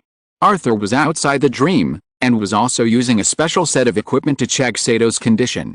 After discovering that the dream could no longer be stable, he directly shouted, "Wake him up." The mixed-race man hurriedly pushed Cobb and even slapped him in the face, but he couldn't wake him up. Because Cobb was checking Sato's most important secret, a confidential document. Arthur had no choice but to say, "Push him down." The mixed-race man followed his orders and pushed Cobb backwards. The audience then discovered that Cobb's chair was high up, and behind him was a huge bathtub filled with water. Wow! In slow motion, Cobb fell into the water. In his dream, Cobb watched rows of floods spray into his building, drowning everything. In an instant, Cobb woke up from his dream. However, as soon as he woke up, he saw Sato resisting with a gun. After several people subdued him, there was another round of interrogation. Because they did not get the most core content, Sato was still deceiving. For this reason, Cobb planned to interrogate Sato with violence. But just when Cobb beat him to the blanket, Sato suddenly laughed. "I've always hated this carpet. It's fading and will make it look so different, but it's a wool blanket after all. But now, I'm lying on a polyester blanket." Sato turned around and smiled. "That is to say, I'm not lying on the floor of my own apartment. You really live up to your reputation, Mr. Cobb." "I'm still dreaming." "What?" Mirren was shocked. This was actually a dream within a dream. That's right, Arthur woke up on the high-speed train. It turned out that the four of them were sitting on the seats of the high-speed train. Everyone had a wristband device like a needle on their hands. These were all extended from the dream-stealing instrument. After Arthur woke up, the mixed-race man also woke up. "Idiot. How could you get the carpet wrong?" Arthur scolded mercilessly. "It's not my fault." The mixed-race man argued. "You are a dream builder. How do I know he would beat people to the carpet?" "Stop arguing." Cobb, who woke up, stopped their quarrel, took off the device on Sato's wrist, and gave each of them a roll of US dollars. "We will get off in Kyoto, take care of yourselves." After that, several people turned and left. After a while, Sato woke up. When he saw the marks on his wrist, the corners of his mouth curled up slightly, as if everything was under his control. The audience in front of the screen were also aroused by the series of dreams within dreams. This movie looks really different. I really want to know what the ending is. Yes, if you push into the water, you can get out of the dream. Then, if I dream in the future, should I think about sinking into the water to wake up? Everyone said a few simple words and continued to stare at the screen. Seeing this, Jessica whispered in admiration, "Tang, you shot it so well." Chapter 243 Inception. After Sato's mission failed, Cobb returned to his home. The audience watched him spin the gyroscope and then pointed a gun at himself. They couldn't help but gasp and realized something.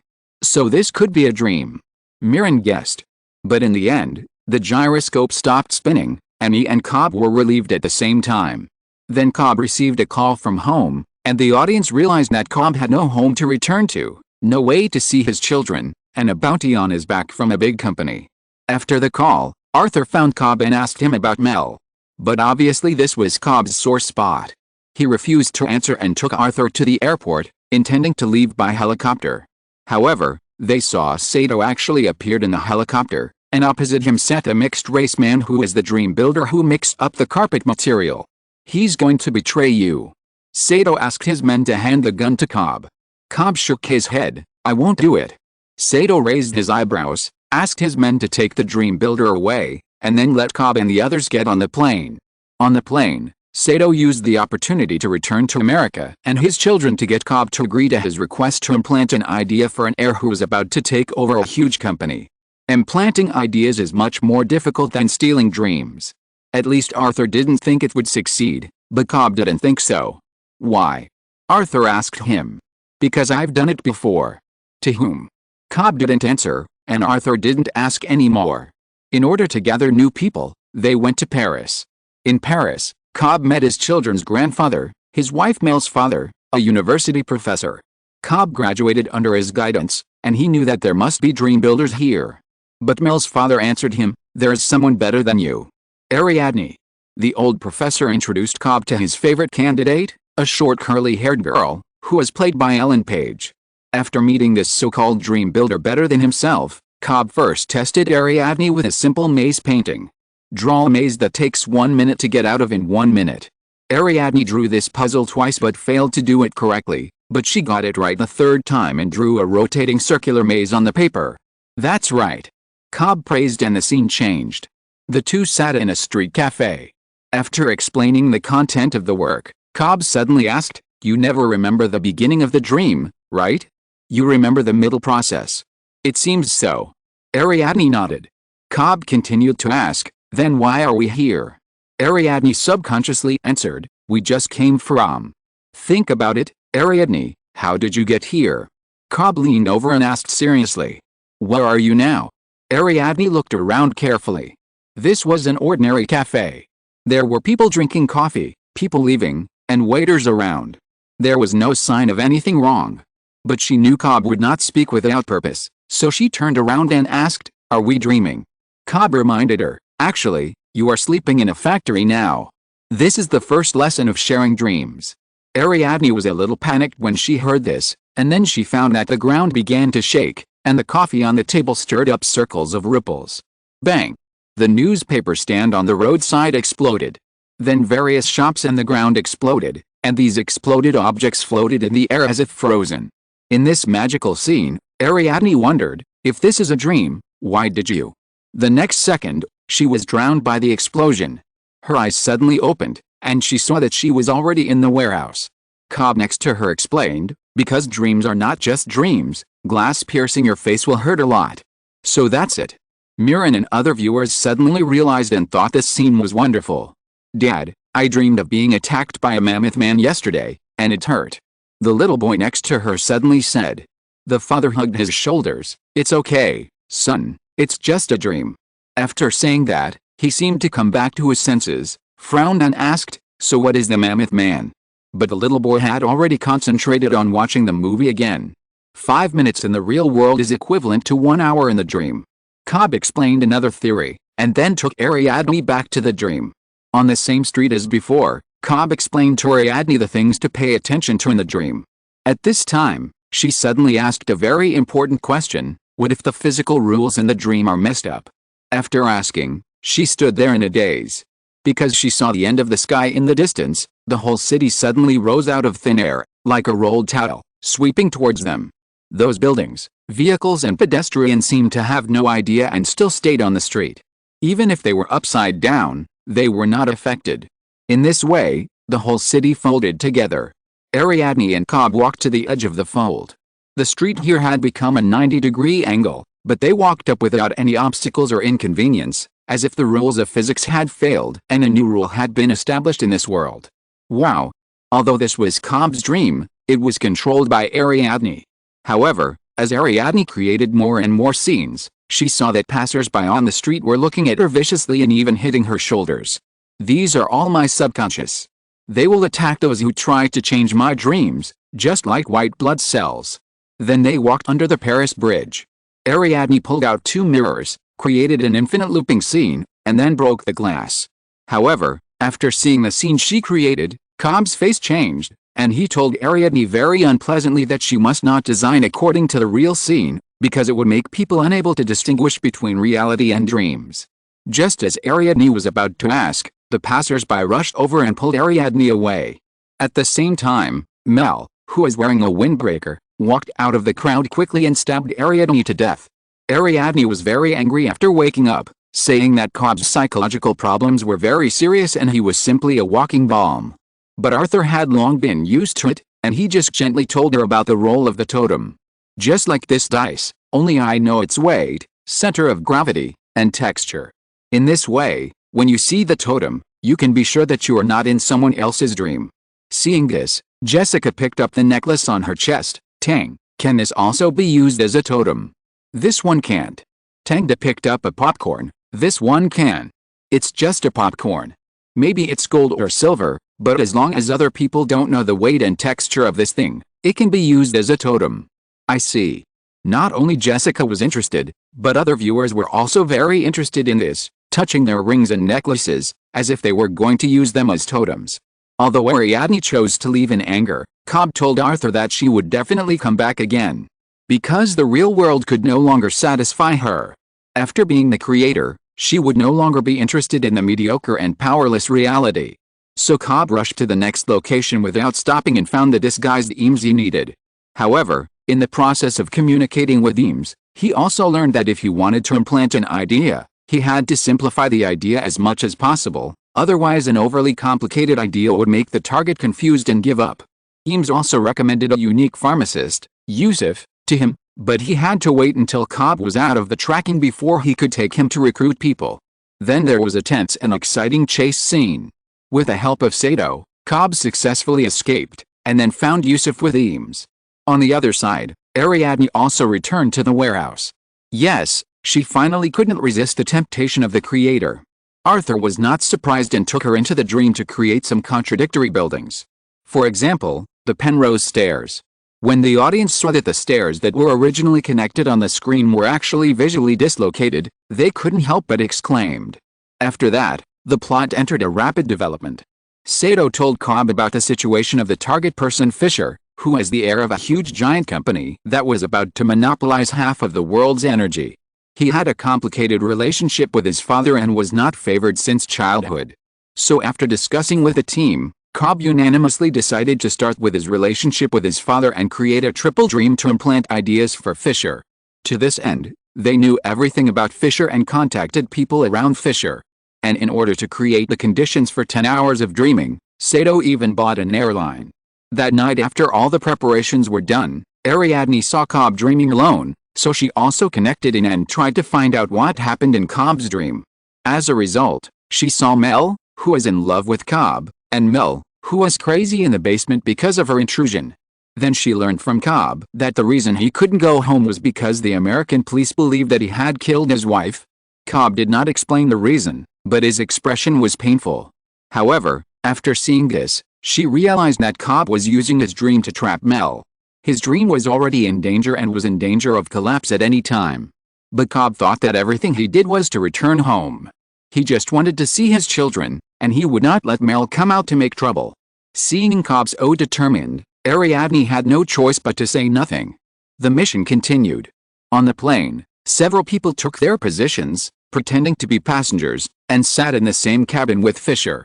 After letting Fisher drink ice water with sleeping pills, several people quickly turned on the dream-stealing device, connected the wristband, and sneaked into Fisher's dream. There were 6 people in this operation: Cobb, Arthur, Ariadne, Eames, Yusuf and Sato. But something unexpected happened to everyone. When they kidnapped Fisher, a train suddenly appeared in the city and ran rampant, and many armed forces came to try to kill them. This is obviously not good news. They have only just found out that Fisher has received subconscious training. His subconscious has become an army that will kill anyone who interferes with his dream. After a fierce escape, Sato was injured. But when Eames was about to kill Sato with a gun to get him out of the dream, Cobb said that there was no way to get out of the dream now.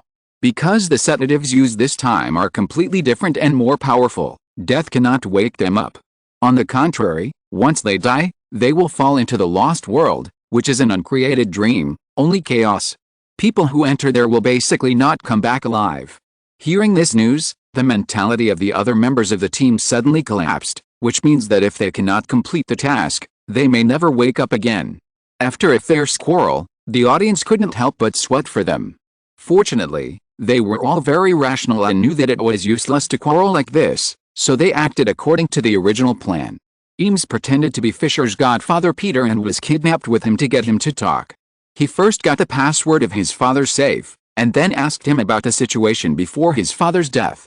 Then they knew that Fisher's father had left a sentence before his death, although Fisher only heard 2 words clearly: disappointment. At the same time, Ariadne was also asking Cobb about the truth about his wife, because if this problem could not be solved, then when he dived into the next level of dreams, there would be a bigger accident. Cobb was silent for a moment and finally told everything. It turned out that he and his wife were dream builders. In order to explore the dream, they dived into the deepest part of consciousness and stayed there for 50 years.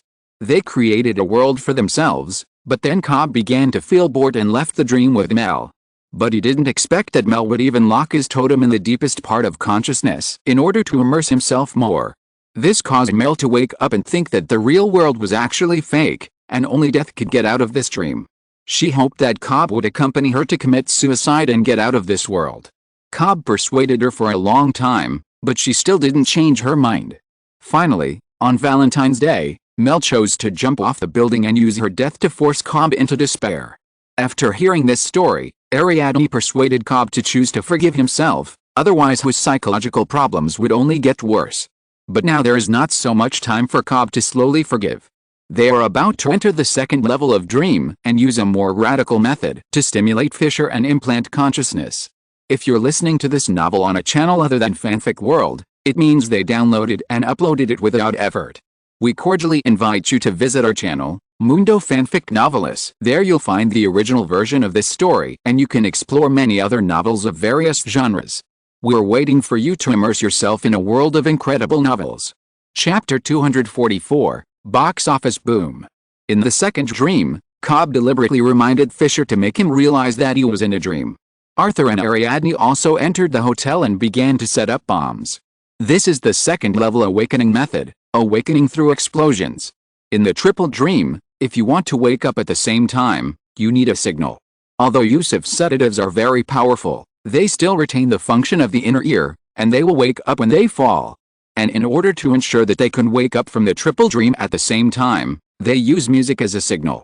When the music ends, the explosion occurs, and everyone falls and wakes up. Under the leadership of Cobb, Fisher got rid of the pursuers and returned to the hotel room, where he also saw other team members. But he thought it was to protect his subconscious, so he was not prepared at all. When his godfather, Uncle Peter, entered the room, Cobb immediately asked about the details of the kidnapping case in the previous dream. Fisher was able to recall the details of the dream. Of course, he didn't think it was a dream, he thought it was the real world. So under the guidance of Cobb's words, he immediately became suspicious of his uncle who was arrested and tortured first. He thought that he might be testing him and wanted to get the will in his father's safe to seize his company. This is a very clever way of speaking. My God! Mirren exclaimed in a low voice, his mind spinning rapidly, and he understood Cobb's intentions. First, through the first layer of dreams, let Eames pretend to be Peter and deliberately tell Fisher that there is a will in the safe, and then trick Fisher into asking for the password to make him suspicious. Then in the second layer of dreams, this suspicion is revealed, so that Fisher's doubts about Peter are magnified, so that in the dream, Peter will tell Fisher the answer he least wants to get. In fact, everything is Peter's conspiracy. But in fact, Peter is just Fisher's subconscious incarnation, and all his answers are based on Fisher's own subconscious thoughts. At this point, it's not over yet. Cobb also told Fisher that he could sneak into Peter's dream to get the truth. In this way, Fisher would cooperate obediently in order to understand why his godfather wanted to seize his family business. He even sniffed the tranquilizer without Cobb continuing to test him. So they entered Fisher's third dream as they wished. Arthur stayed on the second floor to deal with the aftermath and had a conflict with Fisher's subconscious armed personnel. At the same time, in the first dream, the van they were driving was hit by the subconscious armed personnel and rolled on the spot. This caused the hotel corridor on the second floor to roll as well. So cool. So cool. The audience exclaimed, watching Arthur gracefully solve one enemy after another in the rolling corridor and tie up several people, thinking that this idea was really interesting. On the other side, in the third dream, they came to a heavily guarded casino bank. Here, Fisher also joined their team, because in his consciousness, they were infiltrating his Uncle Peter's dream, not his own. So he actively cooperated with everything Cobb asked. But he was still a little surprised when he saw the hoods and guns. So are we going to rob the casino? Of course not, we are going to rob the bank behind the casino. Cobb pointed his finger into the distance, and Fisher immediately saw the huge vault in the distance. Robbery. Don't move. They didn't have time to slowly plan how to rob the bank. Now it was not far from the awakening time, and they had to enter the vault as soon as possible to complete the implantation of Fisher's consciousness. So they took the most violent means. Bang bang bang. The gunshots hit the crystal chandelier on the ceiling, and soon the whole place fell into darkness. The vault that was originally on the first floor started to rise and entered the lighthouse. Won't we be killed by them if we do this? Fisher couldn't understand what Cobb and his team did. Don't worry, Mr. Fisher, follow us, we are just robbers, not people who invade consciousness. That's right, anything that happens in a dream is normal. As long as the host does not think that they are invading the dream, then the defense of the dream is not that scary. What's more, this is the dream scene that Cobb and his team had arranged. Cobb and his team knew very well that there was a fast channel that could reach Fisher's true heart. So they climbed the stairs all the way and had a fierce gunfight with the guards on the way. In the process, Sato was injured again and his consciousness gradually became blurred. After they finally entered the lighthouse, Cobb and Ariadne held their guns to cover Fisher, and the injured Sato and Eames resisted the enemy on the other side. Only Fisher walked into the vault alone and looked at the locked door not far away. "Hurry up, Mr. Fisher, go open the password door, there's everything you want to know inside." However, at this critical moment, an accident happened. Mel appeared again. "Cobb, no, she is not real." Ariadne persuaded him to shoot. But Cobb was stunned for 2 seconds and replied, "How do you know? She is just a reflection of your consciousness, Fisher. Fisher is the real one." Just when Cobb hesitated, Mel had raised his gun and shot Fisher. Cobb subconsciously fired and knocked Mel to the ground. FXXK. Mirren couldn't help but curse, thinking that everything was ruined by the male protagonist. Is there still a chance? Judy's heart was also hanging in the air, worried that the action in the movie would fail. "I don't know, but there should be a solution." Mirren held her hand and comforted her. At this moment, other audiences were also sweating, thinking that this situation was terrible. "If it were you, would you shoot?"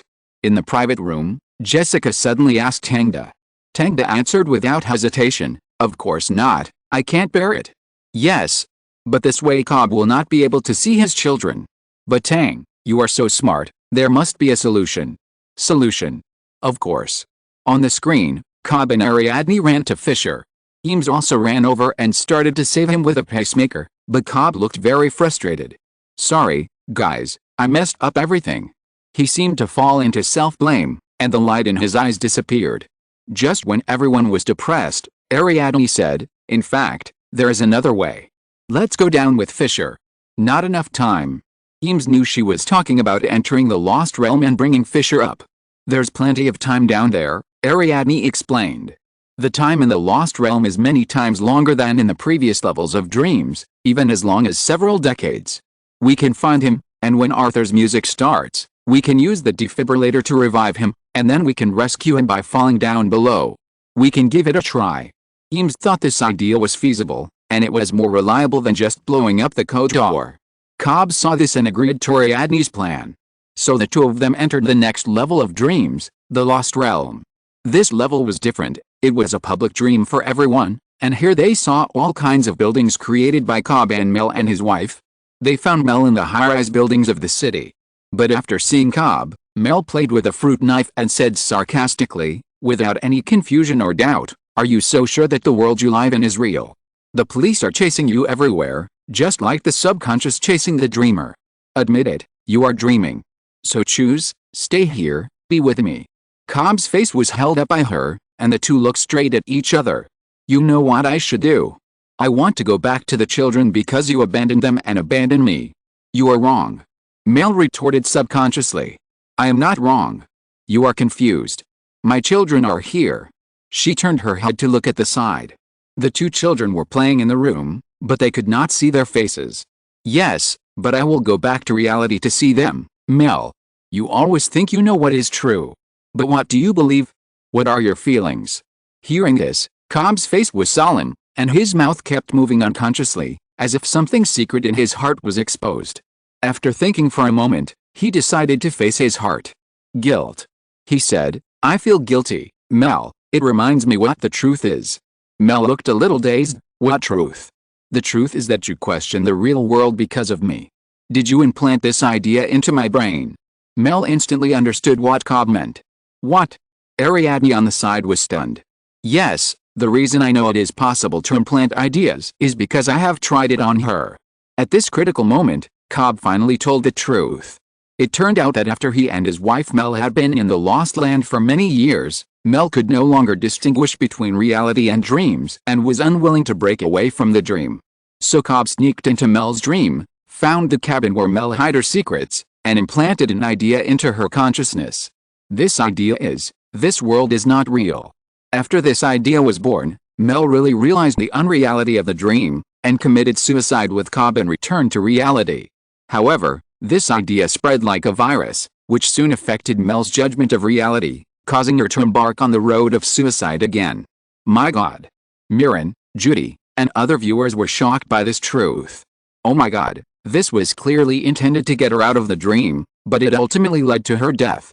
Why didn't the male protagonist re-enter the dream to reimplant consciousness? Many viewers held their heads and shook their heads, looking in disbelief.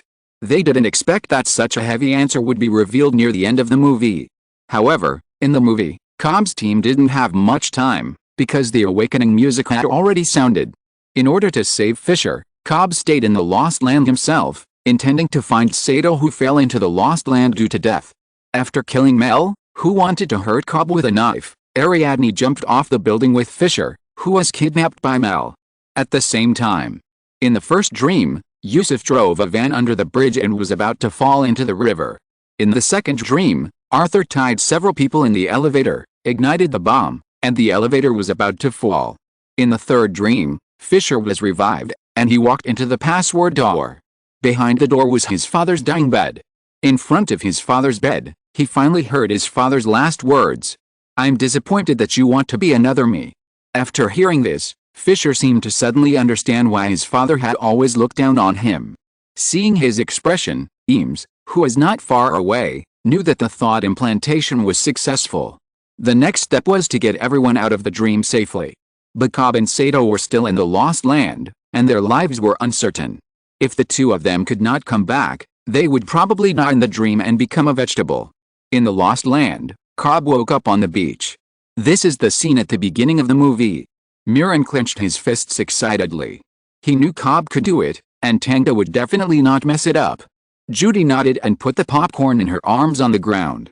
She didn't eat much at all, and there was still half a bucket left.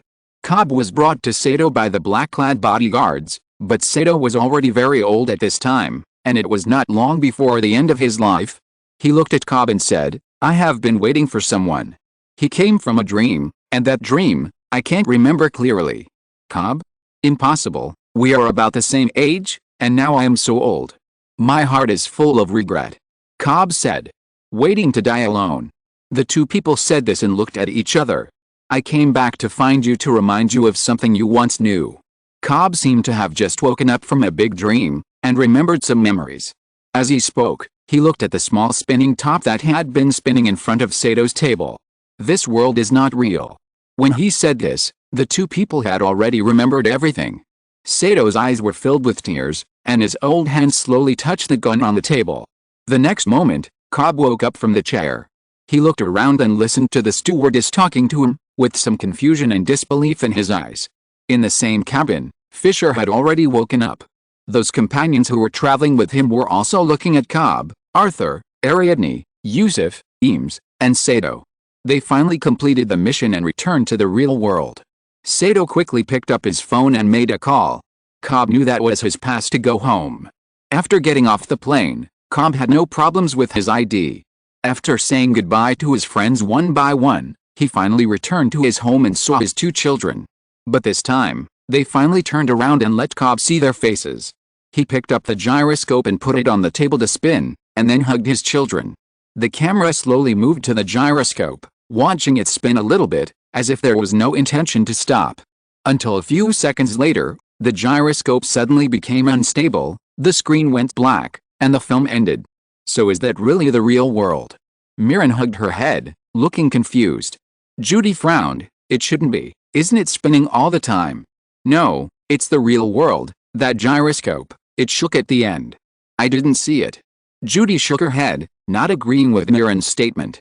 This made Mirren even more uncomfortable. Didn't he succeed in the end?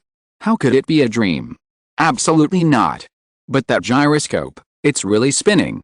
Judy was not to be outdone. In addition to the two of them, there were others discussing whether Cobb and his team succeeded. Everyone was full of curiosity about the ending, and even this trend of discussion spread from the end of the movie.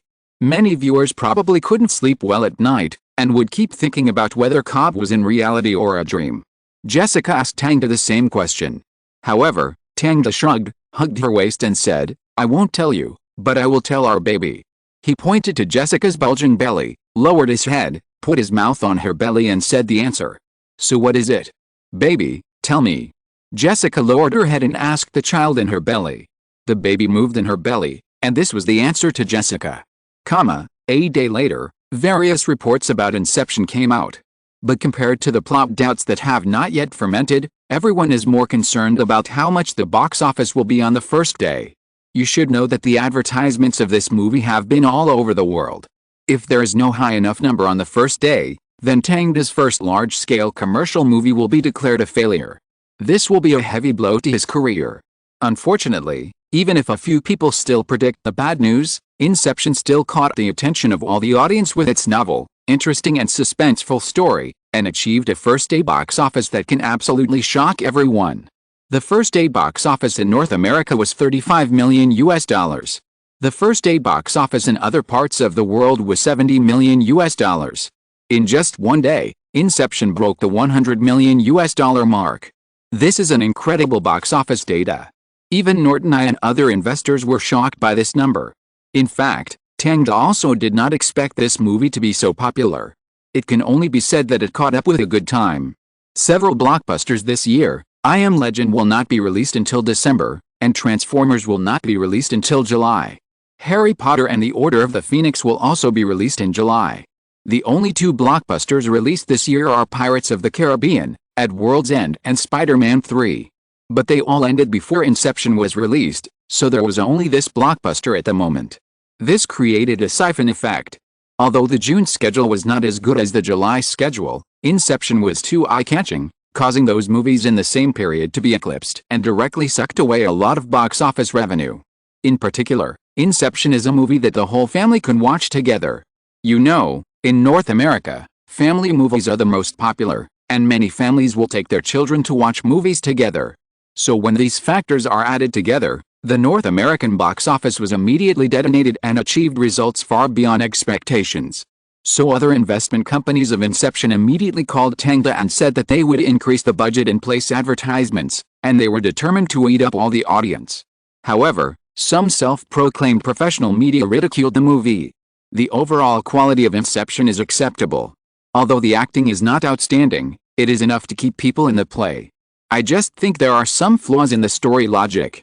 In order to create the environment of Inception, a false background is deliberately created, which I think is putting the cart before the horse.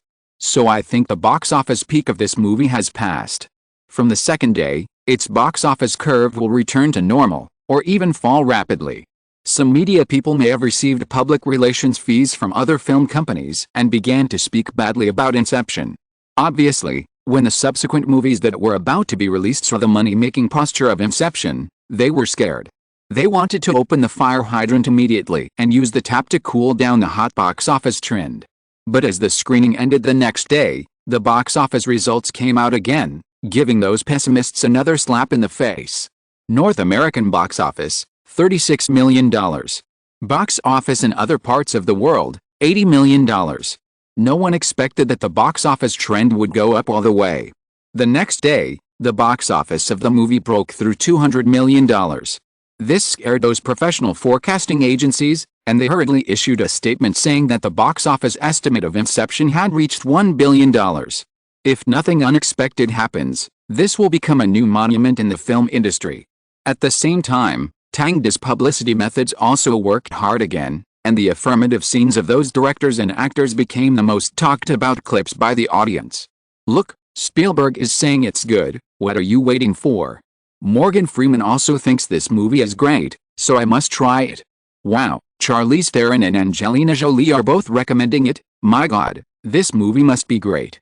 The audience had never seen this kind of publicity method and felt it was very fresh, so under the endorsement of these celebrities, they went to the theater to watch the movie. In just 1 week, the North American box office of Inception has reached $140 million. The box office in other parts of the world has reached $250 million. There is no doubt that there will be no surprises. The box office of this movie will definitely reach $1 billion. Tang, who is only 27 years old, will join the billion-dollar club. After Titanic, Jurassic, Lord of the Rings, Star Wars and Harry Potter, another billion-dollar movie is about to be born. Incredible. This is another miracle in Hollywood. This is not the era of billion-dollar movies in 10 years. At this time, only a few directors can enjoy this honor. Spielberg, Cameron, Peter Jackson, each of them is famous and occupies a very important link in Hollywood. They are not even just rule-abiding people, but have participated in the establishment of rules.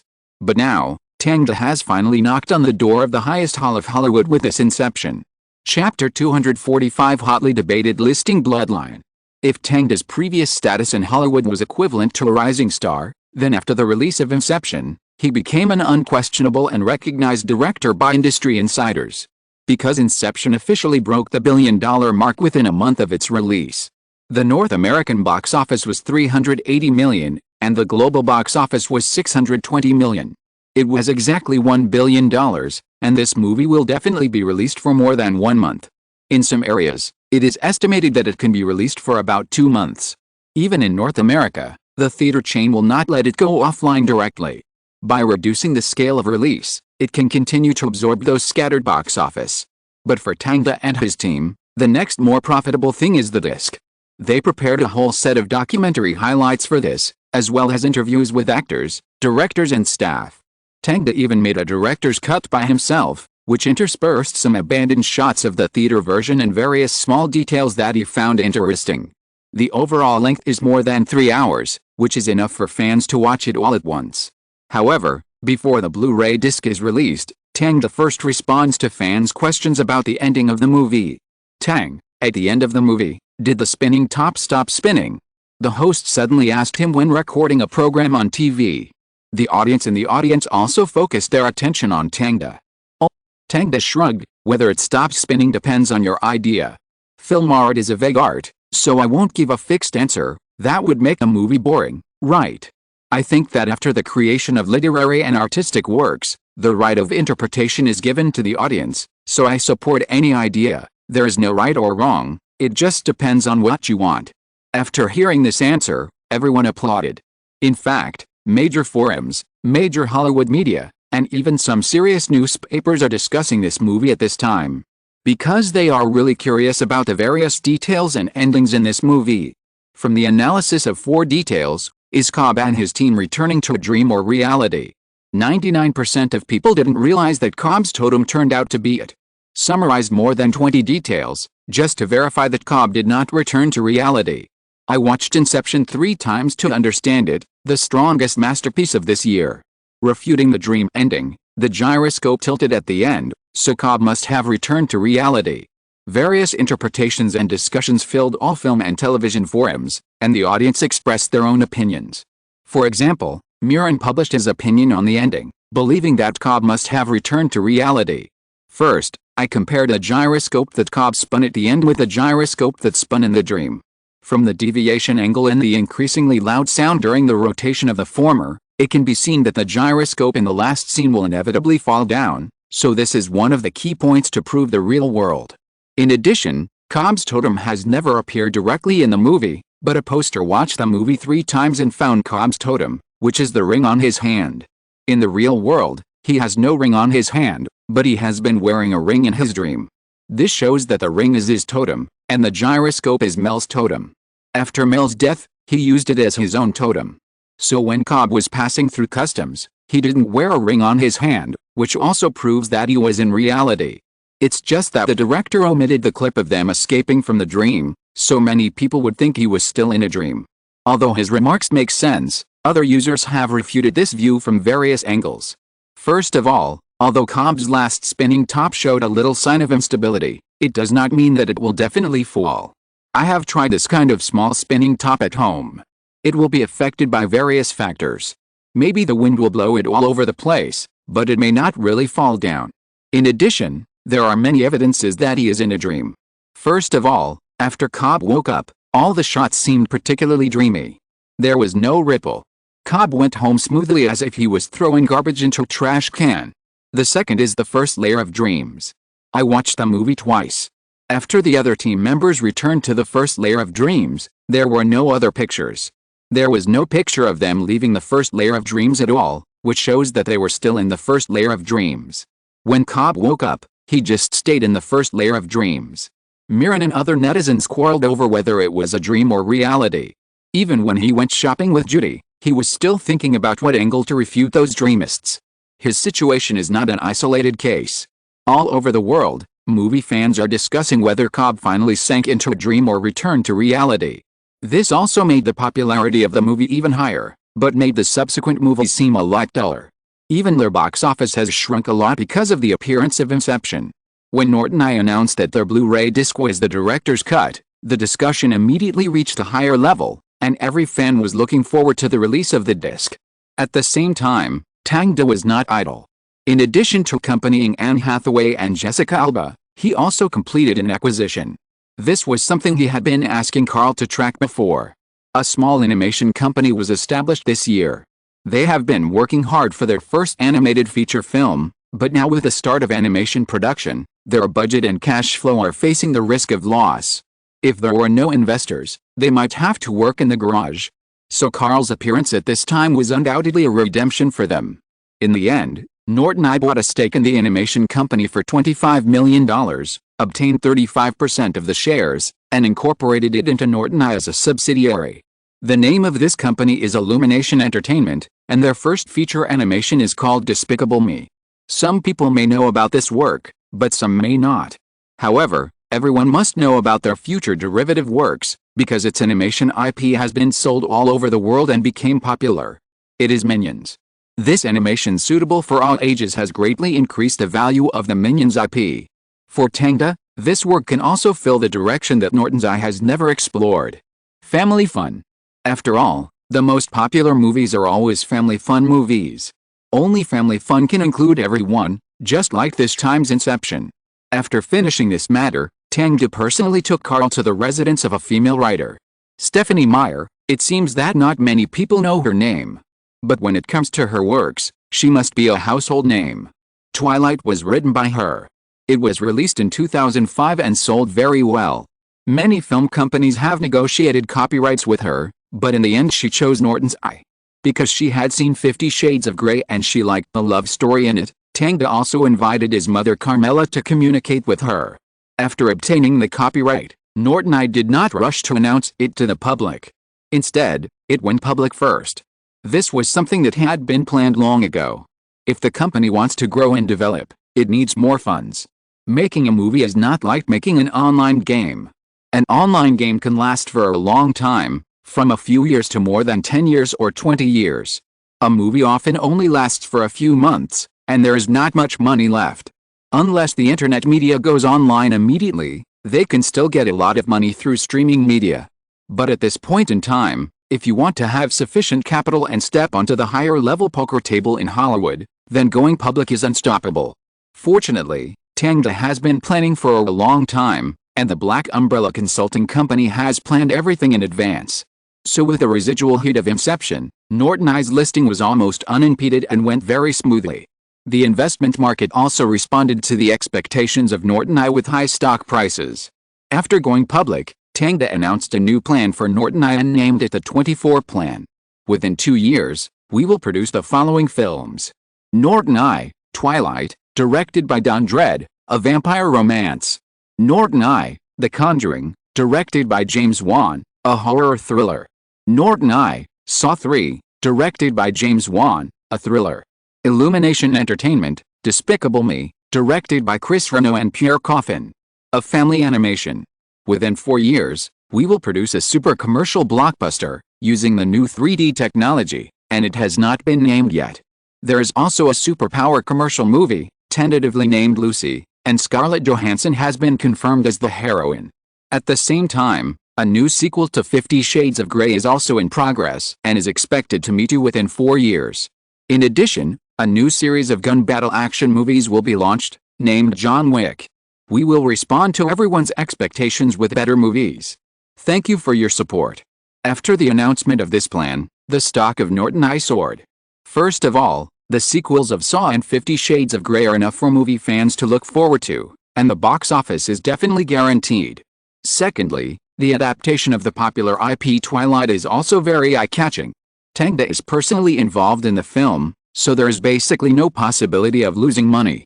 It can only be said that how much money he makes is uncertain. So although the other movies are not very famous, for a newly listed company like Norton I, the simultaneous advancement of so many films still proves its strength. After Tang made the announcement, Paula Wagner of United Artists simultaneously announced the screening plan of United Artists, and several of Tang's works were listed among them. This news made the investment market and banks a little more optimistic about United Artists. After the Blu-ray disc of Inception was released, Tang also stopped accepting variety shows and programs. However, there was only one media interview that he did not refuse. Time magazine found Tang and wanted to shoot a cover for him. Naturally, Tang would not refuse this proposal. What preparations do I need?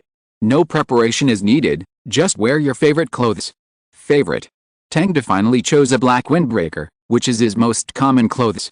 Whether on the set or in life, he doesn't like the sense of restraint of suits, and enjoys the feeling of not being bound. When he arrived at the studio, the photographer of Time magazine was ready. In fact, the portraits taken by this kind of magazine are often not in color, but in black and white. Because many people in the photography industry believe that black and white is more classic and more advanced than color. Digital color, digital black and white, film color, film black and white. From the lowest end to the highest end of the contempt chain, this is the view of most photographers. So this time, Tang was photographed with film. The pose chosen by the photographer for Tang was also interesting. He asked Tang to look at the sky with a curious face, and then took a close-up of his face. He tried every angle, and when the photos were developed, they were mailed to Tang to take a look at the samples. Very cool. It was the first time that Tang praised someone else's photography work. He liked this photo, very naturally, as if he was a curious child. Thank you for the compliment. The photographer and Tang had a brief chat on the phone. Soon after, Tang's face appeared on Time magazine and became the cover character of that issue. It was accompanied by an exclusive interview. Honey, you look so handsome. Jessica was lying on the bed, smiling and talking to Tang. Her belly was completely erected at this time, bulging, and felt hard. This posture was not far from the birth. Tang had been with her all this time, and of course, he was also with Anne Hathaway. It was just that Anne Hathaway seemed to be depressed after pregnancy and had been hysterical during this period. In comparison, Jessica seemed much more stable, without too much negative energy, but looking forward to the arrival of the child every day. Carmela also often came to take care of her and Anne Hathaway during this period. She didn't say anything about Tang's actions, or she said that the matter was done and it was just a waste of time. There was still no news from Avril, but Tang had been paying attention to her and knew that she was doing well now. She sang during the day and wrote songs at night, as if she wanted to write down all the resentment she had towards Tang. And Caden and Cindy's careers were also steadily rising. They had appeared in many movies recently.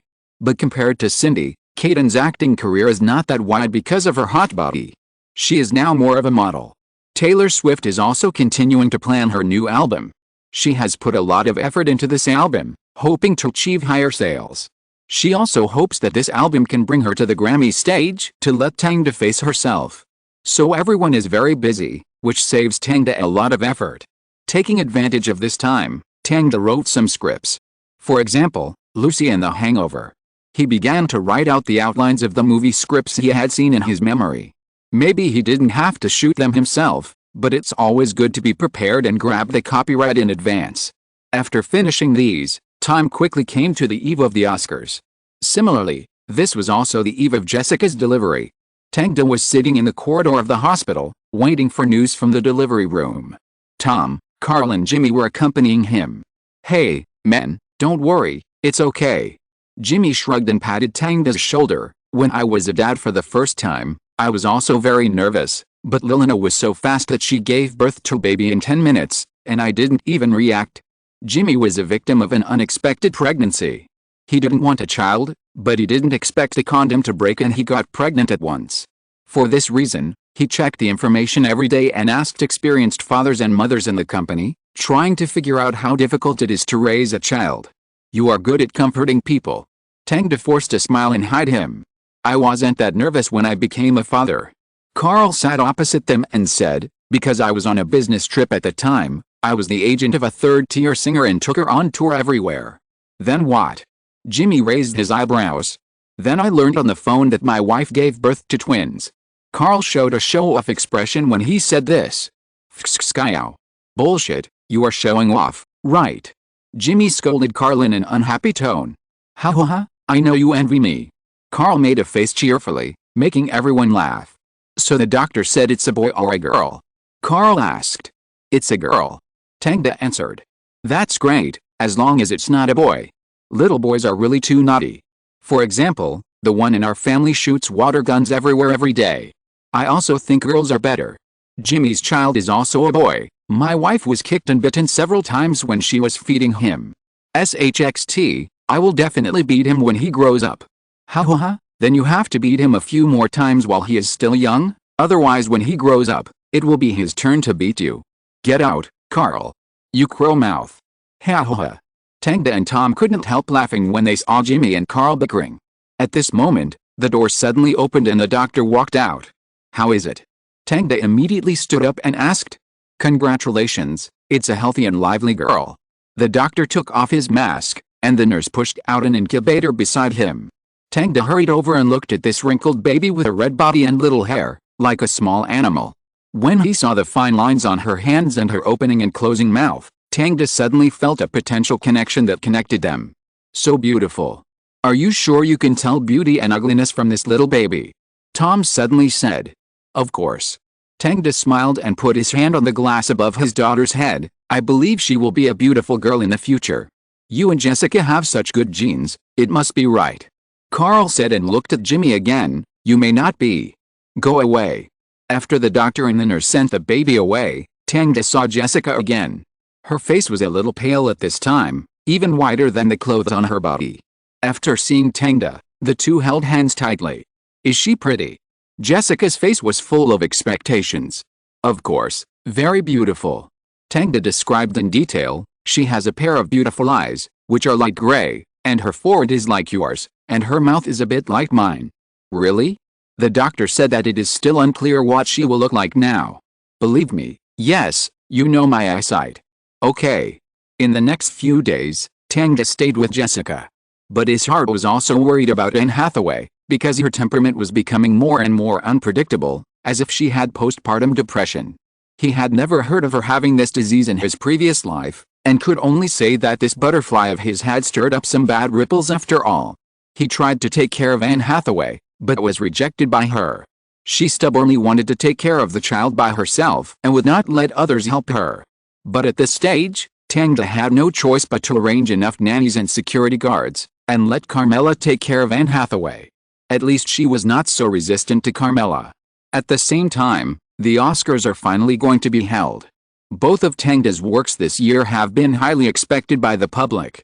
The first is No Country for Old Men, which won the Berlin Golden Bear Award, and the second is Inception, which was rated as the most artistic science fiction film by the magazine. Both films have the hope of being nominated for Best Picture and Best Director, so the public can't help but expect Tangda to win. But when the Hollywood Reporter published this year's prediction results, it was not very friendly to these two films. Although No Country for Old Men subverts the traditional narrative structure of films, the Oscar judges probably cannot agree that such a work can win an award because its story itself is too unorthodox. Although Inception is full of suspense, it is at most one of the top commercial films. In terms of artistry and the content it explores, it actually lacks a lot. So I think this work can only be nominated at most. And Tangda's age has always been an obstacle for him to win big awards. After all, this is an Oscar that many directors have not been able to win for decades. So those who think Tangda will definitely win the Best Picture or Best Director award will inevitably be disappointed. It is highly likely that both films will be nominated, and it is extremely unlikely that No Country for Old Men will win the Best Picture. As soon as this statement came out, it was immediately supported by many people. It was generally believed that it would take some years for Tangda to win these two awards. No one knows how much money Tangda's Bernay public relations company has spent during this period to lobby these Oscar judges. That number is more than enough to shoot another No Country for Old Men. That is why, when Scarlett walked onto the red carpet with Donald Trump arm in arm, beneath his calm expression his heart was actually turbulent and fluctuating. Chapter 246 Best Phone Disease. Click. Click. Click. Flashes kept flashing in front of Tangda's eyes, accompanied by the sound of reporters clicking shutters, making a great noise. However, Tangda and Scarlett were already used to this kind of scene, so they walked and waved without changing their expressions, signaling to everyone. Scarlett was wearing a red tube top sequined dress with various diamonds inlaid on it, and the whole person looked shiny. With her hair tied up behind her head, she looked like a noble lady. Tangda was wearing a black suit, and his capable short hair looked energetic. The reason why he walked the red carpet with Scarlett so high profile this time was mainly to announce the movie Lucy. So for this reason, Scarlett finally experienced the feeling of standing with Tang. The two walked into the auditorium and found their seats. However, as soon as Tang appeared, those stars came to him one after another and started chatting with him. They did not leave until the award ceremony was about to begin. Tang could clearly feel that his status was different from before. If many stars had regarded him as an artistic film director with great vision and ability before, now he was a top-level director in charge of commercial productions. The Billion-Dollar Club. The appearance of the movie Inception alone was enough to make Tang one of the most influential individual voices in Hollywood. Not to mention that he also represented capital, and the various companies under his control were more influential than ordinary stars and directors. In fact, these top stars and directors would have been tied to various interest groups, either setting up their own companies or being partners of a certain film company. It was just that there were very few people like Tang who started from scratch and listed their film companies. So these stars were very humble when talking to Tang now, because they saw a future godfather of movies rising up, and there might be a chance for cooperation one day, so they would never offend Tang. After dealing with these stars, Tang sat in the front row and watched the start of the Oscars. Everything was the same as before. The host used interesting words to tease each nominee, and applauded after the winners appeared. Tang followed and applauded many times, some for others and some for himself. No Country for Old Men was nominated for 5 awards, including Best Film Editing, Best Sound Effects, Best Cinematography, Best Sound Editing, and Best Adapted Screenplay, and successfully won the Best Adapted Screenplay award. Inception was nominated for 7 awards, including Best Cinematography, Best Sound Effects, Best Sound Editing, Best Visual Effects, Best Original Screenplay, Best Art Direction, and Best Original Score. It successfully won the 2 awards for Best Cinematography and Best Visual Effects. As the award ceremony progressed, the heavyweight awards that everyone was looking forward to appeared. Best Supporting Actor, nominees, Tom Wilkinson, Michael Clayton, Hal Holbrook, Into the Wild, Philip Seymour Hoffman, Charlie's War, Javier Bardem, No Country for Old Men, Casey Affleck, The Assassination of Jake Tapper. Applause immediately broke out at the scene. Under everyone's gaze, the presenter opened the card and looked at the nominees, Javier Bardem, No Country for Old Men. Wow! The applause suddenly became much louder. Javier Bardem walked onto the stage with short hair, stood in front of the microphone and said, "I think this award should go to Anton in the movie." As he spoke, he took out a wig from his arms, which was exactly the hairstyle of Anton in the movie. The audience immediately exclaimed, and the director gave many close-ups of the stars' expressions at the right time. After Javier Bardem put it on, he said expressionlessly, "Thank you to the Oscar judges, thank you to director Tang, thank you to the other staff, and those who were killed by me. Thank you for your efforts. So let me flip a coin? Heads or tails, to decide your life or death." Ha ha ha. The audience couldn't help laughing. Okay, let's get back to the point. I really thank the director. Although this hairstyle is very ugly, I'm serious, but at least it's not in vain. Javier Bardem laughed, showing his signature smile in the movie. Amid the cheers and applause of the crowd, Javier Bardem ended his thanks and left the stage. After that, there were some more important awards, such as Best Actor, Best Actress, etc. But these had nothing to do with Tang's movie. Looking at the figure on the stage introducing the Academy Science and Technology Awards, Tang remembered that if Jessica hadn't been pregnant and turned down the invitation to the Oscars, that place should have belonged to her. Extending from Jessica, Tang thought carefully and realized that he had changed the lives and work of many people. This is really amazing. I have changed from a viewer of history to participant in history, and have changed the original history beyond recognition. To be honest, it feels pretty good. As I was thinking, the award ceremony entered its final stage. With only 2 of the most important awards yet to be presented, the host invited Martin Scorsese, the guest presenter of the Best Director Award. The Best Director of the previous session came to present the award for the Best Director of this session. The old man wore a black suit and classic black framed glasses, and walked onto the stage in front of everyone. I am very happy to be back here and have the honor of presenting the Oscar for Best Director. Believe me, this award means a lot to the winner. He paused for a moment, without much small talk, and directly announced the list of nominees. The nominees for Best Director are. The big screen began to play the film, and the golden font flashed by. Paul Thomas Anderson, There Will Be Blood. Donald Norton, No Country for Old Men. Julian Schabel, The Diving Bell and the Butterfly. Tony Gilroy, Michael Clayton. Joe Wright, Atonement. Unlike the previous Life, Juno was not included in the Best Picture category in 2008 because it was released in 2007. It was directly replaced by Atonement. But this is not important. What is important is that this is the first time that Donald has been nominated for Best Director. Although the directors and stars at the scene applauded every time the nominations were announced, they gave the warmest applause when Martin Scorsese said Donald's name. "Wow, your dad has been nominated for Best Director. I knew he could do it." Jessica hugged her daughter Elena in front of the bed and couldn't help but kiss her. Elena also means a token of a promise. This is the name Donald and Jessica gave their daughter. After being kissed, the little guy looked at his mother blankly, and when he saw her smiling face, he also smiled with his mouth raised. Then he looked at Tang on the TV, opened his mouth, and waved his hands. "Baby, are you blessing your dad?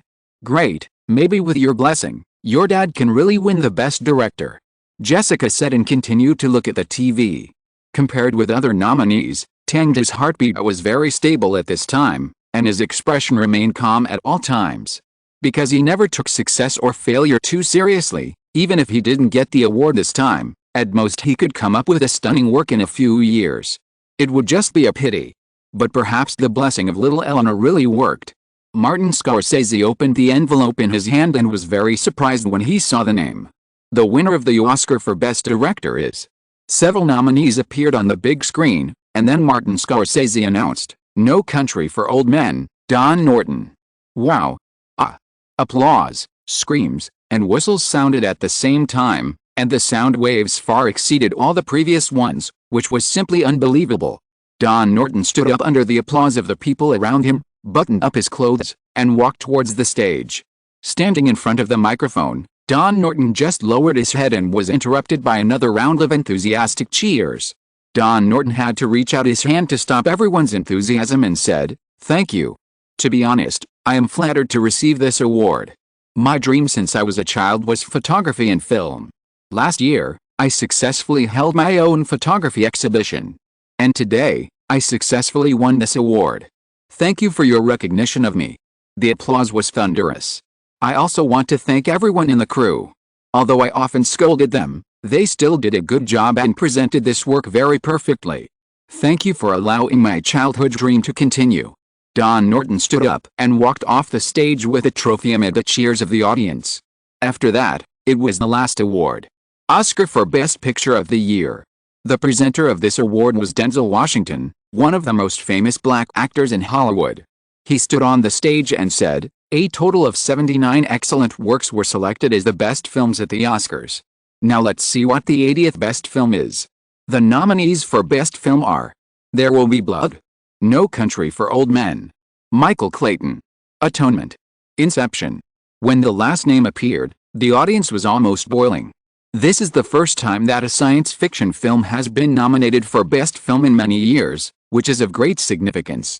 Not to mention that 2 of the 5 best films are Tang's works, which is incredible. All the surprises of the audience tonight were given to Tang. Now it depends on whether Tang can create another miracle and win the Best Film award. After Daniel Washington announced the nominations, he directly announced the winners. No Country for Old Men, producer Greta Gerwig. Tang applauded the film's second award. Taylor Swift in front of the screen also cheered and jumped up from the sofa. "Taylor, stop jumping around. You're already a big girl." The mother's voice came from the kitchen. The family was preparing supper, and only Taylor was sitting in front of the TV watching. Tang is really great. Although the producer was the one who received the award, Taylor still credited all the credit to Tang. Because she knew that Tang was the backbone of the film, not others. If nothing unexpected happened, she should be able to see these awards when she goes to Tang's office next time. After the last heavyweight award was awarded, the Oscars officially came to an end. Tang attended the cocktail party as usual and turned on his mobile phone. Just now at the Oscars ceremony, he turned off his mobile phone. But as soon as he turned on the phone, he saw more than a dozen missed calls, all from his mother Carmela. "Hey, Carmela, Did you know I'm attending the Oscars? What? Tang frowned deeply after hearing the voice on the phone. This was an expression he had never seen before. He was filled with depression before the storm. Okay, I'll be there right away. Tang looked at the Vanity Fair not far away, where people were drinking and chatting, and turned away without looking back. Tang, where are you going? Scarlett, who was walking by, was very confused after seeing this scene. Sorry, I have something very important to do. But Tang didn't say much to her. Seeing Tang leave, the stars at the party also became confused. They wanted to communicate with Tang. Now it seems that there is no chance. After Tang walked out of the hotel, he got into Tom's car and headed straight to the airport. What's wrong? Tom saw Tang's expression so solemn for the first time, and he couldn't help but ask. Annie, she fell down. FXXK. Tang rubbed his eyebrows heavily. I told her not to move around, and to let others handle anything, but she just didn't listen. He vented his anger loudly, and his tone gradually subsided, and then turned to worry. I don't know how her body is. What about the child? If it was Jimmy or Carl at this time, they would definitely not dare to ask this question. But Tom is different. Being direct is his advantage and also his disadvantage. However, Tang didn't care. He was silent for a while, and when he saw the airport approaching, he said, the doctor said that it may not be saved. Damn it.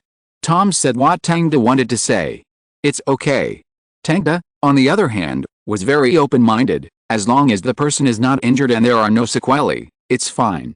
He is still young, and Anne Hathaway is still young. There will be a chance to have a child in the future. Tom stopped talking and drove in silence. After the two rushed back to New York, they went directly to the hospital. In the hospital, they saw Carmela, who was worried. How is it? Tang asked.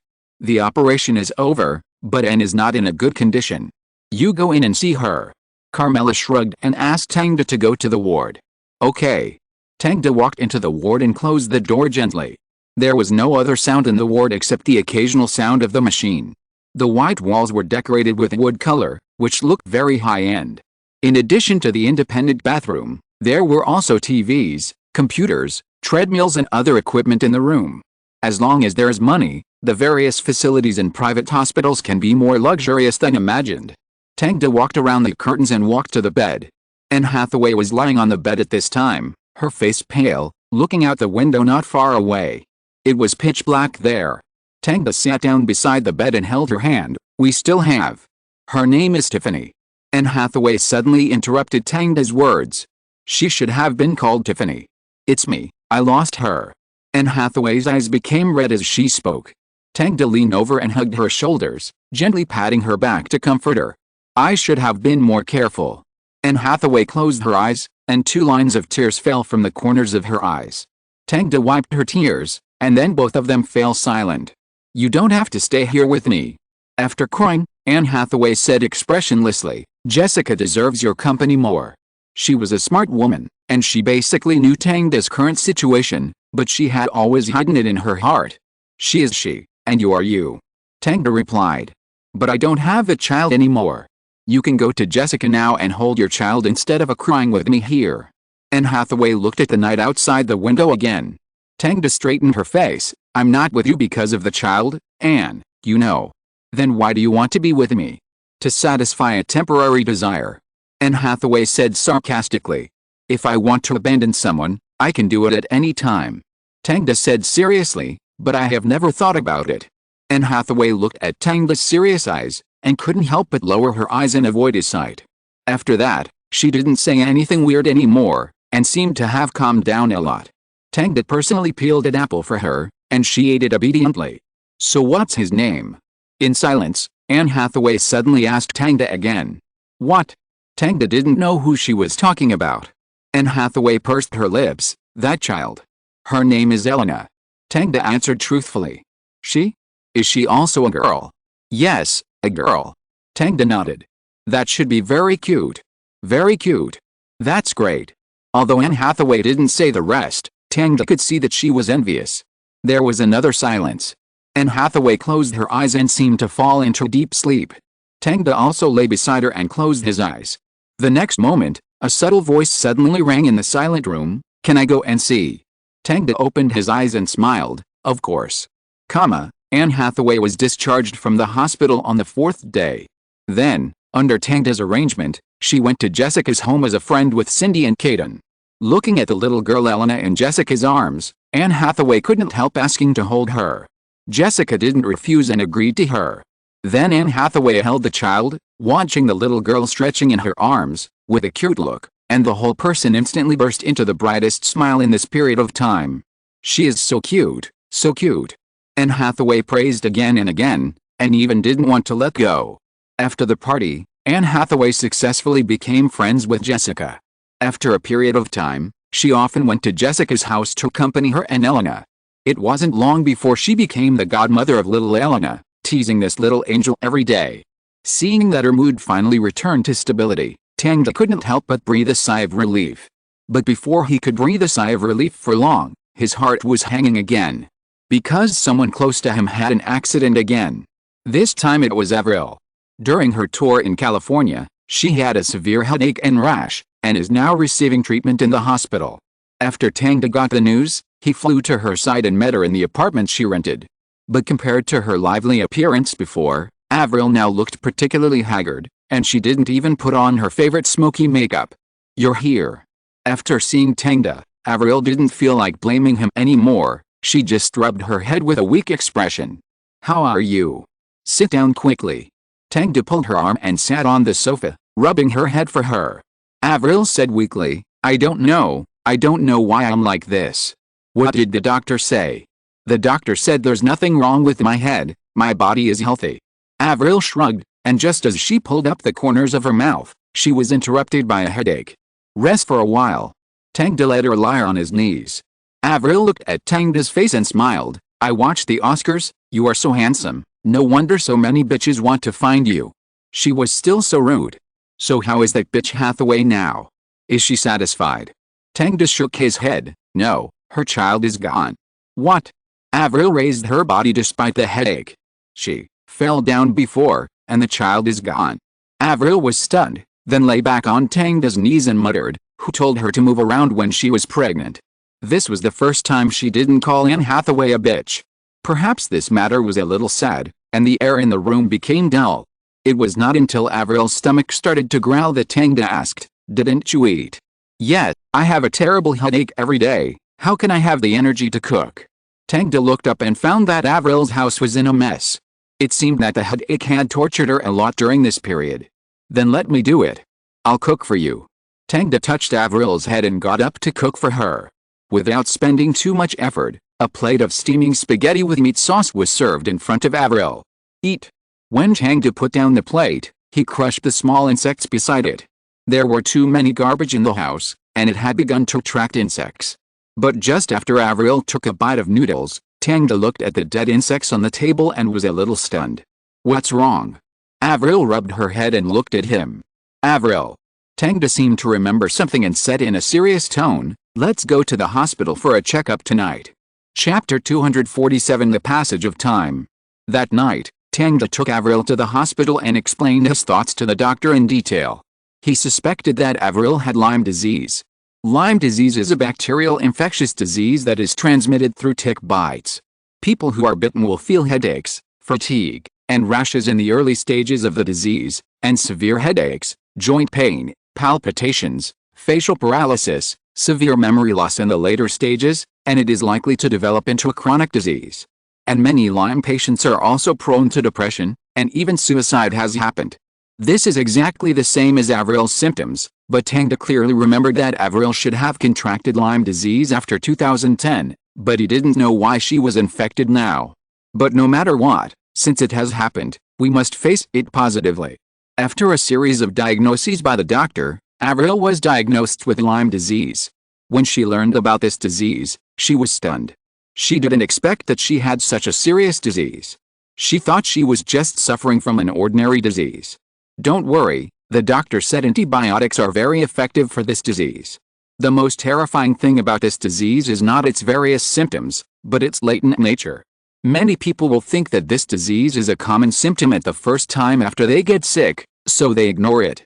As a result, when the disease officially breaks out, it is too late for them to treat it, and they have missed the best treatment period. So it is not a bad thing that Avril discovered Lyme disease in the early stage this time. But this sentence is no longer a comfort to Avril, because her symptoms are getting worse. Tang had to transport her to New York by special plane, and then take care of her together with her parents. On a rainy afternoon, Avril wore loose clothes, lay on the bed, and looked at the dark clouds outside through the French window. Her eyes were full of loneliness. "Tang, do you think I will die?" "No, baby." Tang lay beside her and touched her face. "Don't think about it, you will definitely get better." "But my body hurts so much. Avril's joints and head are hurting now, and that feeling is enough to make people crazy and hit the wall." Tang had no way to help her dispel the pain, so he could only hug Avril tightly. After the two of them lay in bed for a while, Avril began to groan in pain again. Tang had to call the doctor and ask them to come over. Soon, the expensive private doctor came to the room with his nursing team.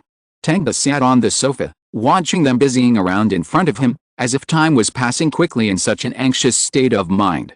When he came to his senses, it was already evening. Avril's symptoms had been slightly relieved, but it was still far from being cured. And because of her illness, she can no longer appear on the stage. But her company seemed unwilling and kept asking the doctor, "Is Avril really unable to continue singing?" Outside the villa, her agent Lanier was asking the doctor about Avril's physical condition. The doctor shook his head. "Although it is cruel to say this, Lyme disease is not a disease that must be effective once it is treated. The disease usually lasts for 3 to 5 years. Avril was lucky to have discovered the disease in the early stage, but whether it can be cured is still a question mark." "What about recording an album?" Lanier asked again without giving up. "Well, it depends on the patient's own wishes. She is always in pain. I don't think this is the best state for recording songs." After the doctor left, Lanier looked at Tang and forced a smile. "Tang, have you been with Avril recently?" Since Avril got sick, the story between her and Tang has also spread among some acquaintances. Lanier only then knew that his most outstanding female singer was actually dating an Oscar-winning director. And this Oscar-winning director also has a record company. This is really not good news. In addition to Avril's current state, Lanier thinks it will be difficult for the company to renew the contract with Avril. In response to his inquiry, Tang just nodded lightly. Lanier saw that there was nothing he could say and could only leave. 3 months passed, and Avril's condition still did not improve. On the contrary, her music albums sold better. On the other hand, Jessica finally learned about Avril's existence from a friend. For this reason, she bit Tang hard, almost biting him to bleed. But after learning about Avril's current situation, she couldn't say anything cruel, so she could only take Elena to see Avril. In the room, as soon as Jessica put Elena down on the bed, the little girl clumsily rushed towards Avril. She had grown black hair at this time, her big eyes were bright and pure, and she was wearing a small flower dress, looking very cute. After Elena came to Avril, she touched her cheek with her chubby little hand, woke her up, and then bent down to kiss her. Avril was very surprised, but also very happy. She hugged the little girl with great effort and teased her, "What a lovely little baby, what's her name?"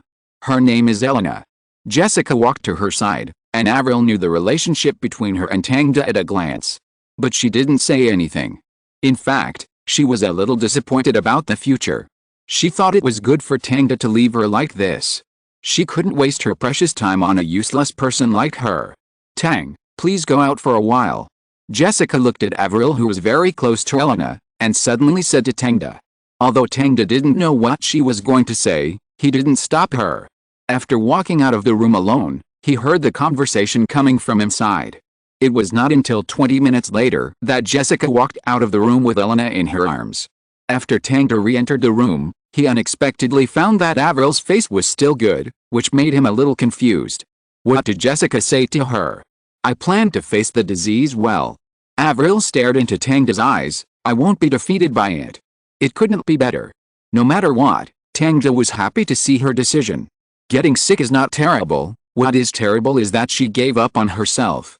"Then do you want to eat something now?" Tang asked with concern. "I want to eat oranges." Avril's mouth curled up. Although her face was still a little pale due to the pain, her mental state was much better. "Okay, I'll get it for you." Tang got up and walked out, pushing open the door casually. Creaky.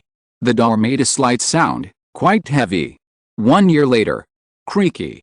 Tang pushed open the door in front of him. Avril was sitting on the yoga mat, doing recovery exercises. This year's treatment process made her like yoga, because she said yoga can help her calm down. And Tang silently put the fruit plate on the table and looked at his reflection through the glass. He didn't change much this year. The only difference was that there were more beards on his face. It's grown this long in just 2 days. He touched his chin and felt that this face looked quite mature, a style he had never tried before. Perhaps growing a beard would be a good choice. Thinking of this, he looked at Avril again. Her Lyme disease has completely healed. It can only be said that it was discovered in time. Although she suffered a lot in the first 6 months, such as pain, blurred memory, and multiple high fevers of 39.5 degrees. But she finally survived. Tang accompanied her through the most difficult years, and for this reason he even stopped the original filming plan. He postponed Lucy for a year. However, Twilight was completed because this movie was not that difficult. Tang gave it to Greta to direct, and he appeared on the set as a producer.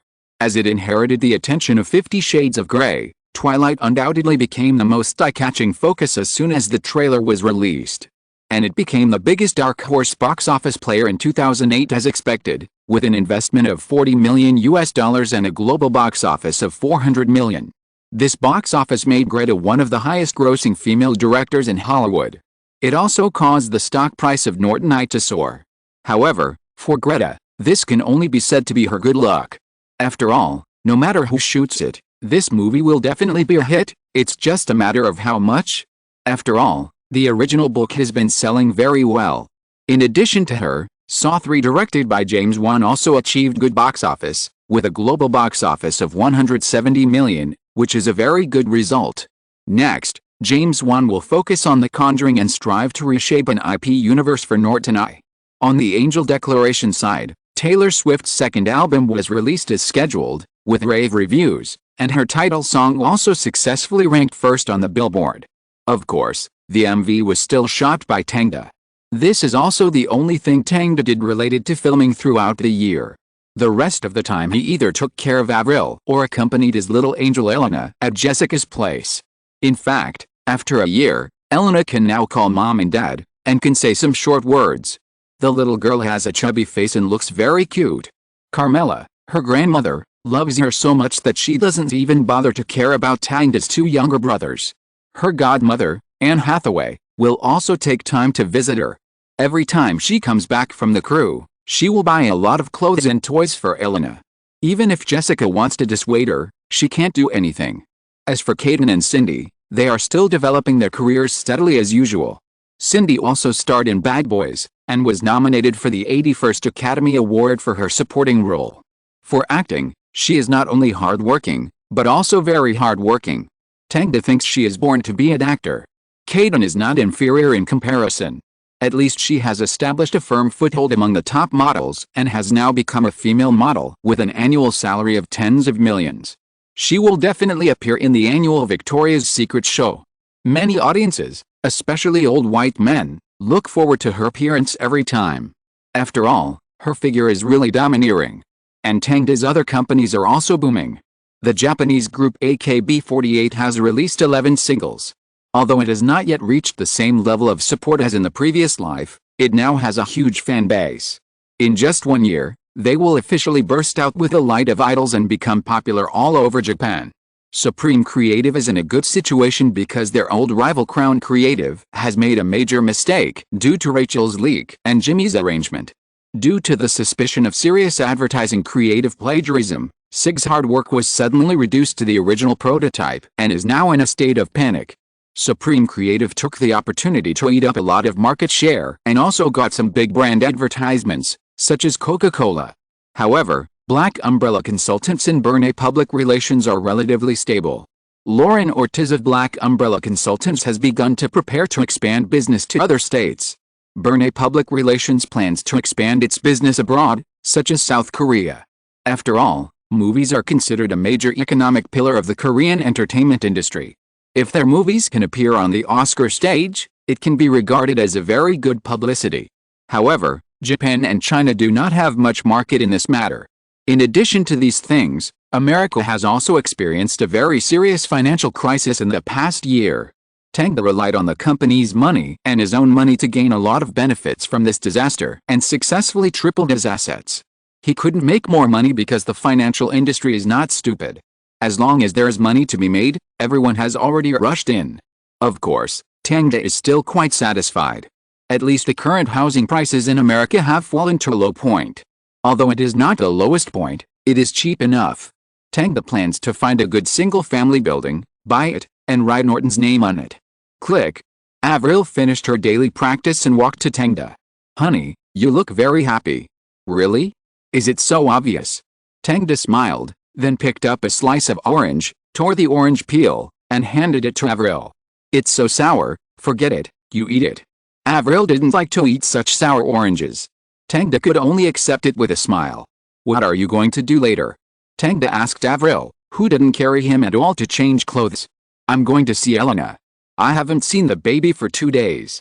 After learning that Anne Hathaway was Elena's godmother, she scolded Anne Hathaway again, thinking that this woman could always take away what she wanted. So she became Elena's stepmother. Now she has to play a song for her every day to train Elena's musical ability. Then I'll drive you. Tang was also going to the company. Just now, his secretary called him and said that Parent, the CEO of MGM, wanted to see him for something. Okay. Avril changed her clothes and the two went out together. Tom was not with him during this period because he had to go home to deal with some things his parents had done before. His parents were going to divorce, which was really unfortunate news. Since Tom's family had money, his father had developed a gambling habit, and it was normal for his mother to want to leave now. Not every family can maintain their original intentions under huge wealth. But Tang believed that Tom would handle it well. There was no conversation along the way. After sending Avril off, Tang came downstairs of the company. Chapter 248 New Challenge. Hello, boss.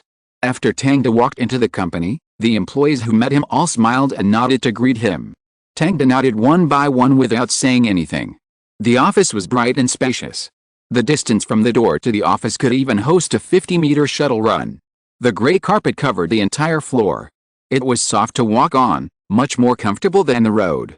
Secretary Yufei was wearing a dark gray business dress, revealing 2 straight thighs in black stockings, black-rimmed red-bottomed high heels, and a pair of black-framed glasses on her face, which gave her a very abstinent look.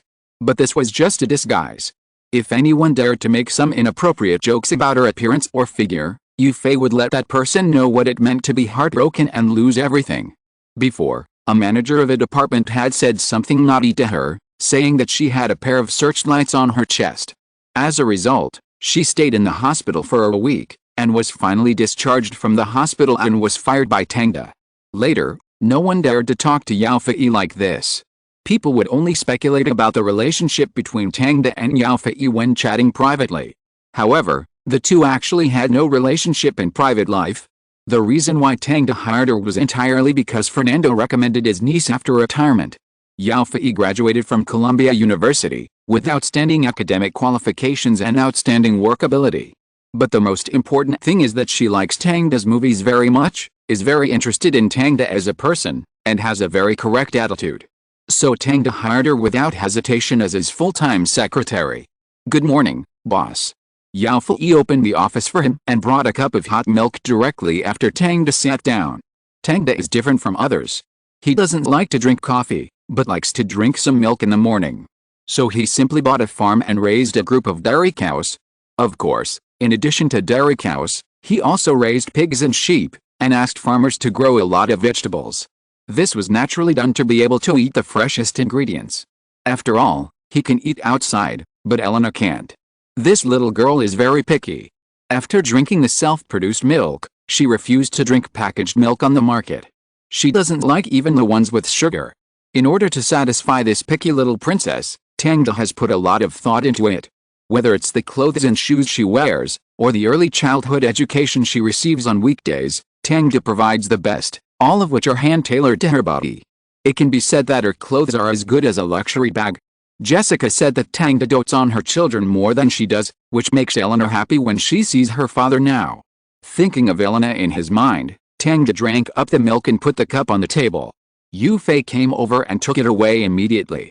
Then she began to report to Tang about the company's affairs in the past 2 days. Burn PR has proposed a new budget, which is a request for salary increase and recruitment. They hope to expand the scale to deal with the Weinstein Company's PR on the judges. Kane Mosley of Angel Declaration has also submitted a new budget request. He wants to buy the recording studio of Republic Records and expand the company's production scale. In addition, Rico Dash, who is in charge of publishing business, submitted the 6-month sales data of 50 Shades Darker and Inception. Upon hearing this, Tang interrupted Euphae's report and said, "I agree to the budget approval of Angel Declaration and let them buy more. Our production scale does need to be expanded. In addition, we need to find more singers with potential and recruit more scouts, not just in New York, but anywhere there are good singers. We can find them here. Understood." Euphae quickly recorded Tang's reply in the notebook. Then the budget application of Burn Company was rejected. Tell them to spend more time digging up the information of these judges. Don't always treat them to dinner. Playing golf is also a good choice. Also, if this person is difficult to deal with, start with the people around him. I don't believe that he can still be so stubborn after dealing with his family. Of course, this is only a temporary solution, not a permanent solution. Tang leaned back in his chair, crossed his hands and thought for a while, and ordered, "Euphae, leave this matter to Tom." Understood. Euphae knew that Tom was Tang's personal bodyguard and the person in charge of the company's security. Every time he appeared, it meant that some people were going to be unlucky. In this year, many competitors' black materials have been inexplicably dug up and published in newspapers. Euphae knew that this was all the work of the boss. It's just that he was very cautious, and no one could find evidence to connect with Tang. But the business world is like a battlefield, and Euphae didn't think there was anything wrong with doing this.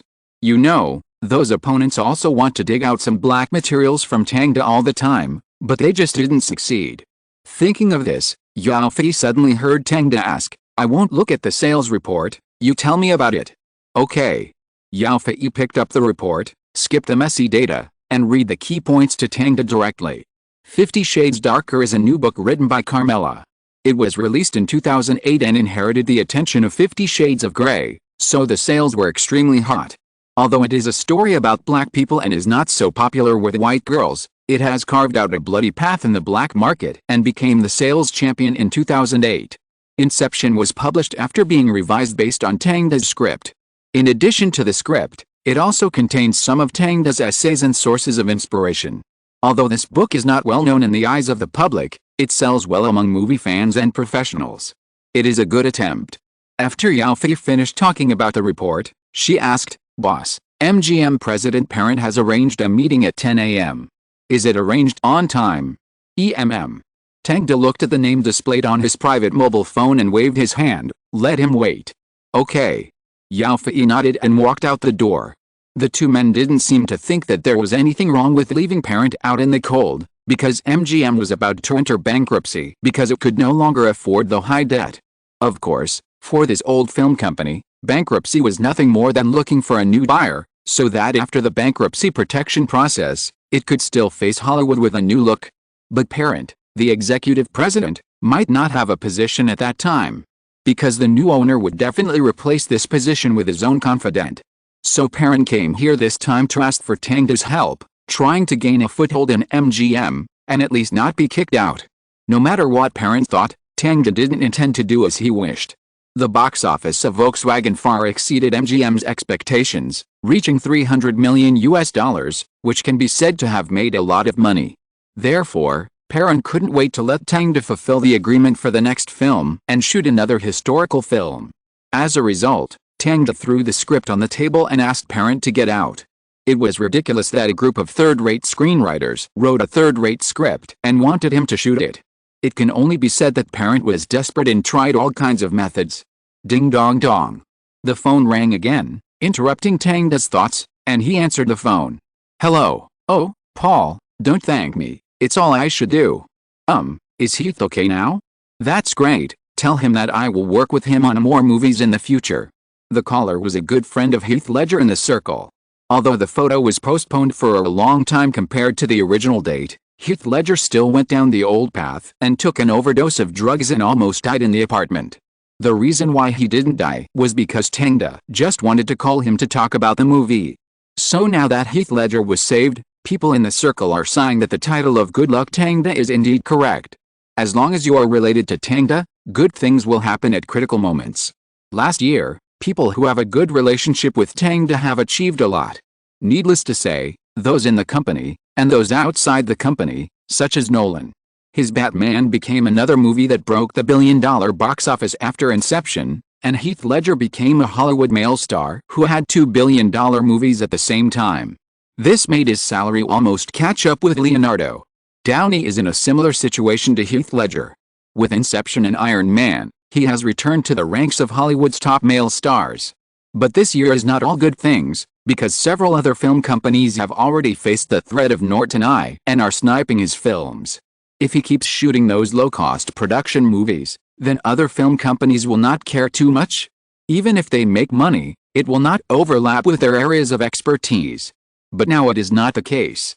The success of Inception has eclipsed the blockbusters of other film companies, and Norton I has also announced plans for its next blockbuster Lucy, which immediately made them realize the serious threat. If Norton I really creates a batch of new IPs, then perhaps the existing pattern will be broken and their market share will be further encroached. So they launched all kinds of public opinions in the past year, trying to discredit Tangda and Norton I. Fortunately, Tangda had settled down his women at that time, and the major film companies did not catch his weakness, so they could only say a few sarcastic words. For example, Tangda had not announced his girlfriend for so long, and asked you if he was a gay. This led to Tangda receiving text messages from gay stars frequently in the past 6 months, such as "Did my backdoor key fall into your car?" Of course, Tangda was not idle. He found a lot of black materials of several major film companies based on his memory, and after exposing them, they were in a mess for a while. However, after fighting, the entertainment industry still depends on quality and box office. This industry is very cruel. If the film is not good, even the most famous director will face Waterloo. So Tangda must make good movies one after another to keep himself firmly rooted in the upper echelons of Hollywood. Lucy is his latest ambitious work. The original script was naturally not enough to support his ambitions. There were many problems with the rhythm and plot, so he dug up many top screenwriters during this period and revised the script with them.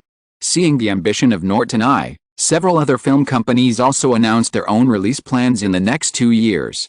Paramount announced that Iron Man 2 has entered the preparation stage and is expected to meet the audience in 2010. Warner Brothers announced that Harry Potter and the Deathly Hallows, Part 1, has entered the shooting stage and is expected to meet the audience in 2010. Sony announced that The Karate Kid in cooperation with Jackie Chan has officially been approved and is expected to meet the audience in 2010. 20th Century Fox Film took out its most powerful weapon, Avatar, produced by Cameron, and announced that it would meet everyone at the end of 2009. This is undoubtedly a blockbuster. Cameron's movie audiences have been looking forward to it for too long, and it will inevitably set off a storm of movie watching. Therefore, no film company wants to collide with Cameron head-on. Even their own signature movies have retreated to 2010 for release, and they dare not compete with him. Tangda naturally wanted to have such a transcendent status, but he couldn't spend several years to make a movie. So he had to make every movie a hit, so that other film companies would be afraid of Tangda in the future. To achieve this, there is a long way to go. Knock, knock. Not long after Tangda hung up the phone, there was a knock on the office door, and then Yufei walked in with Parent in a black suit. "Long time no see, Parent." Unlike the warm greetings when they first met, Tangda leaned back in his chair and had no intention of getting up. Even his eyes were still looking at the company's information, and he didn't raise his eyes. Parent sat on the sofa, and at a glance, he could only see Tangda's tall figure in the shadow of the curtains, which looked mysterious and inviolable, bringing him strong psychological pressure. He pursed his lips, forced a smile and said, "Tang, I brought a new script this time. You will definitely be satisfied." "Sorry, Parent." Tangda raised his body and tapped the table lightly with the bottom of the pen, making a knock, knock sound. "This is the third time you've said that. You said the same thing the last time." "Oh, Tang, I promise this time, it's definitely not inferior to the script of Valkyrie." Parent smiled even more, and said confidently, trying to convince Tangda. But Tangda laughed. "Unfortunately, I don't have time to shoot another Valkyrie now. I know you've been busy with Lucy recently, but didn't you shoot several movies a year before? Why now?" "Before, it was before, Now is now. Tang threw the pen on the table, and Parent, you broke the contract first. Parent had previously announced to the public that the new movie would be shot by Tang for his own status, which attracted a lot of attention and heated discussions. But in fact, his script was not recognized by Tang at all. Sorry, Tang, I didn't expect it. But don't we have a contract? But that's within 5 years. Tang could have waited until MGM went bankrupt and reorganized before helping it direct to work, instead of using his influence to help it survive for a while. Okay. Parent stood up with a bit of disappointment. He had been very far away from Tang from the beginning to the end, just like the gap between their current situations and status. But just when he was about to leave, Tang suddenly said, Parent. He was afraid that Tang would turn around. He didn't think Tang would change his mind, because Tang's heart had always been hard. MGM is destined to have no place for you, but Norton I is different. Tang's face was blocked in the shadow, only his eyes were shining. If you want to come, I will open the door to welcome you. Parent didn't expect Tang to dig into his corner as soon as he opened his mouth. He was a little stunned, but then he came to his senses and felt that this didn't seem to be a surprise. After all, Norton I is now a rising star in Hollywood. After various expansions, the company has expanded a lot, and naturally needs an experienced helmsman next. This made him think a little bit. He didn't refuse Tang, but he didn't agree either. Thank you for your appreciation. Tang knew that Parente had not given up completely when he heard this, so he didn't say anything else. He just nodded and let him leave. After he left, Tang thought for a moment about the candidate for the president of Norton's Eye. He now needs someone who can help him deal with things to manage this increasingly large company, because he can't keep an eye on it all the time. The bigger the company, the more detailed the responsibilities are. Because each department needs to manage a lot of people and things, some even have meetings from morning to night. Many employees may question that leaders do nothing except meetings every day, but in fact, meetings are what leaders must do. Being able to hold meetings in a timely and effective manner is also a rare talent. Take the Norton's Eye as an example. If the production department wants to determine the budget for a new movie, it must hold meetings with the shooting department, props department, director, screenwriter, actor department, etc. to ensure that the budget does not exceed the regulations. If the budget is exceeded, the production department will have to hold another meeting with these departments to see which department will cut some expenses and adjust the budget back. The things involved are very complicated. For example, if the props department exceeds the budget and has to deduct it from the shooting department, the person in charge of the shooting department will definitely not be happy, and the two sides will have a battle, or even a quarrel. If it is just a separate crew, these things can be done as long as the producer and director say something, but now that the company has been established, everything must be based on the most basic fairness. So talents like Parent who have experience in steering a large film company and can balance the needs of all parties are the people Tang needs most at present. But now it seems that Parent has not run out of money and still feels that he can turn the tide. When he hits the wall, he will know that the taste is not good. Tang did not hesitate anymore and asked Yao Fei to call the next person in. This time, it was an agent and an actress who came in. Hello, Tang. Just call me Bondo. The agent was very attentive with an exaggerated smile on his face. Tang looked up and saw a middle-aged man with a greasy hair and two small mustaches on his lips. Hello. The actress next to him was wearing a black suspender dress, with brown hair, not too thick makeup, but bright lipstick. Jesha Fei. Right. Tang read out the actress's name. Yes, that's right. The actress answered Tang nervously. This actress was recommended by others. Tang thought that her image could play the supporting role in The Hangover, so he agreed to let her come for an audition. Now Tang's audition no longer needs such a serious scene. Neither the investors nor the crew will point fingers at his selection. This is the privilege of a big director. Tang looked at the actress's figure and thought that the amplitude of her hip shaking when she walked was good and quite sexy, so he planned to see her acting skills. Then you act this scene. Tang put a page of the script on the table, and his agent Bondo immediately came over with his head down, took the script from the table and handed it to Jeshia. At the same time, he stepped out of the door and closed it considerately. Jeshia looked at the lines on the script, walked forward slowly, and leaned against his desk when Tang lowered his head to write. Tang looked up after hearing the sound, and then he saw Jeshia biting her lip, reaching out with seductive eyes, and pulling off her black skirt. Wow, The skirt fell to the ground, revealing a white naked body underneath. She didn't even put on a breast sticker, just standing naked in front of Tangda, putting her finger to her mouth, and gently sliding her tongue up and down on her finger. Then she lowered her body and tried to get in from the front of the table. As a result, she found that the front of Tangda's table was sealed. Damn it! Jishaya muttered in a low voice, then stood up. Half of her buttocks were pressed against the table, and she danced a sexy dance for Tangda. Pa pa pa. Halfway through, Tangda applauded and said expressionlessly, "It's a good dance, but this part should take place in a strip club." Yao Fei. Boss. Yao Fei, who had been hiding in the shadows and watching the whole process, also walked out expressionlessly, which scared Jishaya. She hurriedly lowered her head and put the skirt on herself.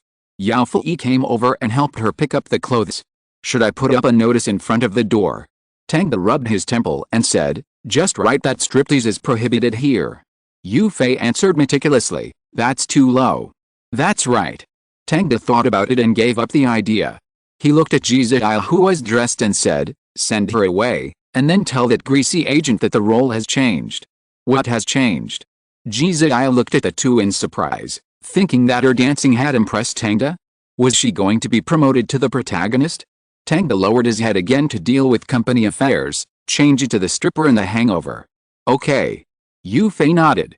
"As for whether there's this role in The Hangover, it doesn't matter. If there's no such role, just add it in.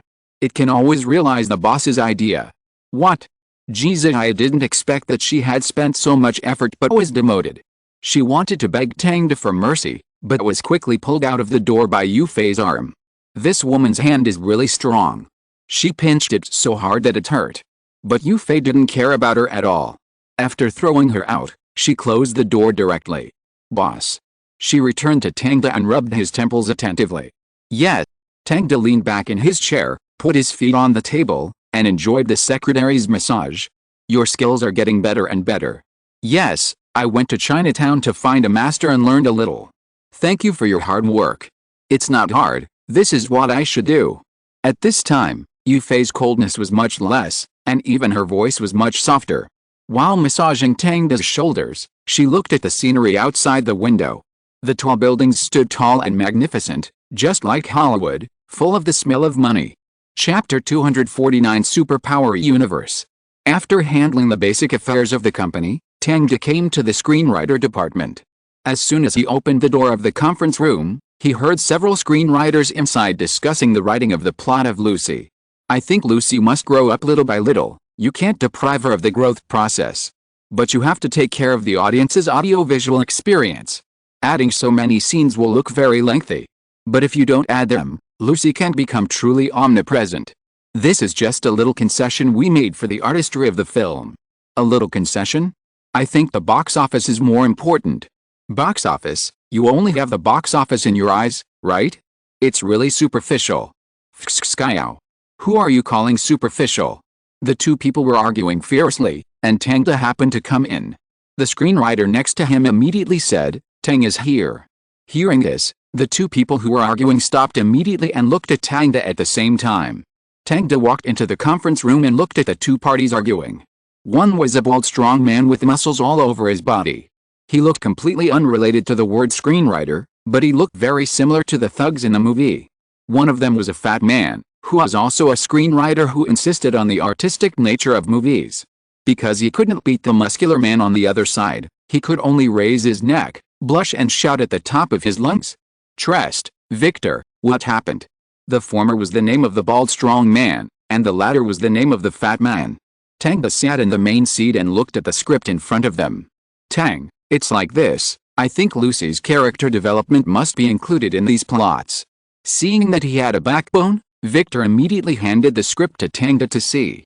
The plot of the movie Lucy tells a science fiction story. Lucy, an American citizen, originally lived in Taipei City and was just an ordinary person.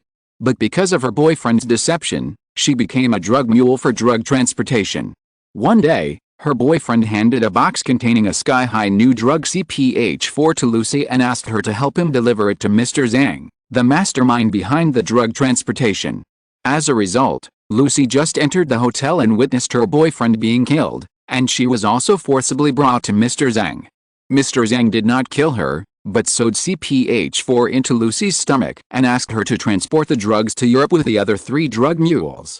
However, during this process, Lucy's stomach was kicked, causing the drugs to rupture in her body and penetrate into her blood vessels and nerves. But instead of dying, she gained various superpowers and became a veritable Superman. She wanted to kill Mr. Zhang, but failed, and only killed his men. However, in the process of exerting her superpowers, she found that her body deteriorated rapidly, and she had to find Professor Norman, the only one who could save her. From him, she learned that the only way to save her life now was to take more CPH4. So Lucy found another policeman to cooperate, collected all the CPH4 and took it. But when she took all the CPH4, her body turned into black matter, and at the same time, she traveled through time and space in her mind and went back to the past to talk with the oldest ancestor of mankind. It was at this time that Mr. Zhang came over and wanted to kill Lucy. As a result, his bullets were empty, because Lucy's body disappeared and turned into an invisible and shapeless next-generation supercomputer. She is everywhere and omniscient. Mr. Zhang was killed by others in the end, and Lucy turned herself into a USB flash drive and handed it over to Professor Norman. This is the general main plot of Lucy. It seems that there are many elements, including superpowers, gangster crimes, fighting, gunfights, and philosophy. But Tang thinks that the shortcomings of this movie are also obvious. An invincible biological computer that eventually became omniscient and omnipotent has been in constant dispute with a gangster boss. It really seems a bit low class and looks a bit low. Of course, this should be the director's fault. After all, the original movie was shot by Luc Besson, and he paid tribute to quite a lot of plots in the movie, including his classic work Leon, the Professional. It is well known that he likes to shoot gangsters, but Tang thinks that the pattern of Lucy can be bigger. It can even become the pioneering work of a new IP series. So he made the following changes. First of all, the place where the incident in Lucy changed from Taipei to Seoul, South Korea. The reason why this movie was chosen in Taipei in the previous life was because it was influenced by the Chinese producer. It's just that this movie is not suitable for promotion in the mainland, so Shanghai BJ was not chosen. However, if Tang came to direct and invest this time, he naturally didn't need to be restrained. He directly positioned the villain in Seoul and changed Mr. Zhang to a super drug trafficking organization spanning multiple countries, with many superpowers under his command. That's right, since Lucy can become a superpower by relying on drugs, why can't others become superpowers by other means? This is unreasonable.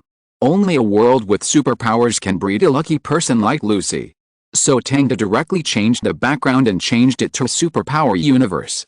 In this way, Lucy will look good when competing with others. Otherwise, watching an invincible person slaughtering ordinary people is cool, but the visual effect is not exciting enough. Of course, Lucy is far stronger than other superpowers. She is equivalent to the strength of Captain Marvel in the Marvel Universe. Ordinary superpowers are just a bunch of waste in her eyes. Secondly, Tang gave the position of the big villain to Mr. Zhang and set up some minor villains.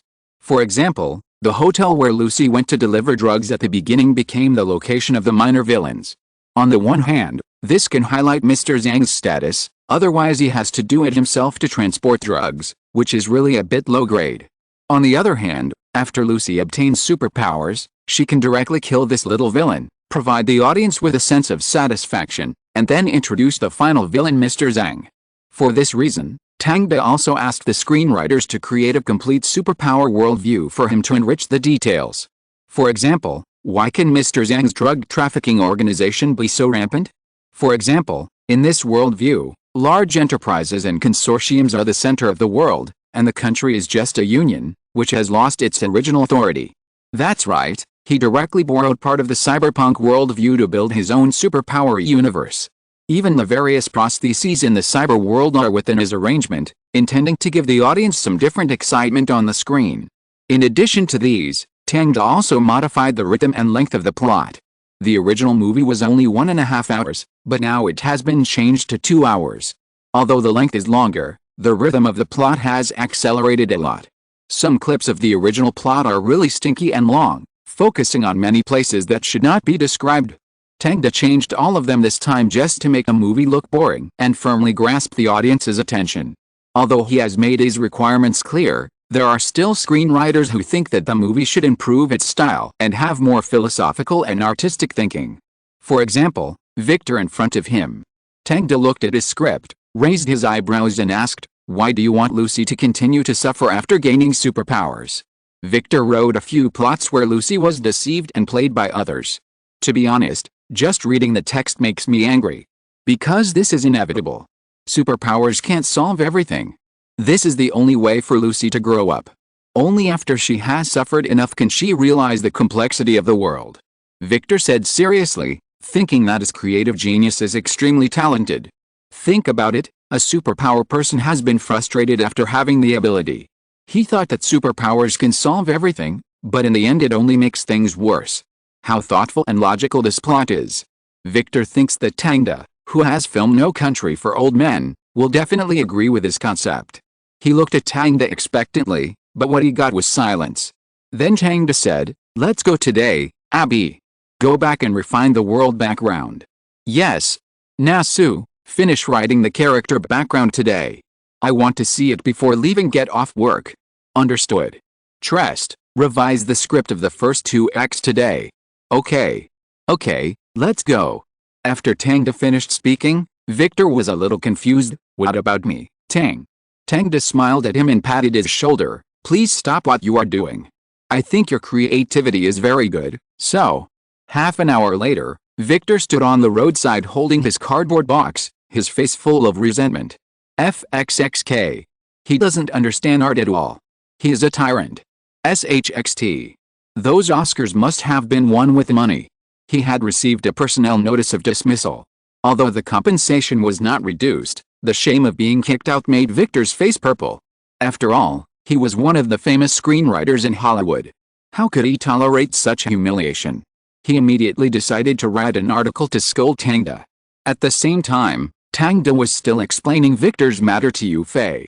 "In the future, we should use less screenwriters for this kind of art film. They are too stubborn." "Understood, boss." Yufei adjusted the frame of his glasses. "Well, I'll go to Digital Domain this afternoon." Digital Domain became a big hit after Inception and regained its foothold in Hollywood. In addition, Tang spent a lot of money to recruit several technical masters, and their facial capture, motion capture and 3D scene special effects have become more and more exquisite.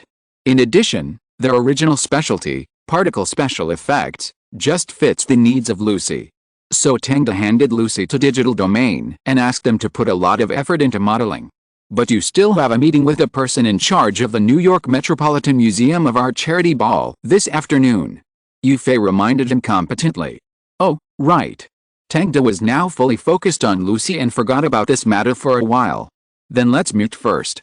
The New York Metropolitan Museum of Art charity ball, from the literal meaning, you can tell what it is. Tang has participated in it before. But this time was different. The director of the Metropolitan Museum of Art in New York specifically found Tang and wanted him to be the annual chairman of this year and be responsible for the design theme of this year's charity ball. Tang agreed. This was also a way to increase his reputation. Especially in the fashion circle, being the annual chairman represented a kind of recognition and was a good title. So after meeting the director, the two quickly decided on this year's annual theme, American Women, a New Side. Now feminism is hot, and demonstrations have been recognized by all walks of life, and many people who promote women's rights have also gained a lot of benefits. Even Carmela, a writer who writes novels specifically for women, was invited to participate in various talk shows to promote feminism. But in fact, Carmela is not a feminist at all, or she has nothing to do with those radicals. She prefers that husband and wife perform their respective duties and take care of the family together. It was just that under Tang's reminder, she did not speak her mind truthfully. After all, no one can go against money. If those young people think that your ideas are outdated, then the sales of the 50 Shades of Grey series will inevitably encounter bottlenecks, and it will also affect the movie. J.K. Rowling is a living example. She was cyberbullied by a large number of netizens and expelled from Harry Potter by fans because of her controversial remarks on transgender people, such as her disagreement that transgender people can choose their assumed gender when going to the bathroom. Even actors are unwilling to speak for the mother of Harry Potter. Just as the theory goes, in reality, minority groups are often in the upper hand of public opinion, because they need to speak out to fight for their rights, so it creates the illusion of a large voice. Tang was naturally on guard against this. He never publicly expressed his opinions on transgender or homosexuality, just to prevent fans from making a list to boycott his movies one day. With the development of the internet, the public opinion field has gradually evolved into a cesspool. People in it are inevitably filthy, so it is very important to keep themselves clean. After settling on the art theme of the museum, Tang drove to the digital field. Here, he met Salman Ambrose, the top technical talent he had poached from Industrial Light and Magic. He is also a backbone and indispensable member of the Avatar team. Originally, Tang had no way to recruit him, but because of his failed investment, he owed a large debt, so under the temptation of high salary and shares, he jumped to Tang's company. There are many people like him. In the year of the financial crisis, Tang did not hesitate to recruit people. After all, there are too few suitable opportunities. So now the strength of the digital field is much stronger than before, and the means of making special effects have become more diverse. Tang, we have solved most of the problems of the special effects you need. Salman Ambrose demonstrated to Tang in front of the computer. On the screen is a rendered 3D character. His arms and head are equipped with various cyber prostheses. When the picture is zoomed in, you can see the clear and realistic texture and material on the prosthesis, as well as the reflection of the light source. This effect is called real-time lighting technology in the game. Of course, it is now a simplified version. And it can't be as real-time as in the game, it can only be called artificial lighting technology. But it still looks very realistic. The high-precision modeling is matched with lighting, which makes it more real, and it looks like a mechanical arm in the real world. If we compare the special effects of movies on the market now, it is really a small witch compared to a big witch. Only the unreleased Avatar is better. But the investment of Avatar is also several times that of Lucy, so Tang thinks that the current level is enough to beat other movies of the same period. Chapter 250 Super Body Preparation. Lucy will be filmed using 3D technology. When other companies haven't reacted yet, Tang plans to take advantage of the 3D dividends brought by Avatar and launch 2 versions of the movie. He will directly capture all the audiences and use this to build his own superpowered universe. This is what he has been planning.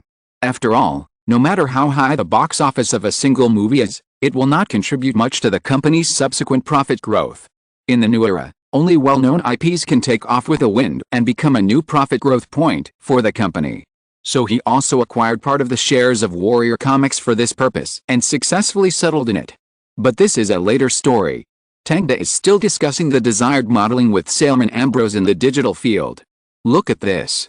Salman Ambrose pointed to the 3D model on the table. This is the little boss in the movie, temporarily named Chainsaw Man. His arm is composed of a whole mechanical arm that can pop out a chainsaw, and his legs are also cyber prostheses. Both his jumping ability and his ability to withstand blows are beyond ordinary people. Before Lucy has acquired stronger superpowers, this little boss is just right for fighting. Tang picked up the model, which was about 30 centimeters high. It felt solid and had bright colors. It could be sold as a peripheral. Great. I didn't expect you had this kind of craftsmanship. Salman Ambrose explained, this model is good for us to model on the computer, and it also has preservation value. Right. Tang nodded, then do it this way, and then make a batch of all the characters, and then use it for publicity. Okay. But there are still some issues that need to be discussed, Tang, such as the 3-dimensional city you mentioned. Because this movie adopts the cyberpunk worldview, Tang has divided the economic center of the world into several different cities. In order to reflect high technology and low life, each city must have its own distinctive characteristics. For example, New York is the capital of cyber prosthesis. People here pursue all kinds of avant-garde and advanced prostheses. They are all fancy and even the vehicles have been modified, which looks very cool. It's just that the upper class uses high-tech products, mainly gold and silver. The lower class uses store products, mainly other messy colors. Here, color represents class. If you don't have a prosthetic body, you will look out of place. In addition to New York, there is also a 3-dimensional city. Although it will not be highlighted and will only appear as an Easter egg, Tang requires that its sense of mystery and technology must be reflected. For example, towering buildings, multi-level duplex structures, honeycomb-like residential buildings and various aircraft that shuttle through the sky. Of course, there are also rail transit that is suspended upside down in the sky. Here, The lower-class people live underground and never see the sun all year round. Only the upper-class people live in high places and can enjoy the natural scenery. But Salman Ambrose had never read books related to cyberpunk before. He has made up for some of it during this period, but he still feels that the picture is not clear enough. It's actually very simple. Tang said to his confusion, "You can go and see the Kowloon walled city in Hong Kong and Chongqing in China. The combination of these two places is very consistent with my idea of a three-dimensional city." "I see." Salman Ambrose nodded and wrote it down. In fact, in addition to cyberpunk, Tang also plans to incorporate Cthulhu elements. These are all elements that will be loved by young people in the future. After extracting the most essential parts, they will definitely get a good market response. But the time is not yet ripe. Cthulhu elements can be added to the movie in advance as a background supplement because they have been mentioned in many horror novels. Tang also bought the copyrights of many Cthulhu novels for this purpose. It was at this time that he learned that some well-known Cthulhu novels had actually sold the rights to film and television adaptations. They were even adapted into movies. This is indeed his blind spot in knowledge. It can only be said that Hollywood's sense of smell is indeed sensitive, and there are indeed many smart people. When a new type of novel appears, it is always right to buy the copyright in advance, regardless of whether the adaptation of it can sell well at the box office. It's just that the market is not able to accept such advanced themes for the time being, so a large number of Cthulhu novels, the copyright is still hoarded in the hands of film companies or major producers, and no real shooting has been carried out. This caused Tang to have to set up a new copyright operation company to negotiate with those producers and purchase the copyright of Cthulhu novels. Of course, he couldn't buy it in the name of the Eye of Norton. After all, everyone knew that Tang had a good eye for pearls. If they knew that Tang wanted to buy it, they would definitely raise the price. So these things were done in secret. After talking with Salman Ambrose, Tang went to the props department again. There were already made cyber prostheses everywhere. In order to achieve a realistic effect, Tang still planned to focus on real shooting and supplement it with special effects. Therefore, the props department is very important. Their ability determines how the film looks.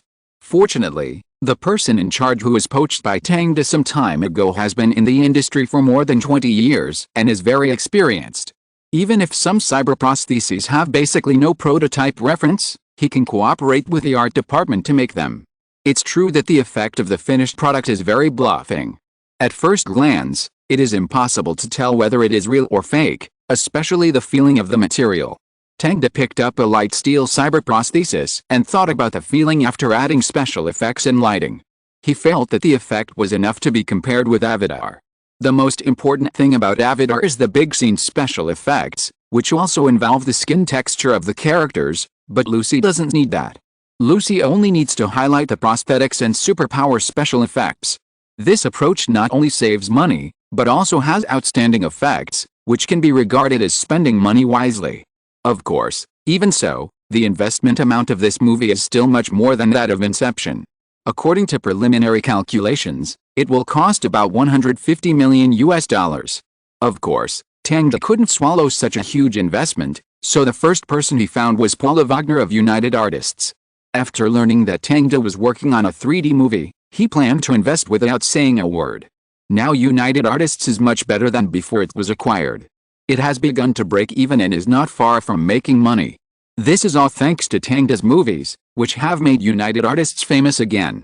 So Paula Wagner no longer doubts his vision and ability, and directly invested $50 million. For the remaining $100 million, Tang plans to find advertisers to solve about $30 million, and the remaining $70 million will be fully funded by Norton Eye. To be honest, the $70 million investment was a relatively strenuous investment for Norton Eye. After all, he spent a lot of money this year, recruiting people and setting up companies. Although the assets have expanded several times, there is no way to create working capital out of thin air. Fortunately, Tokyo Company has achieved substantial profits. The idol alliance led by Akimoto Yasushi has successfully set off an idol trend in Japan. This group of second-generation idols, which are completely different from the first-generation idols, have become the darlings of the market. They have begun to appear frequently in major TV stations and movies, and even the music album charts are occupied by idols. Many Japanese singers are dissatisfied with this, because idol single albums are often released in N versions, and the chorus is completely different except for the main song. In addition, there are different groups and teams in the idol group singing, and various private photos and exclusive handshake coupons are also given. However, the sales of these different versions are attributed to one song, which has led to a surge in sales. The AKB48 group was able to sweep the Oricon charts thanks to this clever sales method. It can only be said that Akamoto Yasushi is indeed a genius, and he really understands the idol economy. Therefore, even if Norton I has made a large investment, it can still suck blood from Japan, so there is nothing to worry about. After confirming the production of the props department, Tang ran to the Warrior Comics headquarters without stopping. This comic company is the real confidence for him to compete with Disney, Warner, and Sony in the next few years. In America, comics are really the best source of IP, because young people like comics enough and have the habit of reading physical comics. This is the same as Japan. Physical comics have become an inseparable part of national entertainment. Therefore, whoever can succeed in the comics market will often drive the sales of their movies, TV series and animations. This is also the most critical reason for Tang to join Warrior Comics. Norton I needs a blood pump to continuously deliver IP to the company. However, Warrior Comics' current business situation is not very good, because this comic company was sold to Acclaim TV game company by investors in 1994. As a result, due to poor management, Acclaim closed all departments in 2004 and stopped selling comics. It was not until 2005 that Warriors was revived by two entrepreneurs, but the sales of comics have not been very good. This year, the two entrepreneurs have been unable to bear it, so they agreed to Tang's entry. Tang knows that this company will become the third American comic company in addition to DC and Marvel in the future. Although this title did not last long, it at least shows that its hard power is sufficient. The main problem of the company is that the IP value is not enough, and it has not really created its own superheroes. The only few well-known characters are Pioneer Brave, Zero Armor, Night Shadow, and Blood Warrior. To be honest, Tang has hardly heard of them. Compared with the popularity of Marvel heroes, they are simply too different, not at the same level. So after Tang joined this company, his first request was to set up an exclusive studio, call the most powerful cartoonists, and set up a new series of comics. This world will be temporarily named Super Saiyan. Tang said to Logan Uther, the chief cartoonist of Warrior Comics. Super Saiyan. Logan Uther frowned, thinking about the meaning of this name. It's actually very simple. Superpower, cyberpunk, and Cthulhu. Tang smiled and said, it's just extracting a word from these elements. I see, but can these elements really be integrated together? Logan Usher still didn't understand what Tang wanted, and always felt it was a bit complicated. Yes, of course. Tang took out the worldview he had written in the past year and explained to Logan Usher, first of all, this is a superpowered universe. There is a mysterious force in the universe, which is called chaos. Chaos gave birth to some creatures. These creatures are ancient, wise, and indescribable. They are active on the other side of the world and are the origin of all things. Creator. But among these creatures, there are also guys who specialize in destruction and destruction. They are more terrifying and creepy. The purpose of their existence is to transcend, and for this they do not hesitate to devour the universe. In order to fight against it, the creators spread their seeds, and these seeds gave birth to various species in the Milky Way, and humans are one of them. But because the development speed of humans is very slow, the creators have to protect them. As for what to use to protect, the sun, the moon, and the Milky Way farther away. These are all fake, like props on a stage, which may be taken away by the creators at any time. Humans entertain themselves on this stage. Only a small number of them have gained superpowers. People with extremely strong perceptions know part of the truth. For this reason, they travel around the world, set up various organizations, and have researched many results. Of course, some people who have superpowers only care about their own enjoyment. They set up large enterprises and companies, monopolize everything, and keep the society firmly in their hands. NCPH 4. Tang knocked on the table. It is a plant evolved from the wisdom factors sown by the Creator. It is a precious thing extracted by scientific means. It is not a drug at all. The reason why it is addictive is because of people's obsession with wisdom. When people take it, They will have the illusion that they have insight into the entire universe. But it is not suitable for everyone, so after taking it, they often bleed from all 7 orifices and die. Only Lucy, she is the best match for CPH4. Logan Usher nodded suddenly. So Lucy gained superpowers after taking it? Then why did her body age? Because this substance is essentially used to give birth to gods. Lucy is not a god, she is just an ordinary person. The more developed her brain is, the more her weak body cannot keep up. Her brain is constantly absorbing nutrients from the body, which is the truth behind Lucy's near-death experience after gaining superpowers. So the real solution is actually to stop taking CPH4. Logan Usher has now completely entered the plot. That's right, but the doctor and everyone else made the wrong judgment. Because they don't understand this kind of thing at all. Tang smiled and said, "You can also say that this is fate, a combination of circumstances." That's right. After understanding this key point, Logan Usher suddenly became interested in the entire plot and felt that there were many things to describe. For example, the relationship between superpowers and ordinary people, the impact of cyberprostheses on humans, and when humans can learn the truth about the universe. These suspense are enough to support a comic universe. He can imagine the shock of many superheroes learning that they are actually living in a cage. That is the feeling of subverting the world and subverting the worldview. End of this chapter. Thank you very much for reaching the end. Don't forget to like. Looking for more exclusive content and immediate access? Subscribe to our Patreon. Remember, every like, subscription, or donation encourages us to continue. Thanks to everyone. See you in the next video.